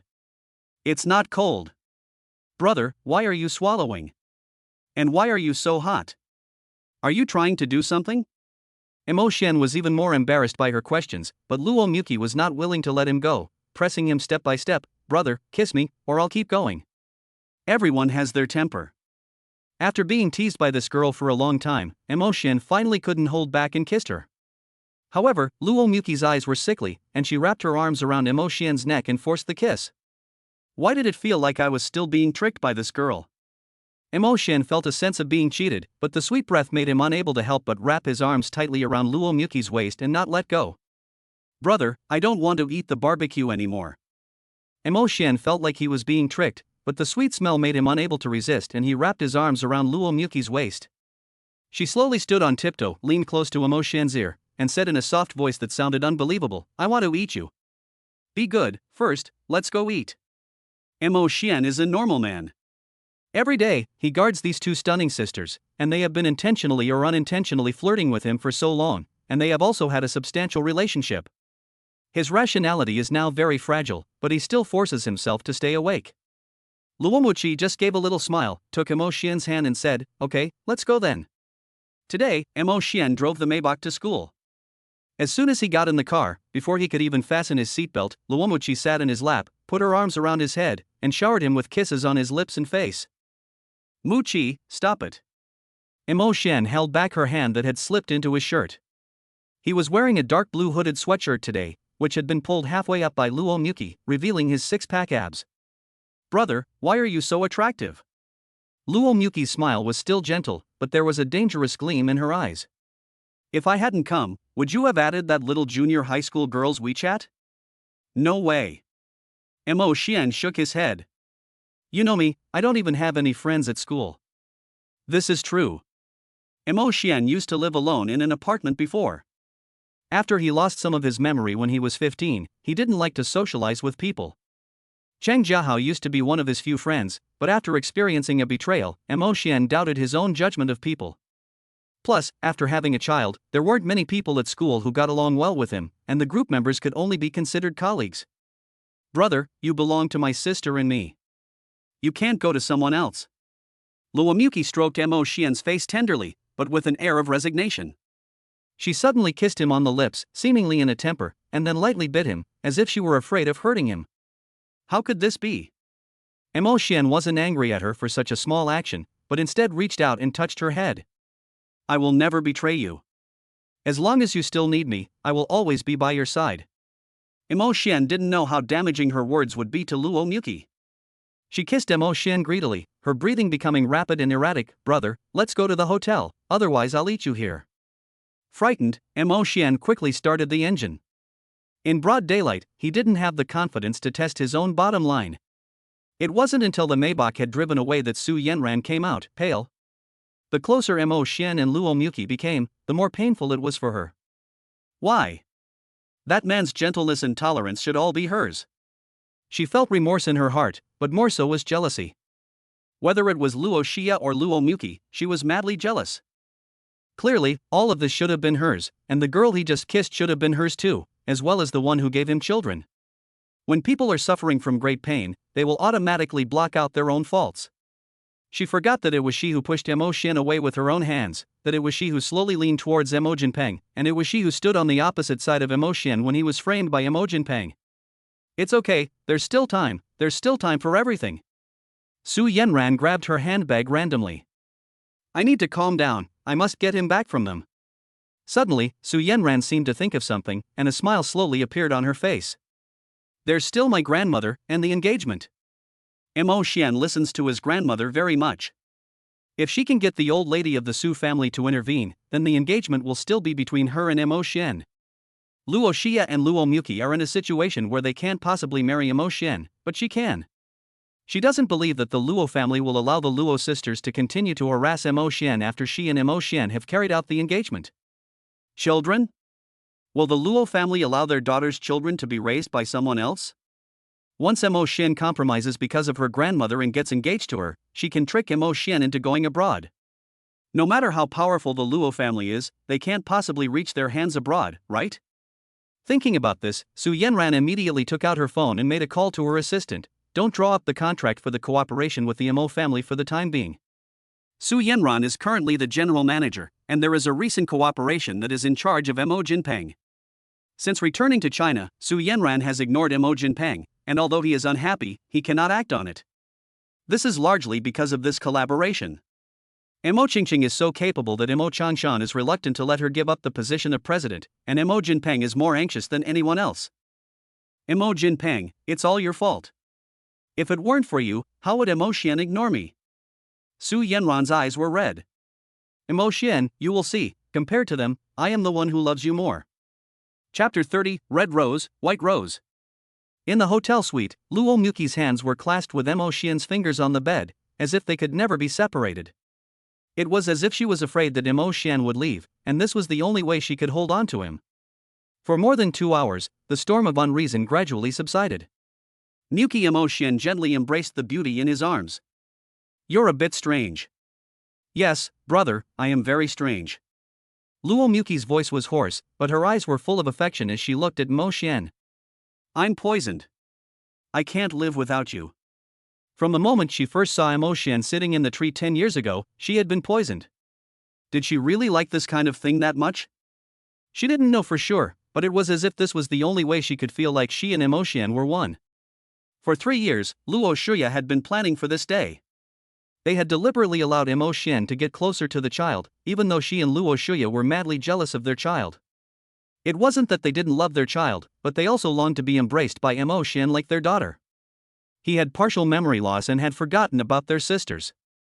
God knows how long they had endured for this day, and God knows how much effort they had put in and how much they had schemed. Brother, don't leave me. Luo Muki cuddled up in Mo Xian's arms, looking both pleading and coquettish. Mo Xian didn't answer, just holding her even tighter. Brother, do you know why I like red roses? Mo Xian froze for a moment, and Luo Muki suddenly looked up at him, because, someone once said, they also want to be the favored one who can do whatever they want without fear. A fragment seemed to flash through Mo Xian's mind, just for a split second. Under a tree, a boy and a girl were wearing headphones. Then this memory seemed to shatter like broken glass, unable to be put back together. He suddenly remembered that his favorite songs were Red Rose and White Rose, but why he liked them, he forgot. Luo Xia liked white roses, and Luo Muki liked red roses. Mo Xian just felt a little headache in his head, as if something was trying to break through the door of his memory, but unable to get out. Brother, don't think about it. Luo Muki suddenly sat up and held his head tightly. I can always let you be the one who is loved, I can always let you hold it in your hands, but it will never fall through. Luo Muki's words were like a soothing elixir. It seemed that recently, as soon as Mo Xian heard her and Luo Xi whispering in his ear, he would become incredibly at ease. The fatigue from indulgence hit, and Mo Xian slowly closed his eyes. He had a dream in which he seemed to have returned to the age of 13. He seemed to see two girls, one big and one small. But he couldn't see their faces clearly, and he just felt inexplicably at ease seeing them. But when he reached out his hand, Luo Xia and Luo Muki embraced him from the left and right, and the emotions in their eyes made him feel a little panicked. A huge cage surrounded the three of them, and he was caught in the middle of them, hugging him tighter and tighter. They didn't do anything, but an inexplicable feeling of suffocation made him feel a little breathless. He tried to break free, but they held him tightly, and no matter how hard he tried, he couldn't escape. Mo Xian sat up abruptly, and cold sweat ran down his body. He subconsciously turned around and looked over, but Luo Muki was no longer there. Muki. He called softly, but the lights suddenly turned on. Mo Xian had just woken up and was a little unable to adapt to the light, so instinctively he covered his eyes with his hands. Sorry, she's not my sister. You must be disappointed, right? Luo Xia's voice was cold, and seemed to carry a hint of jealousy. Xia, what's wrong with you? Mo Xian looked at Luo Xia, who was standing by the bed with a cold expression on her face, in surprise. Well, Luo Xia didn't answer, but slowly took off her black jacket. She was wearing a black shirt and a slim-fitting black wrap skirt underneath, and her long, shapely legs were encased in black stockings.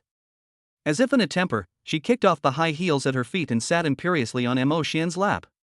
Her eyes were like ice, but also carried a hint of sadness. My sister is going back, someone at home has to take care of the kids. As for you.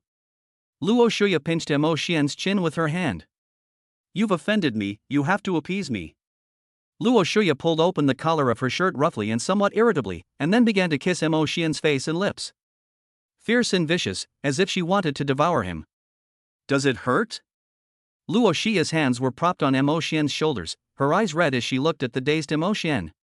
Unlike Luo Muki, Luo Xia was more overbearing and more crazy. I'll make you hurt even more.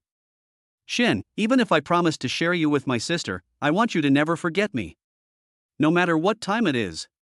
She said, and then kissed Mo Xian's lips fiercely, greedily, and aggressively, taking over everything. Luo Xia seemed even more seriously ill than Luo Muki, that was Mo Xian's thought. In the end, the two of them collapsed on the sofa, and Luo Xia's black, carefully combed pigtails also fell apart. Mo Xian's eyes were unfocused, but there was a touch of madness in them, and he kissed his cheek heavily. Do you feel that I'm being too much? Without Mo Xian. Mo Xian smiled tiredly. It's me who's overdoing it. Yes, it's you. Luo Xia's tone was gentle, and she gently stroked Mo Xian's head. But I don't care. I can do anything for you. When you're at a disadvantage, you have to be calculating, don't you? Lyrics from White Rose. Mo Xian wanted to ask her, but Luo Xia wouldn't give him the chance to speak, covering his mouth and whispering in his ear, Xiao Xian, this is the dream we've given you. Even if it's a nightmare, it's the most beautiful nightmare. You are willing to stay in this dream and never wake up. Don't ask me. The only thing you can do is love us with all your heart. Don't leave me, Xiao Xian, without you I might destroy myself. Mo Xian's mind went blank again. The storm subsided, and Luo Xia hugged Mo Xian tightly, as if she was afraid he would disappear, humming the song White Rose softly. It was clearly a sad love song, but Mo Xian felt incredibly at ease. It was as if the sick love, crazy and incomprehensible. But Mo Xian was happy to accept it. It had nothing to do with money, nothing at all. Luo Xia and Luo Muki were like vines that had sprung up in his heart, slowly wrapping around his entire heart and capturing it. Perhaps Mo Xian himself hadn't noticed, but he seemed to be a little abnormal as well. Chapter 31, Mo Qingqing's Conditions. When Luo Muki arrived at the hotel suite in the morning, she looked at Mo Xian and Luo Shi speechlessly. Mo Xian was still asleep, and Luo Shi had obviously just finished bathing and was drying her hair with the hotel hairdryer. Sister, you are much tougher than I am. Luo Muki sighed and placed the replacement clothes on the table. I'm afraid my brother will be damaged by you. Luo Xia gave her a cold stare, shook her hair, and walked out to change into the clothes that Luo Muki had brought, a capable black suit. Is everything okay at home? How are Wei Er and Shui Er? When you came over in such a threatening manner yesterday, you didn't have this attitude when you told me to go home, did you? Hearing Luo Xia's inquiry, Luo Muki just found it funny. For the first time, her sister was concerned about the children. Luo Xia sat in a chair, not wearing any makeup but still beautiful and charming. Sister, with all the fuss we've made, do you think we'll have a second child? Upon hearing Luo Muki's words, Luo Xia couldn't help but raise an eyebrow. We have to find a way to avoid the risk. Those two little things are enough to contend with. And you're saying that it would have been better if you took your brother back yesterday? Luo Muki said impatiently. Vi and Shui almost made the room collapse from crying, but your brother was asleep. Luo Xia sneered coldly. You didn't show any concern for him when you were tossing and turning him. Sister, aren't you being unreasonable?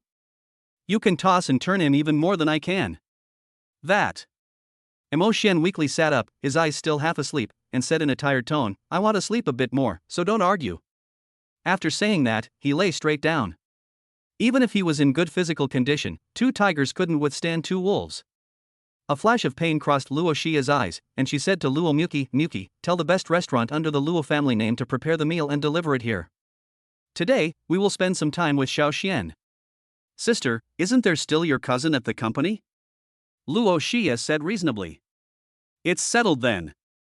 After Xiao Xian finishes eating, let's go to the hot springs.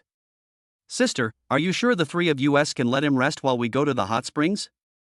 That's right, let Uncle Zhang take the baby there. At this moment, Luo Tian, who was at the company, shook his whole body. After thinking about it, he picked up his phone and called his wife, Honey, bring the baby to the company tonight. Yes, stay late with me. Don't ask, I feel like the king is going to skip another morning meeting today. Mo Xian slept for another hour before getting up. A nice smell of food slowly drifted over. When she saw Mo Xian get up, Luo Muki pounced into his arms and said coquettishly, Brother, you're awake? Go take a shower, I've bought you breakfast. Luo Xia sat by the bed and, seeing that Mo Xian had woken up, reached out and touched his somewhat messy hair, saying tenderly, I'm sorry, little Xian, I booked a hotel with a hot spring, so you can rest well today. My children. Mo Xian thought of the two milk dumplings, and Luo Xia said with a smile, Uncle Zhang will have them come over and join us in the afternoon, so don't worry. Mo Xian let out a sigh of relief. Yesterday, he thought he would be able to go back that night, but I guess his daughters must be very worried. They usually stick to him like glue, and now they haven't gone back for a day and night. He was just about to get up and wash up, but then thought better of it and sat back down. He said awkwardly, Muqi, you give me my clothes. Luo Muqi snorted, reached out and touched Mo Xian's firm chest, and said, Brother, why are you shy at a time like this? Hurry up and go, I've brought you new clothes. No, that's embarrassing for me too. Even though he knew that the situation was already like this between the two of them, Mo Xian still felt a little embarrassed. In the end, Luo Xia handed him his pants, which he put on under the covers, and then ran to the bathroom to take a shower. The suite had a bedroom and a living room. After taking a shower and getting dressed, he came out to find that the food was already on the coffee table. However, Mo Xian was lost in thought when he saw the food in front of him. Brother, what's wrong? Luo Muqi looked at Mo Xian staring at the food in a daze and thought it wasn't sumptuous enough. Did he think there was too little food? That wasn't it. The problem was that Mo Xian was pointing at the familiar kidney-strengthening set meal. Why do I feel like I've eaten this before? This is for your own good. You need to replenish your energy, no matter how strong you are. Luo Xia carefully picked a piece of oyster meat and placed it in Mo Xian's rice box. Be good, eat more. Mo Xian had no choice but to eat miserably. At that moment, his phone suddenly rang. Luo Xia directly and domineeringly grabbed it, and when she saw the note Mo Qingqing, her brows furrowed. This is about the acquisition of my shares, isn't it? Mo Xian sneered. I'll answer it, Xia. It's better to get this over with quickly. Luo Xia nodded and told Mo Xian to put him on speakerphone, which he obediently did. After the call was connected, Mo Qingqing's voice rang out with a hint of relief. When will you meet with me? I've got the money ready. Tell me when. Not today. Mo Xian put down his chopsticks, picked up the mineral water on the side, unscrewed the cap and took a sip. I thought you wanted to wait. 600 million is no small sum for you, right? That's not your concern. But I have one more condition. Don't worry, our deal is a deal. This condition is just to facilitate better cooperation in the future. Mo Xian's brows furrowed slightly. What could he possibly have that Mo Qingqing would want to negotiate? I want to meet the man you're seeing. Without hearing Mo Xian's voice, Mo Qingqing said to herself.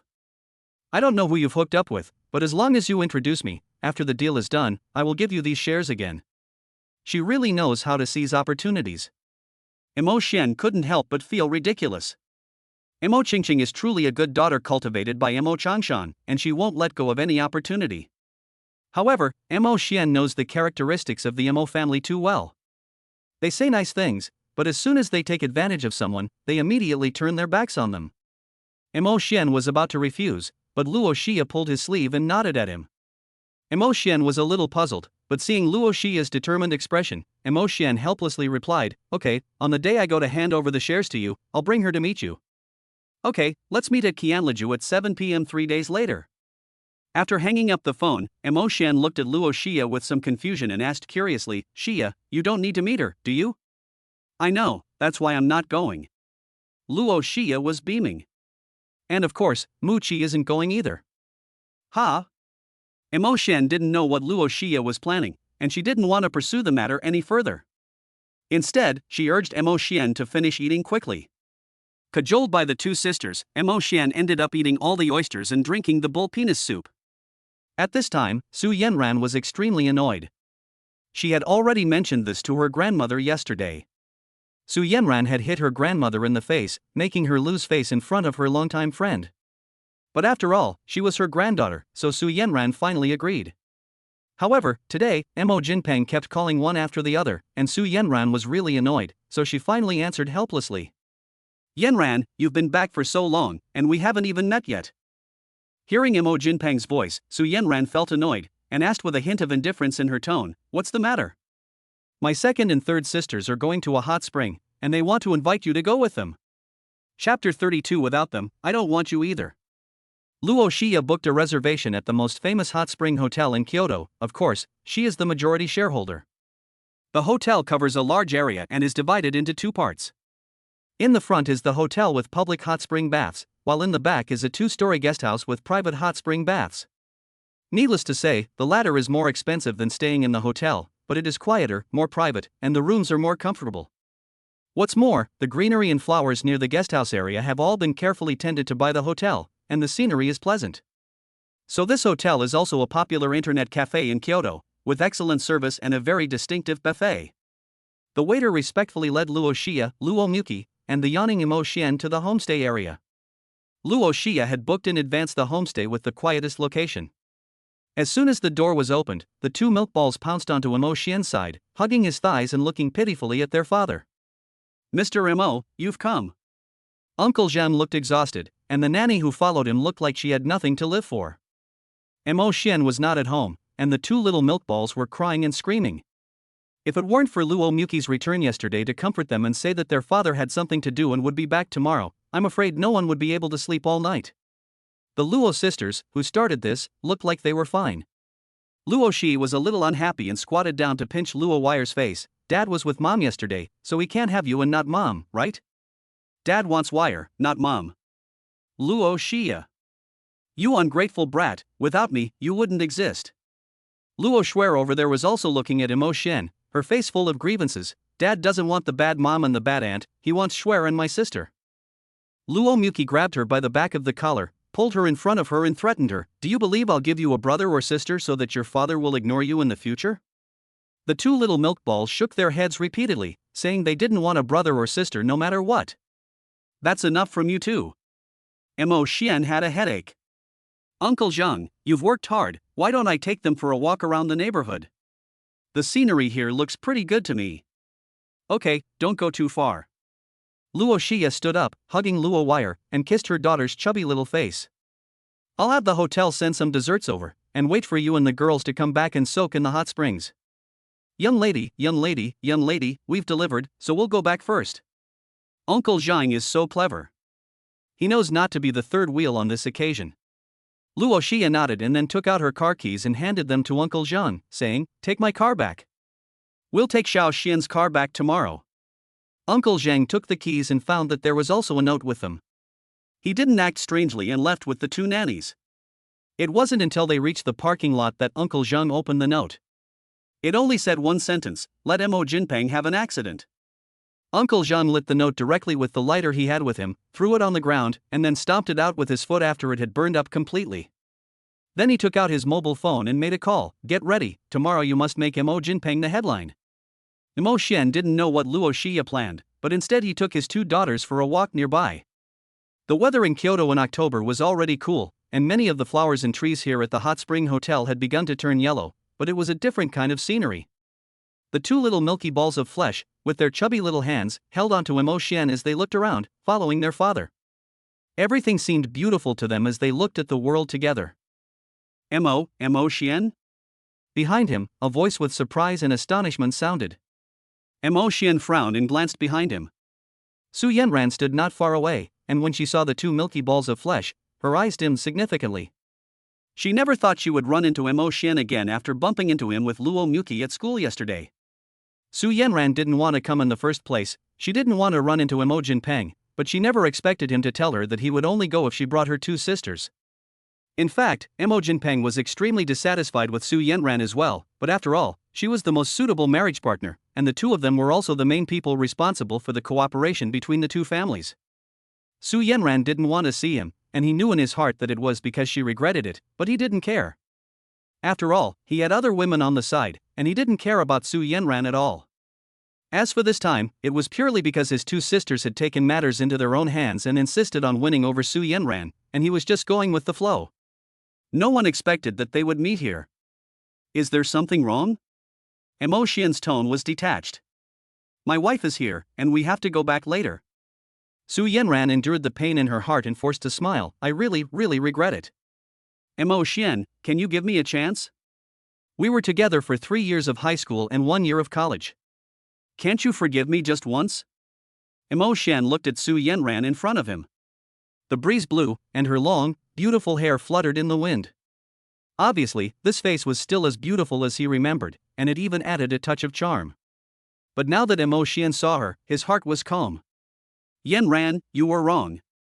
I forgave you, not just once, but many times. From the moment you accepted Mo Jinpeng's gift for the first time, I knew you were swaying. It was a bracelet, a limited edition. If I remember correctly, you never wore the one I gave you from that day on, did you? Mo Xian pointed to Su Yanran's left hand. It was her 17th birthday, and Mo Xian had saved up for a long time to buy her a gift. I understand you. After all, I, the young master of the Mo family, am not as wealthy as Mo Jinpeng. I mentioned it once, and you thought I was sensitive and scolded me, but I never thought that a guy would want to see his girlfriend accept the advances of someone else. After the college entrance exam was over, I wanted to celebrate with you, but you said that your family wanted to arrange a banquet for you to celebrate your admission to college, so you didn't go. In fact, that day you were having dinner with Mo Jinpeng, and he had set his friends list to only be visible to me. Mo Xian paused for a moment, looked at Su Yanran, whose face had turned a little pale, and then asked, "Do I need to say anything else? You have done this kind of thing a lot. I don't think it's very interesting. It's been so long, and you're still going over your ex-girlfriend's old accounts. This doesn't suit my personality."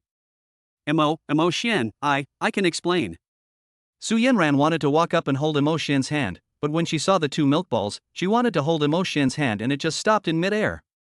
It doesn't matter anymore. It's in the past. Mo Xian sighed. I told you last time that we should all move on. You can see the situation I'm in now. It's not fair to their mother to have someone's heart split in two. Not to mention that I have a daughter now. Do you think I could possibly accommodate another first love who betrays me? Su Yanran's body couldn't help but sway. She gently held onto a sycamore tree nearby, her eyes full of bitterness. Emotion, I said, I can treat them like my own daughters. And even if you leave them, the Luo family can give them the best. You like children, and I can give you children. Su Yenran seemed to have thought of something, and then said in a panic, that day, it was my fault for going to the hotel, but Mo Jinpeng and I didn't do anything. Huh, Su Yenran, do you really want me to say something difficult? Mo Xian sneered. I know exactly what kind of person Mo Jinpeng is. Even if you didn't know at the time, you should know by now. Do you believe that he didn't touch you even though you spent the night in a hotel room with him? Mo Xian shook his head and continued, I told you that I have forgiven you many times. In fact, after that, you should have noticed that I was keeping my distance from you. I tried to break up with you several times, but you broke up with me. I needed to go to Grandma Sue's because after all, it was an engagement between the two elderly couples. After all, I did show my true feelings. I told my grandmother to find time to mention this to Grandma Sue. If you still have any memory of that time, you should remember that I did not contact you again. After that, I broke off all contact with my family. You yourself proposed to break up and strongly requested that the marriage contract be replaced with Mo Jinpeng, and you even announced it to the world with him. Am I right? Su Yenran, I am still willing to talk to you calmly. Firstly, you saved me when I was 15, and secondly, you and I have known each other for so long. Now you have got what you want, you married into the Mo family, and I have my own life, so there is no need to continue this argument, is there? Su Yenran looked at Mo Xian dejectedly. She was a little unwilling to find something in Mo Xian's eyes.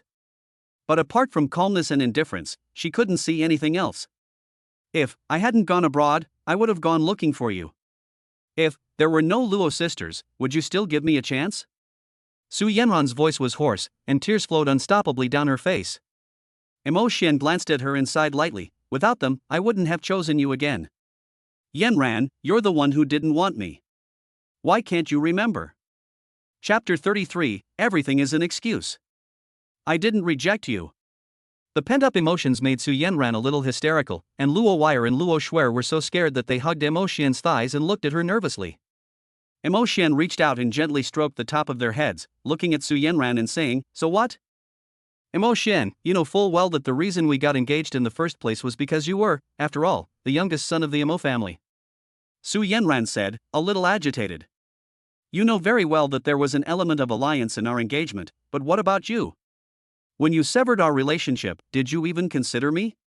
How could I possibly consider you? Mo Xian couldn't help but sneer. Su Yenran, Rome wasn't built in a day, and neither is a person's heart. You want to drag up the past? Fine, I'll name a few more things. On my birthday, you gave the present to Mo Jinpeng, because he said I stole money from home, and you believed him and wanted to teach me a lesson.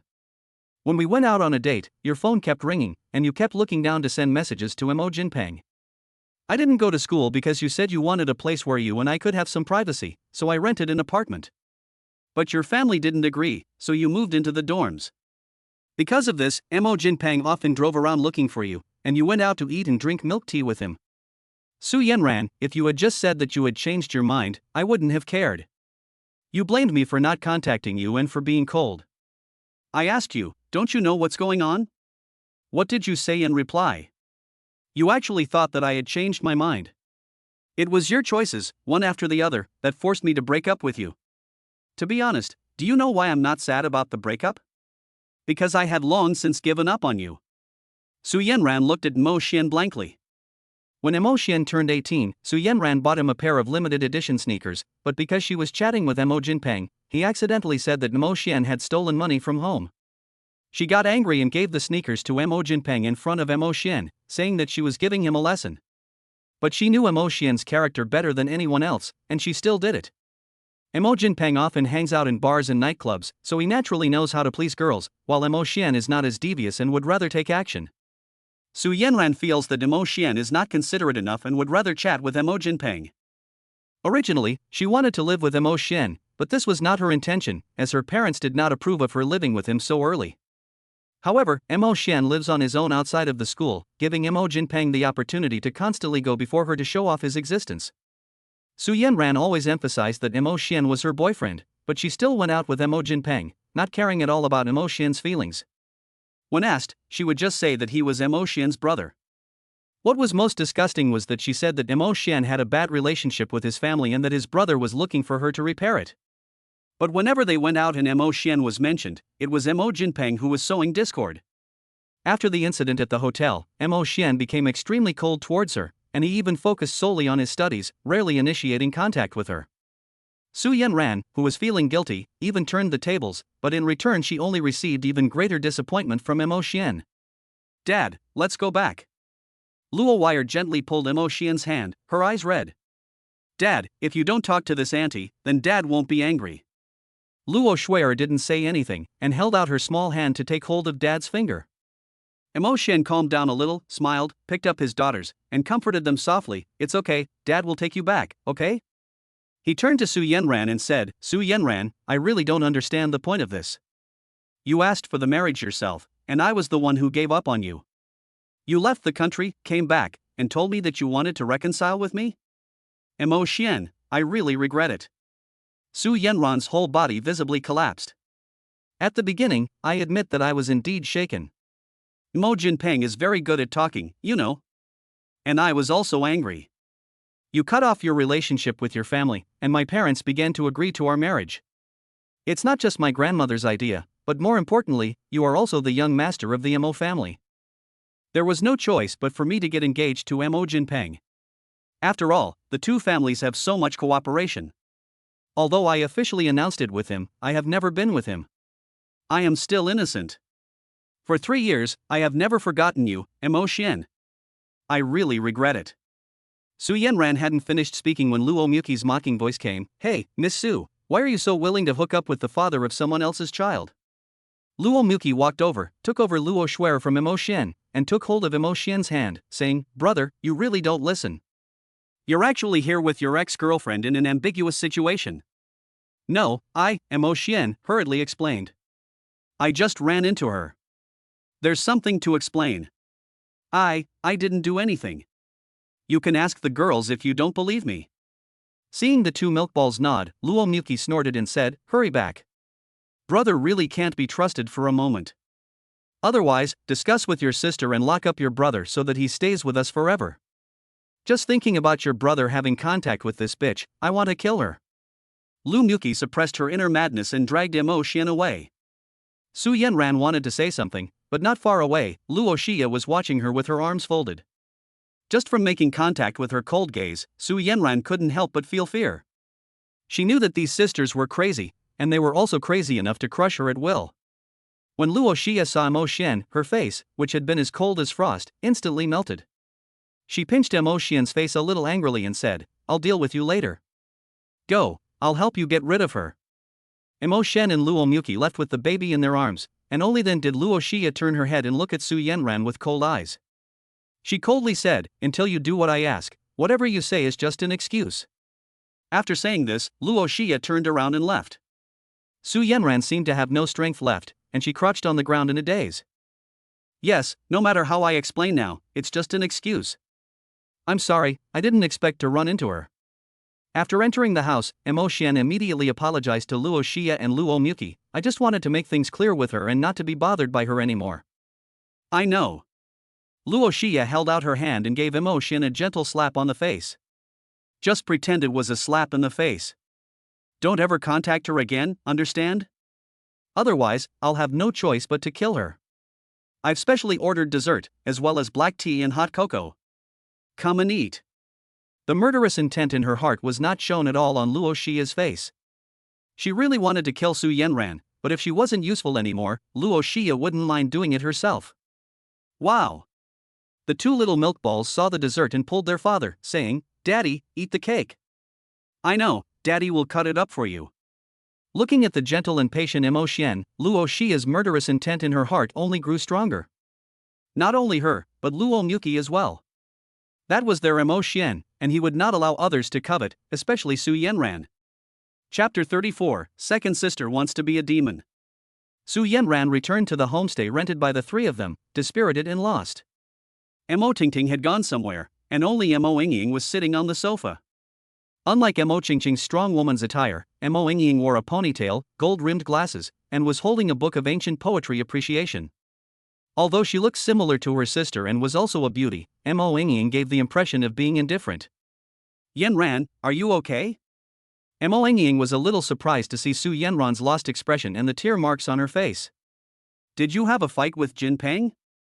Su Yenran looked at Mo Ying with hollow eyes and a hoarse voice. Ying, I ran into Mo Xian. Upon hearing Mo Xian, Mo Ying's expression darkened, and her tone carried a hint of disdain. He actually has the money to come here?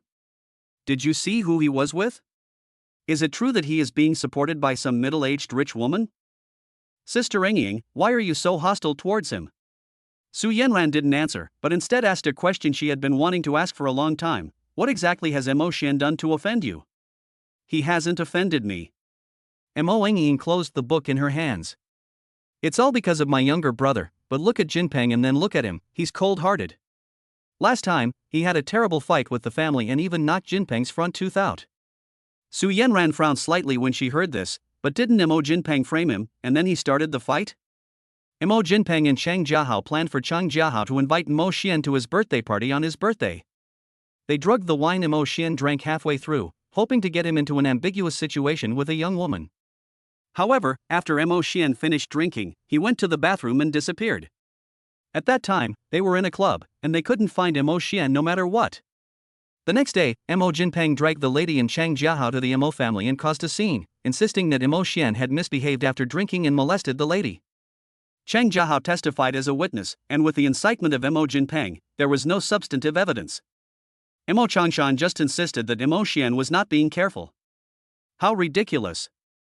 The eldest son has a mountain of bad debts, but he doesn't care about them, and he even took the initiative to help him suppress them. But when it comes to the rumors about the younger son, he just lashes out. No one expected that Mo Xian would fight back, and he even called the police. In the end, it was found that Mo Xian was picked up by a ride-hailing car. Mo Xian demanded to sue Mo Jinpeng for deliberately framing him, and as a result, Mo Xian and the Mo family completely broke up. He's tearing up the family and even resorted to violence. Mo Ying couldn't help grinding her teeth when she thought about it. I've watched Jinpeng grow up, and I blame Mo Xian for befriending that Chang Jiahao, which got Jinpeng involved. Su Yenran looked at Mo Ying blankly.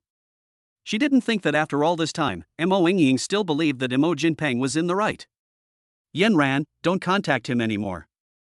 Mo Xian has always been like that, spoiled by his grandmother. Mo Ying couldn't help but sigh. Ever since he came home, there have been problems in the family. He bullied Jinpeng a lot, relying on the fact that he had practiced martial arts since childhood and was physically strong. Look at him, does he even look like a younger brother? Ying, how exactly did he bully Mo Jinpeng in the beginning? Su Yenran's voice carried a hint of indifference. I have known him for so long, and Mo Xian is not the type to bully people. Jinpeng said that while we were away, he took advantage of being taller and stronger than Jinpeng to threaten him and even rob him of his money. Mo Ying spoke with righteous indignation, and Su Yenran couldn't help sneering when she heard it. Did you see it? Do I need to see it? My words were on the tip of my tongue when Mo Ying couldn't say anything. Yes, she had never seen Mo Xian bully Mo Jinpeng with her own eyes, or rather, no one seemed to have seen Mo Xian bully Mo Jinpeng with their own eyes. They had all heard about it from Mo Jinpeng. I don't have anything else to say. Su Yenran stood up and picked up her handbag. Sister Ying, I have some work to do at the company, so I'll be going back first. Without waiting for Mo Ying to stop her, Su Yenran slammed the door behind her. Mo Ying looked at the door blankly. She didn't understand why Su Yenran had just stormed out after mentioning Mo Xian a few times. Didn't she also believe that Mo Xian had been drunk and out of control, and had even changed the marriage contract and announced it with Mo Jinpeng? Sitting in her car, Su Yenran did not start the engine immediately, but sat there in a daze. Mo Ying was convinced that Mo Xian had a bad temper and was not as good as Mo Jinpeng. What was the difference between his face and her past? Thinking about the way Mo Xian hurriedly tried to distance himself when Luo Xie and Luo Muqi appeared today, Su Yenran felt as if her heart had been pricked by a needle. In the past, everyone in the Mo family, except for Grandma, had almost always treated Mo Xian in this way. He had obviously been admitted to Kyoto University, but the Mo family had not held a decent graduation banquet. She suddenly remembered when she had given Mo Jinpeng her sneakers, and how was that different from what Mo Ying had just done? It was understandable that the Mo family had grown distant from Mo Xian, but she had known Mo Xian since she was a child, so how could he have done such a thing? Su Yenran leaned over the steering wheel and couldn't help but cry in pain. The more Mo Ying thought about it, the more she felt that something was wrong. The sisters knew all about the past affairs of Mo Xian and Su Yenran. Although Mo Qingqing had not been directly involved, she had also contributed to the situation in some way. As for Mo Ying and Mo Tingting, they were simply trying to help Mo Jinpeng in every way they could. Mo Jinpeng was the younger brother in their hearts, and since he had not been at home since they were young, Mo Xian, who was distant from them, was naturally dispensable. She took out her phone and called Mo Tingting, but she couldn't get through. Mo Tingting came here to discuss cooperation with a few artists in the entertainment industry. This third sister is totally unreliable. Mo Ying hung up the phone a little irritably. Mo Xian actually came here, huh? It seems that she really is being supported by a rich woman? There was another reason why Mo Tingting hated Mo Xian. Before Mo Xian, she had the best grades in the Mo family. Although she didn't go to Kyoto University, she went to a prestigious school, and she majored in 2 subjects in college. A top student in the finance department, she also minored in literature, and was directly in the upper circles, establishing a wave of talented women. Even though her abilities were not as good as her eldest sisters, she had always been very arrogant, believing that in terms of talent she was even much better than her eldest sister. Until the appearance of her younger brother Mo Xian, who had been sent to Kyoto University, she was the person in the Mo family who paid the most attention to Mo Xian's studies. Even the whole Mo family did not know that Mo Xian had enrolled in a doctorate at the age of 23, and she had already found out. Mo Ying was not jealous because Mo Xian was better than her. In fact, she admired Mo Xian's talent. What made her hate Mo Xian was that once Mo Jinping played a trick, she unthinkingly defended Mo Jinping and accused Mo Xian. Mo Xian mocked her extremely viciously. Mo Ying, are your eyes bad and your brain not good? Don't hug the ancient poetry and feel sorry for yourself. You think you're Lin Dayu, but at best you're just a snobbish old woman in the Grand View Garden. For Mo Ying, who always prided herself on her outstanding talent, these words were even harder to take than a slap in the face. But she forgot how many times she had insulted Mo Xian. Apart from being good at your studies, you're good for nothing else. Don't think I'm being too harsh. You need to know your place. Just because we're related doesn't mean we have to approve of you. Since Mo Xian came back, she has never once shown kindness, but instead has mocked and ridiculed him again and again. And Mo Xian only said one thing to her, and she's held a grudge ever since. Su Yenran has only been shaken. Mo Ying didn't admit it, but she knew in her heart just how good her youngest brother was born. Mo Jinpeng not only wasn't as tall as him, but his appearance was also inferior to Mo Xian's. No, I have to find him and teach him a lesson. Mo Ying picked up her phone. I can't let him ruin Jinpeng and Yenran's marriage. This Mo Xian, coming here at this time to compete with his brother for a woman, does he have any idea? When she thought about this, Mo Ying couldn't help but flinch for a moment, and then she pushed the door open and went out. It was only at that moment that she remembered that Su Yenran was the one who their whole family had snatched away from Mo Xian. Chapter 35. It's the feeling of a heartbeat. The world is big, so big that some people may never meet in their lifetime. The world is also very small, so small that sometimes when you go out, you may run into the last person you want to see.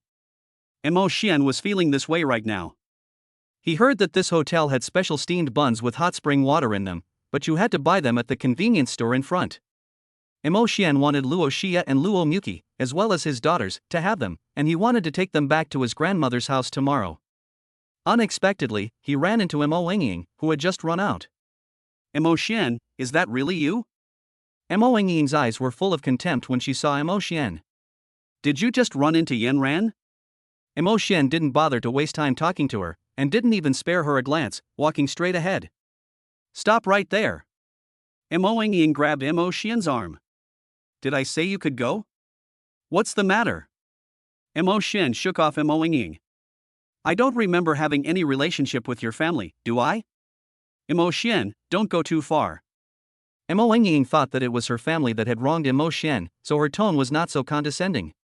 Yenran and Jinpeng are going to get engaged soon, and you're just wallowing in self-deprecation, letting an older woman support you, and deliberately provoking Yenran. What for? I provoke her? Mo Xian laughed silently. In the end, did I provoke her, or did she cling to me like a dog's patch? Ha, you made such a scene in the beginning, and Yenran has long since given up on you. Mo Ying was full of confidence. Yen Rant's state of mind becomes unstable whenever she encounters you. She's already left, and I was thinking of taking her out to the hot springs, but you ruined it. You're crazy. Mo Xian cursed, then lifted his leg and walked away.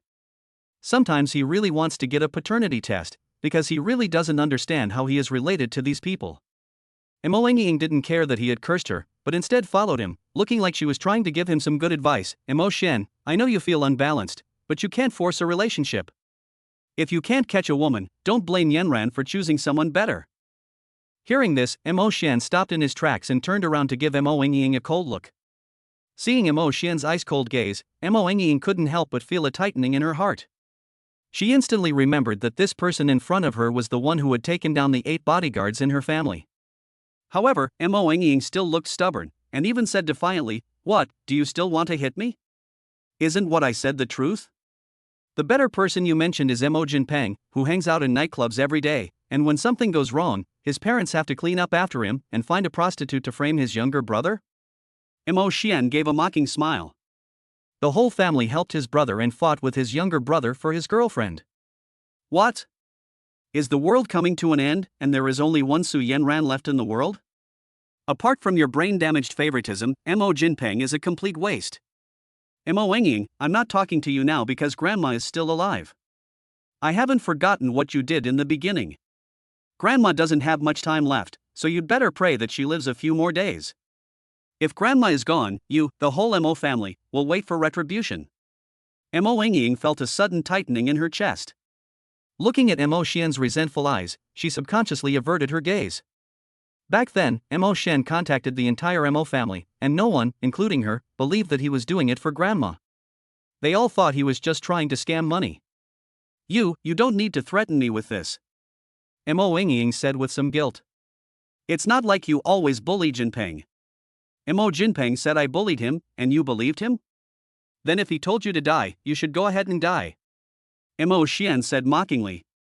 Besides, even if I did bully him, is that related to the fact that you guys wouldn't pay Grandma's medical bills? Mo Ying, not only has the dog eaten your brain, but you've also fed your conscience to the dog as well? Apart from me, you were the one Grandma tutored the most, right? When you were in high school, Grandma, who was in her 70s at the time, had to travel to the apartment near your school on weekends to tutor you. She got sick, but you didn't pay a penny, and you even said something like, "Oh yeah, that I fell out with my family because of her."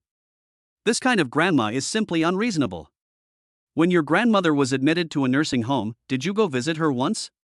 When she was in the 6th grade, her grandmother was in her senior year of high school. She didn't like the place where her grandmother lived, so she asked her grandmother, who had a bad limp, to go to her and help her with her homework. When her grandmother was hospitalized and urgently needed medical expenses, the first person she contacted was her, and in return she received her merciless ridicule. Mo Ying's face turned red and white at Mo Xian's words, her lips moved, but she couldn't say a word. Mo Xian ignored her and left on his own. Mo Ying didn't try to stop him again. No matter how dissatisfied she felt, in the end she could only bite her lip and turn around to go find Mo Tingting. Mo Xian bought steamed buns from a hot spring and, after thinking about it, bought some snacks, drinks, and other things. Carrying a large plastic bag, Mo Xian was drinking some homemade plum juice from the convenience store as he prepared to go home. A man and a woman were walking in his direction, the woman walking in front of him and the man chasing after her. "You know, listen to me." The man looked panicked and his clothes were a little disheveled. I just lost my head for a moment, don't be angry. The woman named Yuno had long hair, and she looked to be about 175 centimeters tall. She was wearing a pair of 7 centimeters high heels, which made her look even taller. She had the body of a model, a bright and attractive face, and a pair of bright eyes. "I have nothing to say to you." She gave the man behind her a faint look. "Shueming, this is a business alliance, and your family went to a lot of trouble to get it. I, Cheng Yuno, am not marrying off, and this alliance is not with you. I will explain to my family and call off the marriage." Mo Xian quietly stepped aside, carrying his bag and drinking plum juice, before watching the commotion. Not just him, either. Although it wasn't peak season, the restaurant was still quite busy. Groups of passers-by kept their distance, stopping to watch the commotion. "Inua, I really didn't mean it." Shueming noticed the onlookers and hurriedly straightened his suit. "Let's talk somewhere else, there are too many people here, it's really not suitable." "What's not suitable?" When you have no shame, you don't feel it's unsuitable anymore. Chang Yuno sneered. I have nothing more to say to you. Even if we don't have feelings for each other, I don't think I've treated you badly. You even had to steal a room to fool around with that little celebrity when you came out with me. Do you have any shame? Chang Yuno's voice was loud, and it was clear that she was furious. Mo Xian always felt that the name was familiar, but he couldn't think of where he had heard it for a while. He couldn't think of who Chang Yuno was. Xue Ming's face turned ugly. After all, there were so many people around. He was the son of a wealthy family, and his fiancée had caught him cheating, and he was still bragging about it. Someone next to him had already started filming. Chang Yuno, what you're doing is embarrassing both our families. Xue Ming spoke in a low voice. If you're unhappy, don't make such a scene in public. When you couldn't control yourself, how did you not think that this day would come? Chang Yuno pushed him away. You're the son of the prestigious Xue family of Kyoto, and you don't care about losing face, so what do I care?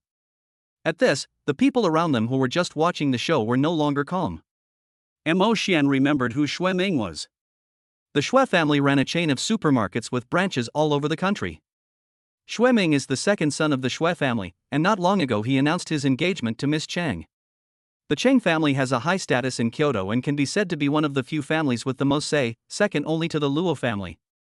My goodness, this Miss Chang is really ruthless. She has not spared the face of the second son of the Xue family at all. Alas, it is not uncommon for the wealthy to marry for political reasons, but it is not nice to have your fiancé caught red-handed. The key is that he brought his fiancée here while he was cheating on her with his mistress, so it is Miss Chung who was most embarrassed, right? Xue Ming naturally heard the surrounding discussions. He grabbed Chang Yuno's right hand and said firmly, I already told you that this is not the place to talk. Can't you consider my face? Hurry up and go with me, don't be so embarrassing. Chang Yuno fiercely shook off his hand, and the Chanel bag she was holding in her left hand slammed into his face. This time, Xue Ming was completely annoyed, and he slapped Chang Yuno in the face. You bitch, have the Chang family's teachings gone down the drain? Xue Ming raised his hand, thinking about hitting again, but his wrist was firmly grabbed. Are you sure you want to continue, Mr. Xue? Mo Xian said coldly, gripping his wrist. You are both respectable people, why are you behaving so disgracefully? Aren't you afraid of bringing shame to your families? Chang Yuno was about to explode after being slapped, but when she saw Mo Xian, she couldn't help but freeze. The boy in front of her, carrying a plastic bag, was tall, but had an extremely good-looking face. He wore black-rimmed glasses, and was refined and gentle, but also gave off a feeling of strength. His eyes were like the bottom of a clear lake, deep and calm. Chang Yinhua felt as if her heart had been struck, her heartbeat inexplicably quickening. Her face, which had been in pain, inexplicably began to burn. Oh my, what's wrong with me? Is this the feeling of being moved? Unlucky egg number 2 goes online. Chapter 36, Children Shouldn't Go to Hot Springs. Xue Ming looked around, took out his hand, gave Chang Yuno a fierce glare, and turned around and left. Chang Yuno looked at Mo Xian and didn't care at all that Xue Ming had already left. The people around them saw that Xue Ming had left and didn't think there was anything interesting to see, so they naturally slowly dispersed. As for Mo Xian, he simply couldn't stand to see it, so he did it as a favor. He nodded at Chang Yuno, picked up his bag, and turned around and left as well. Chang Yuno suddenly woke up from her dream and hurriedly chased after him, saying anxiously, Thank you. What? It's nothing. Mo Xian waved his hand. Miss Chang, I still have things to do, so I'll take my leave. Wait, what's your name? Chang Yuno hurriedly said. I really want to thank you for today. Can I treat you to dinner sometime? Well, thank you for your kindness, but it's not very convenient for me. If Luo Shoya and Luo Muki find out, what will happen? Then, can we add each other on WeChat? Chang Yinhua was still not giving up. I can help you in the future if you need anything. Mo Xian felt that if he didn't give her contact information, she might not let him go, so there was no way to take out his phone and exchange contact information with her. Your name is Mo Xian, the Mo Xian from Kyoto University? Hearing Chang Yuno's words, Mo Xian was a little surprised. He didn't think he was that famous. Chang Yuno also didn't expect that the person the Chang family couldn't recruit would appear here by such a coincidence and even stop Xue Ming. Having participated in the programming of the Rongxing robotic arm, Mo Xian naturally attracted the attention of headhunters from various companies, including the Chang family. Chang Yuno is in charge of personnel at the Chang family. At the age of 23, she is a doctoral student and joined the research and development team to participate in the Rongqing project. Naturally, Chang Yuno would not let go of such a good seed. However, Kyoto University has rejected all offers, including the Chang family. Rongqing has also said hello, and Mo Xian has basically been internally booked by Rongqing. Many projects of the Chang family rely on cooperation with Rongqing, so naturally they no longer have any interest in Mo Xian. No one else knows, but the Chang family knows that Rongqing is backed by Luo Tian. If Rongqing has its eye on someone, there is no need for them to compete. If Miss Chang is free, then I will leave first. Mo Xian nodded slightly and then left. Chang Yuno was very uneasy, staring blankly at Mo Xian's back. If there is a chance, let's get in touch again. Chang Yuno rubbed her face, which had been beaten by Shui Ming. She seemed to have thought of something and quickly took out her phone to make a call. Hey, send me the details of Mo Xian right away. Yes, it's the Mo Xian that Rongqing is interested in. Find out his details somehow. Back in her courtyard, Luo Xia was bowing her head, holding her phone and replying to messages one after the other. Luo Muki was more carefree, sitting on the carpet and playing with her two children. Daddy! The two little milkballs saw Mo Xian and directly left Luo Muki to run over and hug Mo Xian's legs. These two ungrateful brats. Luo Muki laughed out of anger. Where were they just now when they were pestering me? Mommy auntie. Luo Wire and Luo Shuer hurriedly came back again, took Luo Muki's hand and shook it. Luo Muki pinched the cute little faces of the two girls one after the other, got up and went over to help Mo Xian take the plastic bag in his hands, and took the opportunity when Mo Xian wasn't looking to give him a little kiss on the cheek. Shoo! Lu Muki made a finger-shaped shushing gesture, which Luo Xia, who was busy dealing with company matters over there, did not see. Mo Xian's face turned red in an instant. Obviously, this kind of thing was trivial compared to what they had done, but a small gesture still made Mo Xian's heart flutter. Back already? Luo Xia seemed to have finished her work and looked up, smiling tenderly at Mo Xian.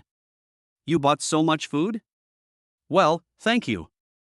Mo Xian smiled gently.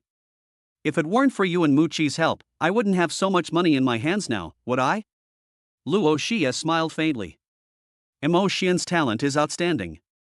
His program Luo's has already been promoted, and at the end of the year, Luo's conservative estimate is also hundreds of millions of revenue. However, in Luo Xia's heart, she regretted letting Luo Tianji inform Rongqing to accept Mo Xian. She doesn't need Mo Xian to go out and make money. His talent, even Luo Xia feels that as long as they see it, it's enough. They were originally going to go to the hot springs in the afternoon, but Luo Xia and Luo Muki said they would wait until the evening. Mo Xian didn't care either, so he took the two children to play in the hot spring pool in the backyard. The two children were also very obedient, taking off their shoes and socks and sticking their cute little feet in to soak in the warm spring water. Luo Xia and Luo Muki just sat on a rattan chair on the side, watching the three of them. The sun shone in the courtyard, the breeze caressed their faces, and the warm water vapor hit them from time to time. It was already October, which was getting a little cold, but the five of them didn't feel it at all. The courtyard seemed to have become warmer. When it was time for dinner, Luo Xia made a phone call, and a sumptuous dinner was prepared and delivered to the hotel.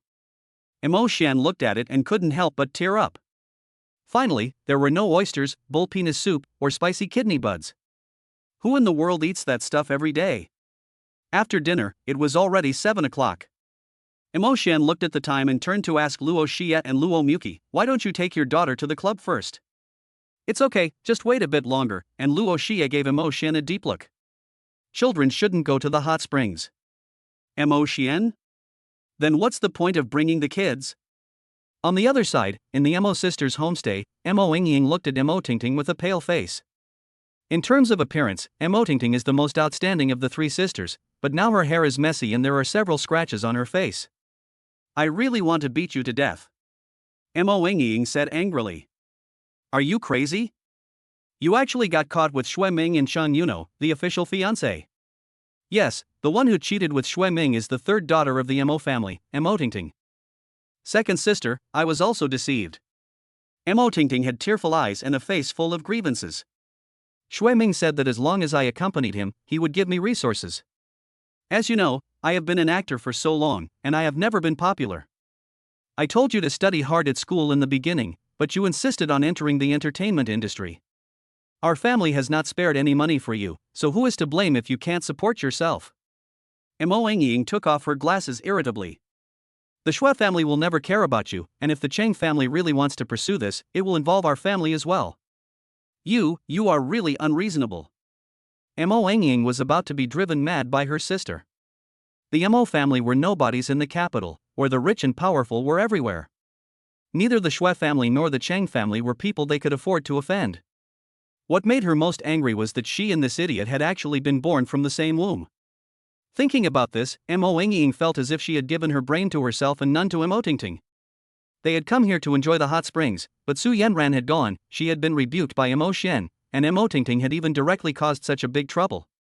Once exposed, not only will her career be ruined, but the Mo and Qin families will also suffer. Just as she was getting annoyed, Mo Ying's phone suddenly rang. It was Qin and I calling. Mo Ying hesitated for a moment, but then answered the phone. Mom, is something wrong? Where are you? Come home immediately. Qin and I said anxiously. Jinpeng, something terrible has happened to Jinpeng. Chapter 37, Night. Uncle Zhang is really getting on in years and doesn't know much about the internet. He just wants to do what the young lady asks him to do, and he really didn't expect that online opinion would ferment so quickly. Mo Jinpeng goes to nightclubs and bars all night, so it's hard to guarantee that nothing ridiculous will happen. The Luo family has been keeping an eye on him, and they have quite a bit of information on Mo Jinpeng. This time, he was exposed for checking into a hotel room with a married third-tier female artist. This female artist is already 30 years old and has a child. Although she is not famous, she is still familiar. Then, the news of the marriage between the Mo and Su families broke out together, and the Luo family was ruthless enough to even expose a lot of photos of Mo Jinping being intimate with different women in nightclubs. Cheating, having an affair, and even involving the entertainment industry, this is almost like a full buff. When Mo Ying and Mo Tingting hurried home, Mo Jinping was on his knees, looking dejected. Mo Qingqing sat on the sofa with a cold expression, not saying a word. Mo Changshan's eyes were red, his shirt 2 or 3 buttons undone, and he was holding a cane in his hand. Qin and I just sat there crying, and Grandpa Mo never showed up at all. I should have sent you away in the first place. Mo Changshan roared.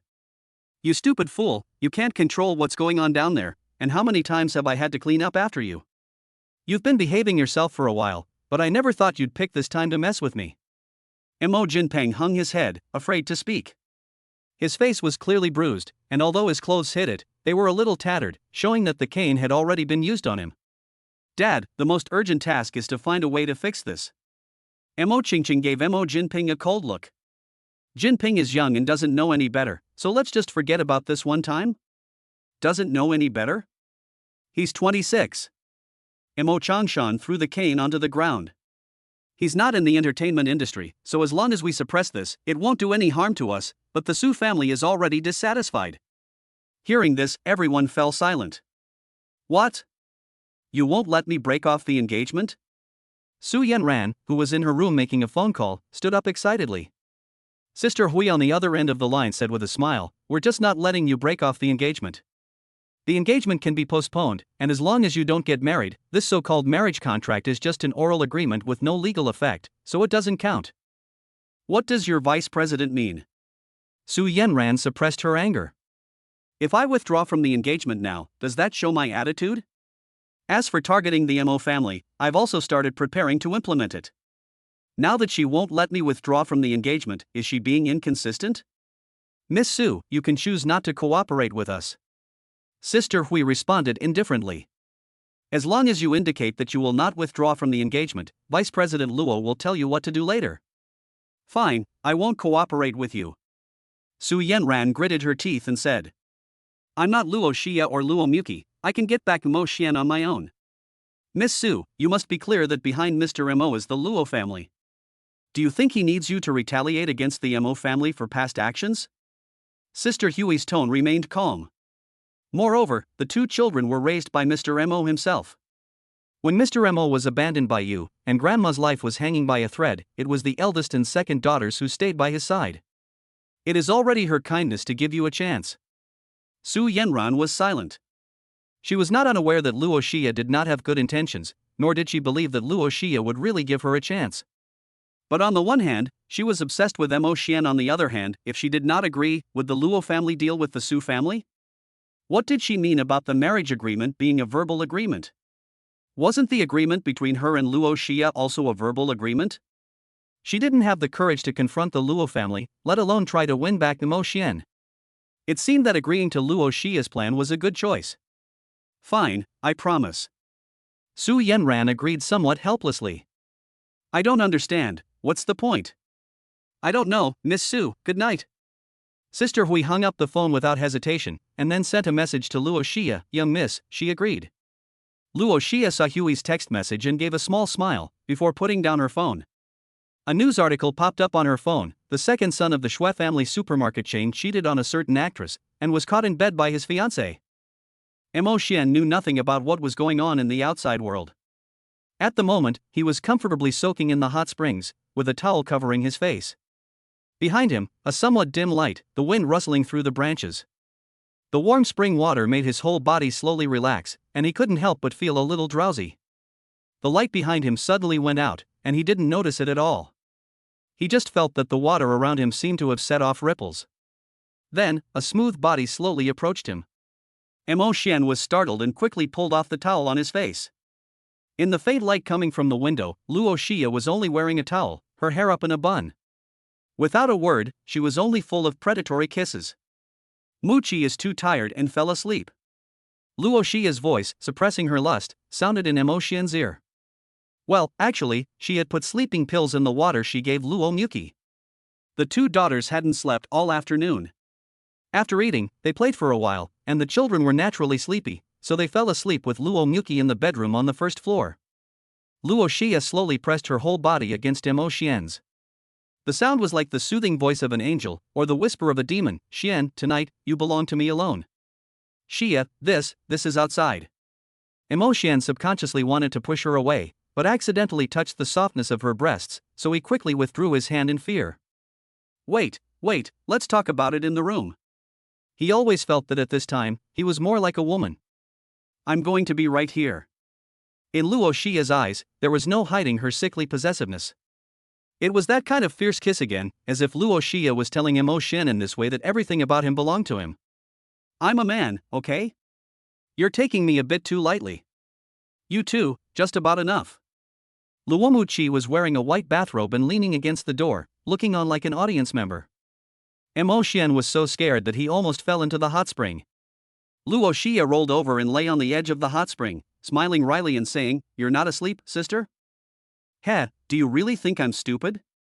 Luo Muqi snorted in disdain, knowing that her sister was up to no good. She handed her the water, but didn't dare to drink a drop. Pretending to be asleep, she wanted to see what her sister was doing. Sure enough, what about taking Mo Xian to rest? What's more, that was also her Mo Xian, and her sister was despicable. Okay, let's soak together, then? Luo Xia took the towel she had just ripped off and wrapped it around her body, reaching out to hold Mo Xian, who wanted to get in. Don't run, Xiao Xian.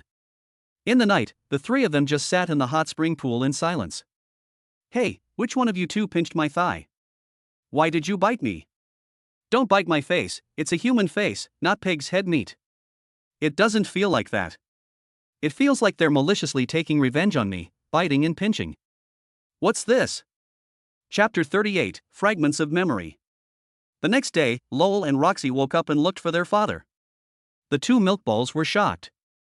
What happened to their father? Why were there tooth marks all over his arms? It gave them the same feeling as when Indus bit Camilla. What surprised the two milk balls the most was that they had clearly come to find their father, but why were their mother and aunt in their father's room? Are you two born in the year of the dog? Mo Xian said with dissatisfaction as he finally coaxed the children out. I doubt you two want to eat me. If they could, they really would. Something was very strange. In order to trap Mo Xian a little, they could suppress their emotions and pretend that 3 years had passed.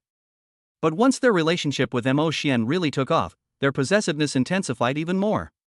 Biting and leaving marks was as if it could prove that this person belonged to them. Leave you a mark. Luo Xia suddenly embraced Mo Xian's waist from behind with great strength, and even Mo Xian, a fast 190 and physically strong man, felt a little suffocated. Xiao Xian, you won't leave us, will you? How could I? Emo Xian was about to continue, but he saw Luo Muki smiling at him. It was obviously a familiar smile, but Emo Xian felt inexplicably shuddering. Xiao Xian, you won't leave us, will you? Luo Xia's arms tightened around him, and her voice, which was not usually gentle, seemed to carry a sense of threat. No, what's wrong with you? Emo Xian was a little curious, pushed away Luo Xia's arms and turned around, but what he saw was still her usual gentle older sister-like smile. Xia, are you okay? I'm fine, silly, I'm very happy with what you said. Luo Xia raised her hand and rubbed Emo Xian's messy hair. For a moment, Emo Xian was in a daze. Could it be that what he just felt was an illusion? Brother, let's go out together. Luo Muki intimately took Emo Xian's hand. I'm hungry. Without thinking further, Emo Xian let Luo Muki pull him and they left the room. Luo Xia said indifferently, you go ahead, I'll deal with some company business and order breakfast for you. Until Emo Xian and Luo Muki left the room, Luo Xia's smile on her face became a little sickly. She turned around and took out a blue folder from her bag. On the cover, there were 6 neatly handwritten words. Phase 3 report. Emo Jinpeng actually caused such a big fuss? While helping Luo Wire and Luo Shuer pick up the Xiaolong Bao, he looked at the news on his phone. He hadn't noticed this night, but the hot searches were dominated by 2 things. One was about Emo Jinpeng's affair with a married actress, and the other was about what he saw yesterday, Cheng Yinhua catching Xue Ming in the act. However, he didn't become famous along with them. Although he meddled in other people's business and stopped Xue Ming for a while, it seems that the outside world cares more about the melodrama between the children of the 2 wealthy families.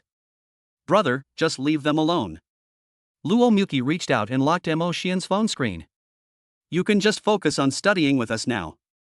I want to study hard, but you guys have to let me. Emo Xian always felt that in the past 2 days, he had been harassed a bit too much by the sisters. He was still halfway through his schoolwork, and although things were fine with the research and development team, he hadn't reported to work for a long time. Moreover, the past 2 days had been a bit too indulgent. Luo Xia and Luo Muki seemed like a different person during that time. Rather than expressing their lust, it seemed more like they were letting out a certain obsession. Dad, what's wrong? Luo Wire's soft voice quickly brought Mo Xian back to his senses. He didn't answer, but just smiled at his daughter and blew on the kanji in front of her. Luo Muki took in the whole scene of Emo Xian's absent-mindedness. She thought about it for a moment, and then suddenly looked at Luo Wire and said, Wei Wei, drink slowly, don't burn yourself. Wei Wei. Emo Xian's expression became a little dazed when he heard this name. He always felt that this name was very familiar to him, and inexplicably felt a sense of suffocation. Brother, are you okay? Luo Muki saw that Emo Xian's face had turned a little pale, and hurriedly got up and walked over to him. What's wrong? Did you remember something? Emo Xian looked at her blankly, and couldn't help but shake his head, but he didn't notice that there was something wrong with Luo Muki's words. It seemed as if some scattered fragments had appeared in his mind, all of which seemed to be related to someone named Wei Wei, but he just couldn't remember what the scene was. Lu Xia, who had walked out at some point, stood behind Emo Xian and watched him quietly. Her eyes were complicated, and she was still holding the folder in her hand. Then, Lu Xia opened the folder and used the pen inside to write some words. The memory nerves have not fully recovered, but the effect has been significantly improved. Psychological suggestions still need to continue, and memory can be left unrecovered, but we must ensure that he does not leave. After writing, Luo Xia closed the file, put it in her bag, and then walked over to Emo Xian, patted him on the head, and said, Stay for another day, okay? The environment here is good. You usually either stay at home taking care of the kids or busy with your studies, and sometimes you even run errands for us. Ha? Ah, okay. Hearing Luo Xia's words, the extremely vague memories in Emo Xian's mind seemed to disappear again in an instant. Dad, it's not painful. Seeing that Emo Xian looked strange, Luo Wire and Luo Shuer thought that their father was sick and stood on a chair to feel his face. Emo Xian quickly hugged the 2 milk balls and smiled, saying, It's okay, Dad just didn't sleep well. I'll go take a nap for a while and I'll be fine. He hadn't been dreaming for the past 2 days. Had he been tossing and turning too much? Emo Xian only thought that he had been able to toss and turn too much these past 2 days and didn't suspect anything else. Unlike Emo Xian, Emo Jinpeng's days were not so good. There was no news from the Su family, and Su Yanran only sent him a message about the postponement of the engagement banquet, after which she blocked all his contact information. In a fit of anger, Emo Changshan told him to stay at home and not go out. The bedroom was filled with smoke, and he held a cigarette in one hand, smoking while thinking about who was plotting against him. At this time, a hidden number called, and Mo Jinpeng's eyebrows knitted together. He impatiently pressed the button to connect, and said in a bad temper, "Who is it?" "Young Master Mo, have you forgotten me so soon?" Uncle Zhang's voice came through with a sneer. "Young Master Mo, do you want to forget the parking lot last time?" Mo Jinpeng extinguished the cigarette in the ashtray in some panic, and said in a low voice, "I have already spoken to my father, what else do you want? I remember saying that Chairman Mok should go to the nursing home in person and talk to his late mother about the shares, right?" Uncle Zhang's tone suddenly turned cold. "Young Master Mok, if you don't want to be on the hot search again, then do as we say. Don't you fucking go too far." Mok Jinpeng growled. "Don't think I can't guess, you are under the employ of the rich woman who supports Mok Xian, right? Otherwise, why are you so concerned about this nonsense?" "Oh, you're not that stupid, are you?" Uncle Zhang said, feigning surprise. "Don't worry, as long as you can persuade your father, we have the ability to make you lose face, but also the ability to suppress this matter." "Young Master Mo, you don't want it to be known, do you, about the illegal activities you and your biological mother have been engaged in?" Chapter 39 Chang Wenxin. After staying at the Hot Spring Hotel for another day, Mo Shen drove Luo Xia and Luo Muki to the company first, then dropped the children off at home, and then turned around to go to the school. The coursework paper was finally finished, and Mo Xian went to see his mentor again. Mo Xian's mentor, Professor Yang, was a 60-year-old gentleman and one of the pioneers of the first batch of people to be exposed to computer engineering in China.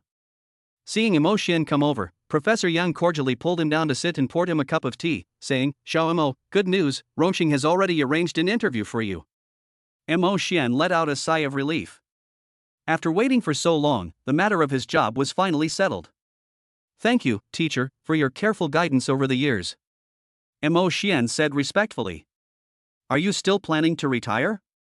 "At my age, I should retire and enjoy my well-earned rest." Professor Yang waved his hand. "Your grandmother's health is still the same," Mo Xian said with a bitter smile. "The past 2 days, when I called her, she still said she didn't get enough sleep." Professor Yang patted Mo Xian on the shoulder and said with regret, "Don't worry about it. Your grandmother has worried her whole life about her family and her work. She has no regrets. By the way, the Cheng family has also invited you. Cheng Yunan, the eldest daughter of the Cheng family, contacted me personally and wants to invite you to meet and discuss the details." When it comes to Cheng Yunan, Professor Yang can't help but sigh. She's a very nice girl. The Shui family's really blind. By the way, Mo, your brother's business has nothing to do with me anymore. Mo Xian shook his head and said, "You forgot, I have severed ties with the Mo family." Professor Yang's throat moved, but the words of persuasion did not come out. He knew very well the principle that one should not persuade others to do good without having experienced the suffering oneself. Mo Xian was now an adult, and naturally knew whether his choices were right or wrong. After chatting with his mentor for a while, Mo Xian left the office. Looking at the time, it was already past noon. He was planning to go to the sanatorium to see his grandmother after settling lunch. A very nice perfume smell came floating towards him. "Excuse me, are you Mo Xian?" A beautiful woman wearing a white shawl and a black cheongsam embroidered with red peonies walked slowly over, her narrow eyes surveying Mo Xian before she couldn't help but smile. "I am Mr. Cheng's secretary, Li Manqing. Our young master would like to meet you." Mo Xian looked at her suspiciously and then asked, "Which Mr. Cheng?" "The Cheng family of Kyoto. Oh yes, our young lady has met you." "Cheng you know." Thinking about this, he also knew which Cheng family it was. It was just that he didn't really want to meet this young master of the Cheng family, Cheng Wenxin, the brother of Cheng Yuno.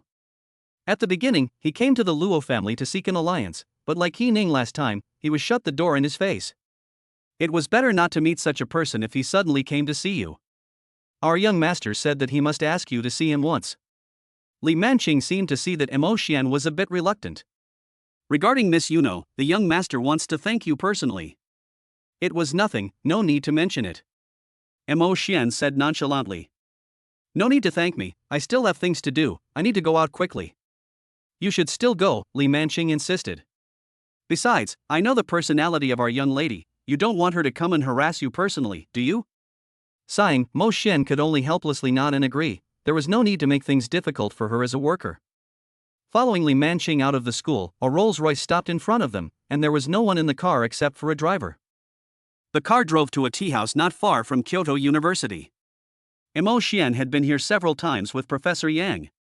Not only did the old guys from Kyoto University like to come here, but a lot of rich people were willing to come here to have tea and talk business. Li Manqing took Emo to a pavilion in the backyard. In the pavilion was a stone table and 4 stone benches. A man wearing a gray suit with his hair neatly combed held a rosary in his left hand and a copy of the Diamond Sutra in his right, mumbling words under his breath. He was followed by 2 bodyguards in black suits, looking stocky and round, and they all seemed to be the same height. "Young master, he is here." Li Manqing walked over and said to him respectfully.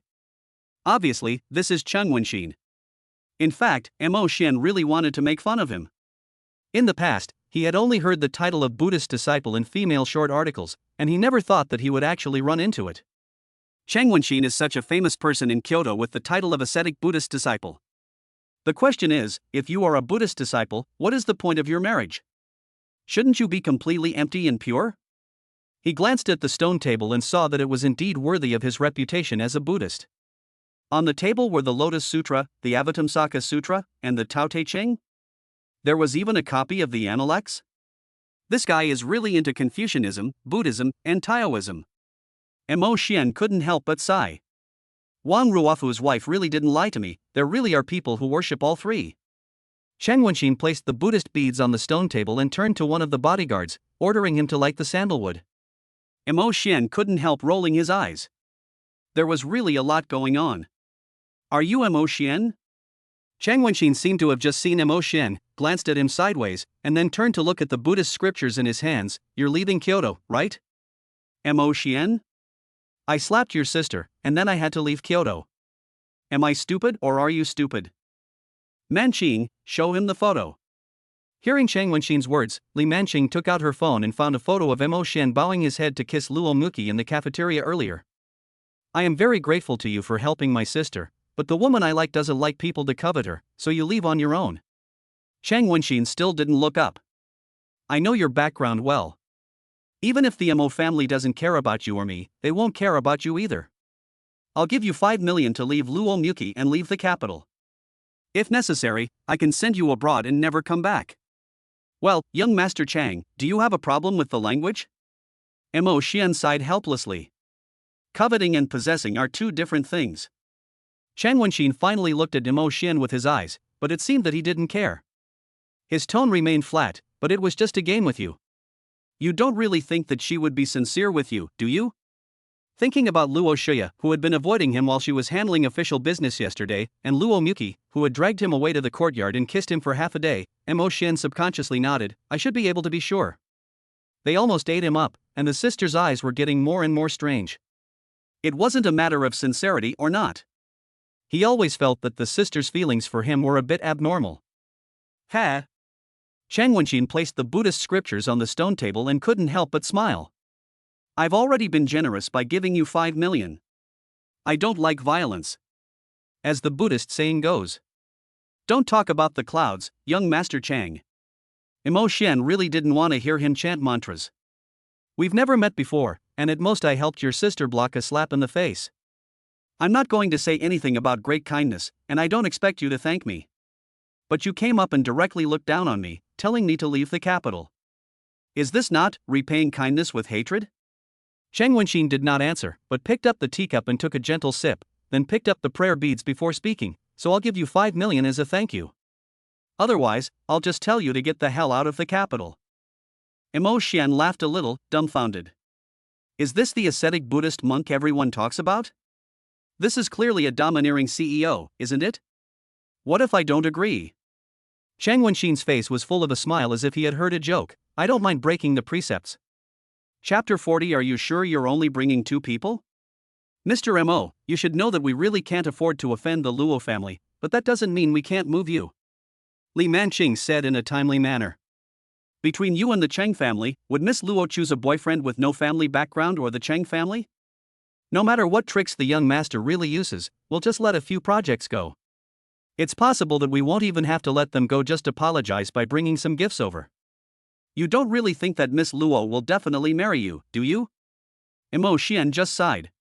He had to give up, and it was Luo Xie and Luo Muki themselves who told him that they no longer needed him. He was not forced to leave by someone he didn't even know in a way that bordered on threatening. Even if the relationship was twisted and abnormal, as long as Luo Xie and Luo Muki still needed him, even if it was truly a nightmare, he didn't care. Young Master Chang, if that's what you want to say, then I'll leave first. Mo Xian folded his arms. Whether or not Mu Qi and I work things out is between her and me, or the Luo family can approach me. As for you, an outsider, there's no need to talk to me.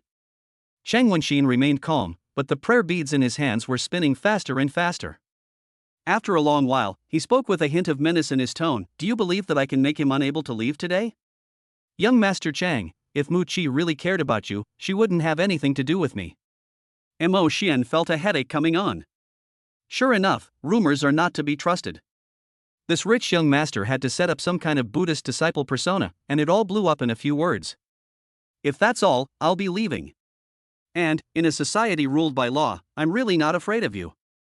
Ha, Mo Xian, you still don't understand. Sometimes people like us are different from you. Chang Wenxin said coldly. I've made my point very clear. In that case, I'll give you an additional 3 million. Mo Xian, I heard that Rongqing has already let you interview, right? Tell me, with the Chang family's wealth, who do you think Rongqing will favor? Don't force me to go all out against you in the entire city of Kyoto. If I want to, your people will beat you up right now, and no hospital will dare treat you. Also, I have a dinner meeting tonight with Luo Tian. Do you think Luo Tian will favor me or you? Mo Xian's impression of Luo Tian is that he is an unlucky guy who shudders every time Luo Xie coughs. I don't know what hold Luo Shiyang has over Luo Tian, but the only son of the Luo family's eldest branch is being bullied by the second branch's cousin every day. Suit yourself. Mo Xian didn't bother to respond to him and turned to leave, but Chang Wenxin snapped his fingers and the two bodyguards almost ran to block Mo Xian's path. You really want to force me? Chang Wenxin put on a pitiful expression. Don't dirty the pavilion, the scenery is so elegant, his blood is too dirty. Well, young Master Chang, while you're pretending to be cool, let me ask you a question. Mo Xian took off his black-rimmed glasses while interrupting him. How many people did you bring? Why don't you just call them out? 2 of them are enough to deal with you. Chang Wenxin closed his eyes, pinching the prayer beads in his hand with a cold expression. As long as no one gets killed, you can hit me all you want. Are you sure they're the only 2? Mo Xian put his glasses in his jacket pocket, then moved his neck a little and said, okay, you 2 can attack me together. I'm in a hurry. A few minutes later, Mo Xian walked out of the tea house's front door, unharmed. Soon after, an ambulance arrived, and the 2 bodyguards were carried onto the stretcher and put into the ambulance. Chang Wenxin sat on a stone bench, her Buddhist beads scattered on the ground, her face pale. Li Manqing was even more pale, hiding behind a pillar, and only came over after a while. An unknown person named Mo Xian had injured the 2 bodyguards with little effort. As he left, he walked up to Chang Wenxin and ripped his prayer beads apart. For the first time, I've heard that someone who worships Buddha wholeheartedly still cares about how to compete with someone for a woman. If you don't want to chant sutras, you should cleanse your body and solve the problem at the root. This will help you promote the learning of Confucianism, Buddhism, and Taoism. Looking at the scattered Buddhist beads on the ground, Chang Wenxin's originally pale face slowly turned red. He swept all the scriptures on the stone table onto the ground. He had always been above it all, but today he was actually so humiliated by someone he looked down on. What had just happened didn't affect Mo Xian's mood, except that he wouldn't be having lunch. Fortunately, there were still hot spring buns for his grandmother. Driving to the sanatorium, entering the ward, Auntie Zhang was not there. Grandma was rarely asleep, and was wearing reading glasses reading the newspaper. Grandma, I told you not to read the newspaper and use the phone so much. Mo Xian placed the fruit he had bought on the way, and the hot spring steamed buns he had brought on the table. Seeing Mo Xian, Grandma smiled embarrassedly. Your Auntie Zhang had to go back first. Knowing that you were coming, I was afraid I would fall asleep, so I didn't know what to do. Reading the newspaper made me feel more awake. Do you hear yourself? Mo Xian said with a bitter smile. I brought you some steamed buns and fruit. Have you had lunch yet? Yes, Xian, tell me, has Jinpeng gotten into trouble again? Mo Xian sighed when she heard her grandmother ask, then took the fruit knife and started to peel an apple for her. Don't worry, he got himself into trouble, and he's the one who made the mess. Hey, I feel sorry for you. Grandma sighed. Jinpeng is a bit clever, But he has been spoiled by your useless parents and sister, and he has a lot of problems. If you don't give him the family business, I'm afraid he will ruin it sooner or later. Grandma, you know I'm not interested. Mo Xian handed the cut apple to Grandma. Besides, there's still Mo Qingqing, right? Ha, your eldest sister. Your father is ruthless, and your mother is cold-hearted. She has inherited all of that. Grandma said disdainfully. Qingqing is capable, but she is too ambitious and insatiable. Something will go wrong sooner or later. Mo Xian was very impressed by his grandmother when he heard this. She clearly could see through Mo Qingqing, even though they didn't see each other for a few times a year. In contrast, his ability to judge people was like being blind. After thinking about it, Mo Xian mentioned the matter of the shares to his grandmother, including the acquisition by Mo Qingqing. Sell it. That old man and your parents, raising such a beautiful snake, they have to bear the consequences themselves. Grandma didn't care that Mo Qingqing was buying the shares. We'll sell to whoever pays. Anything else is their business. Mo Xian sighed inwardly. Over the years, Grandma's heart had completely died. She had always stopped herself from taking revenge for her, just because she didn't want to see the family fight to the death. Sell the shares and you and the Luo girls can live in peace. Grandma reached out and stroked her grandson's head. My child, I want to tell you, no matter what those two girls do, you must believe that they love you. Mo Xian looked at his grandmother in surprise, not understanding what she meant. Grandma didn't say anything more, but continued, don't think about revenge. This life, they and I have a karmic bond. I just hope that there is a next life, so that we don't meet again. But I'm still willing to let Xian be my grandson again. Mo Xian held back his tears and said hoarsely, I will still be your grandson in this life. Just wait, Wei Er and Shui Er are waiting for you to be discharged from the hospital so that your great-grandmother can make them some sweet cakes to eat. Okay, then I'll have to eat a lot. Here, let me see what this hot spring steamed bun tastes like. Everyone knew the result, but no one wanted to say it. Everyone hoped for a miracle, but understood that it would not come.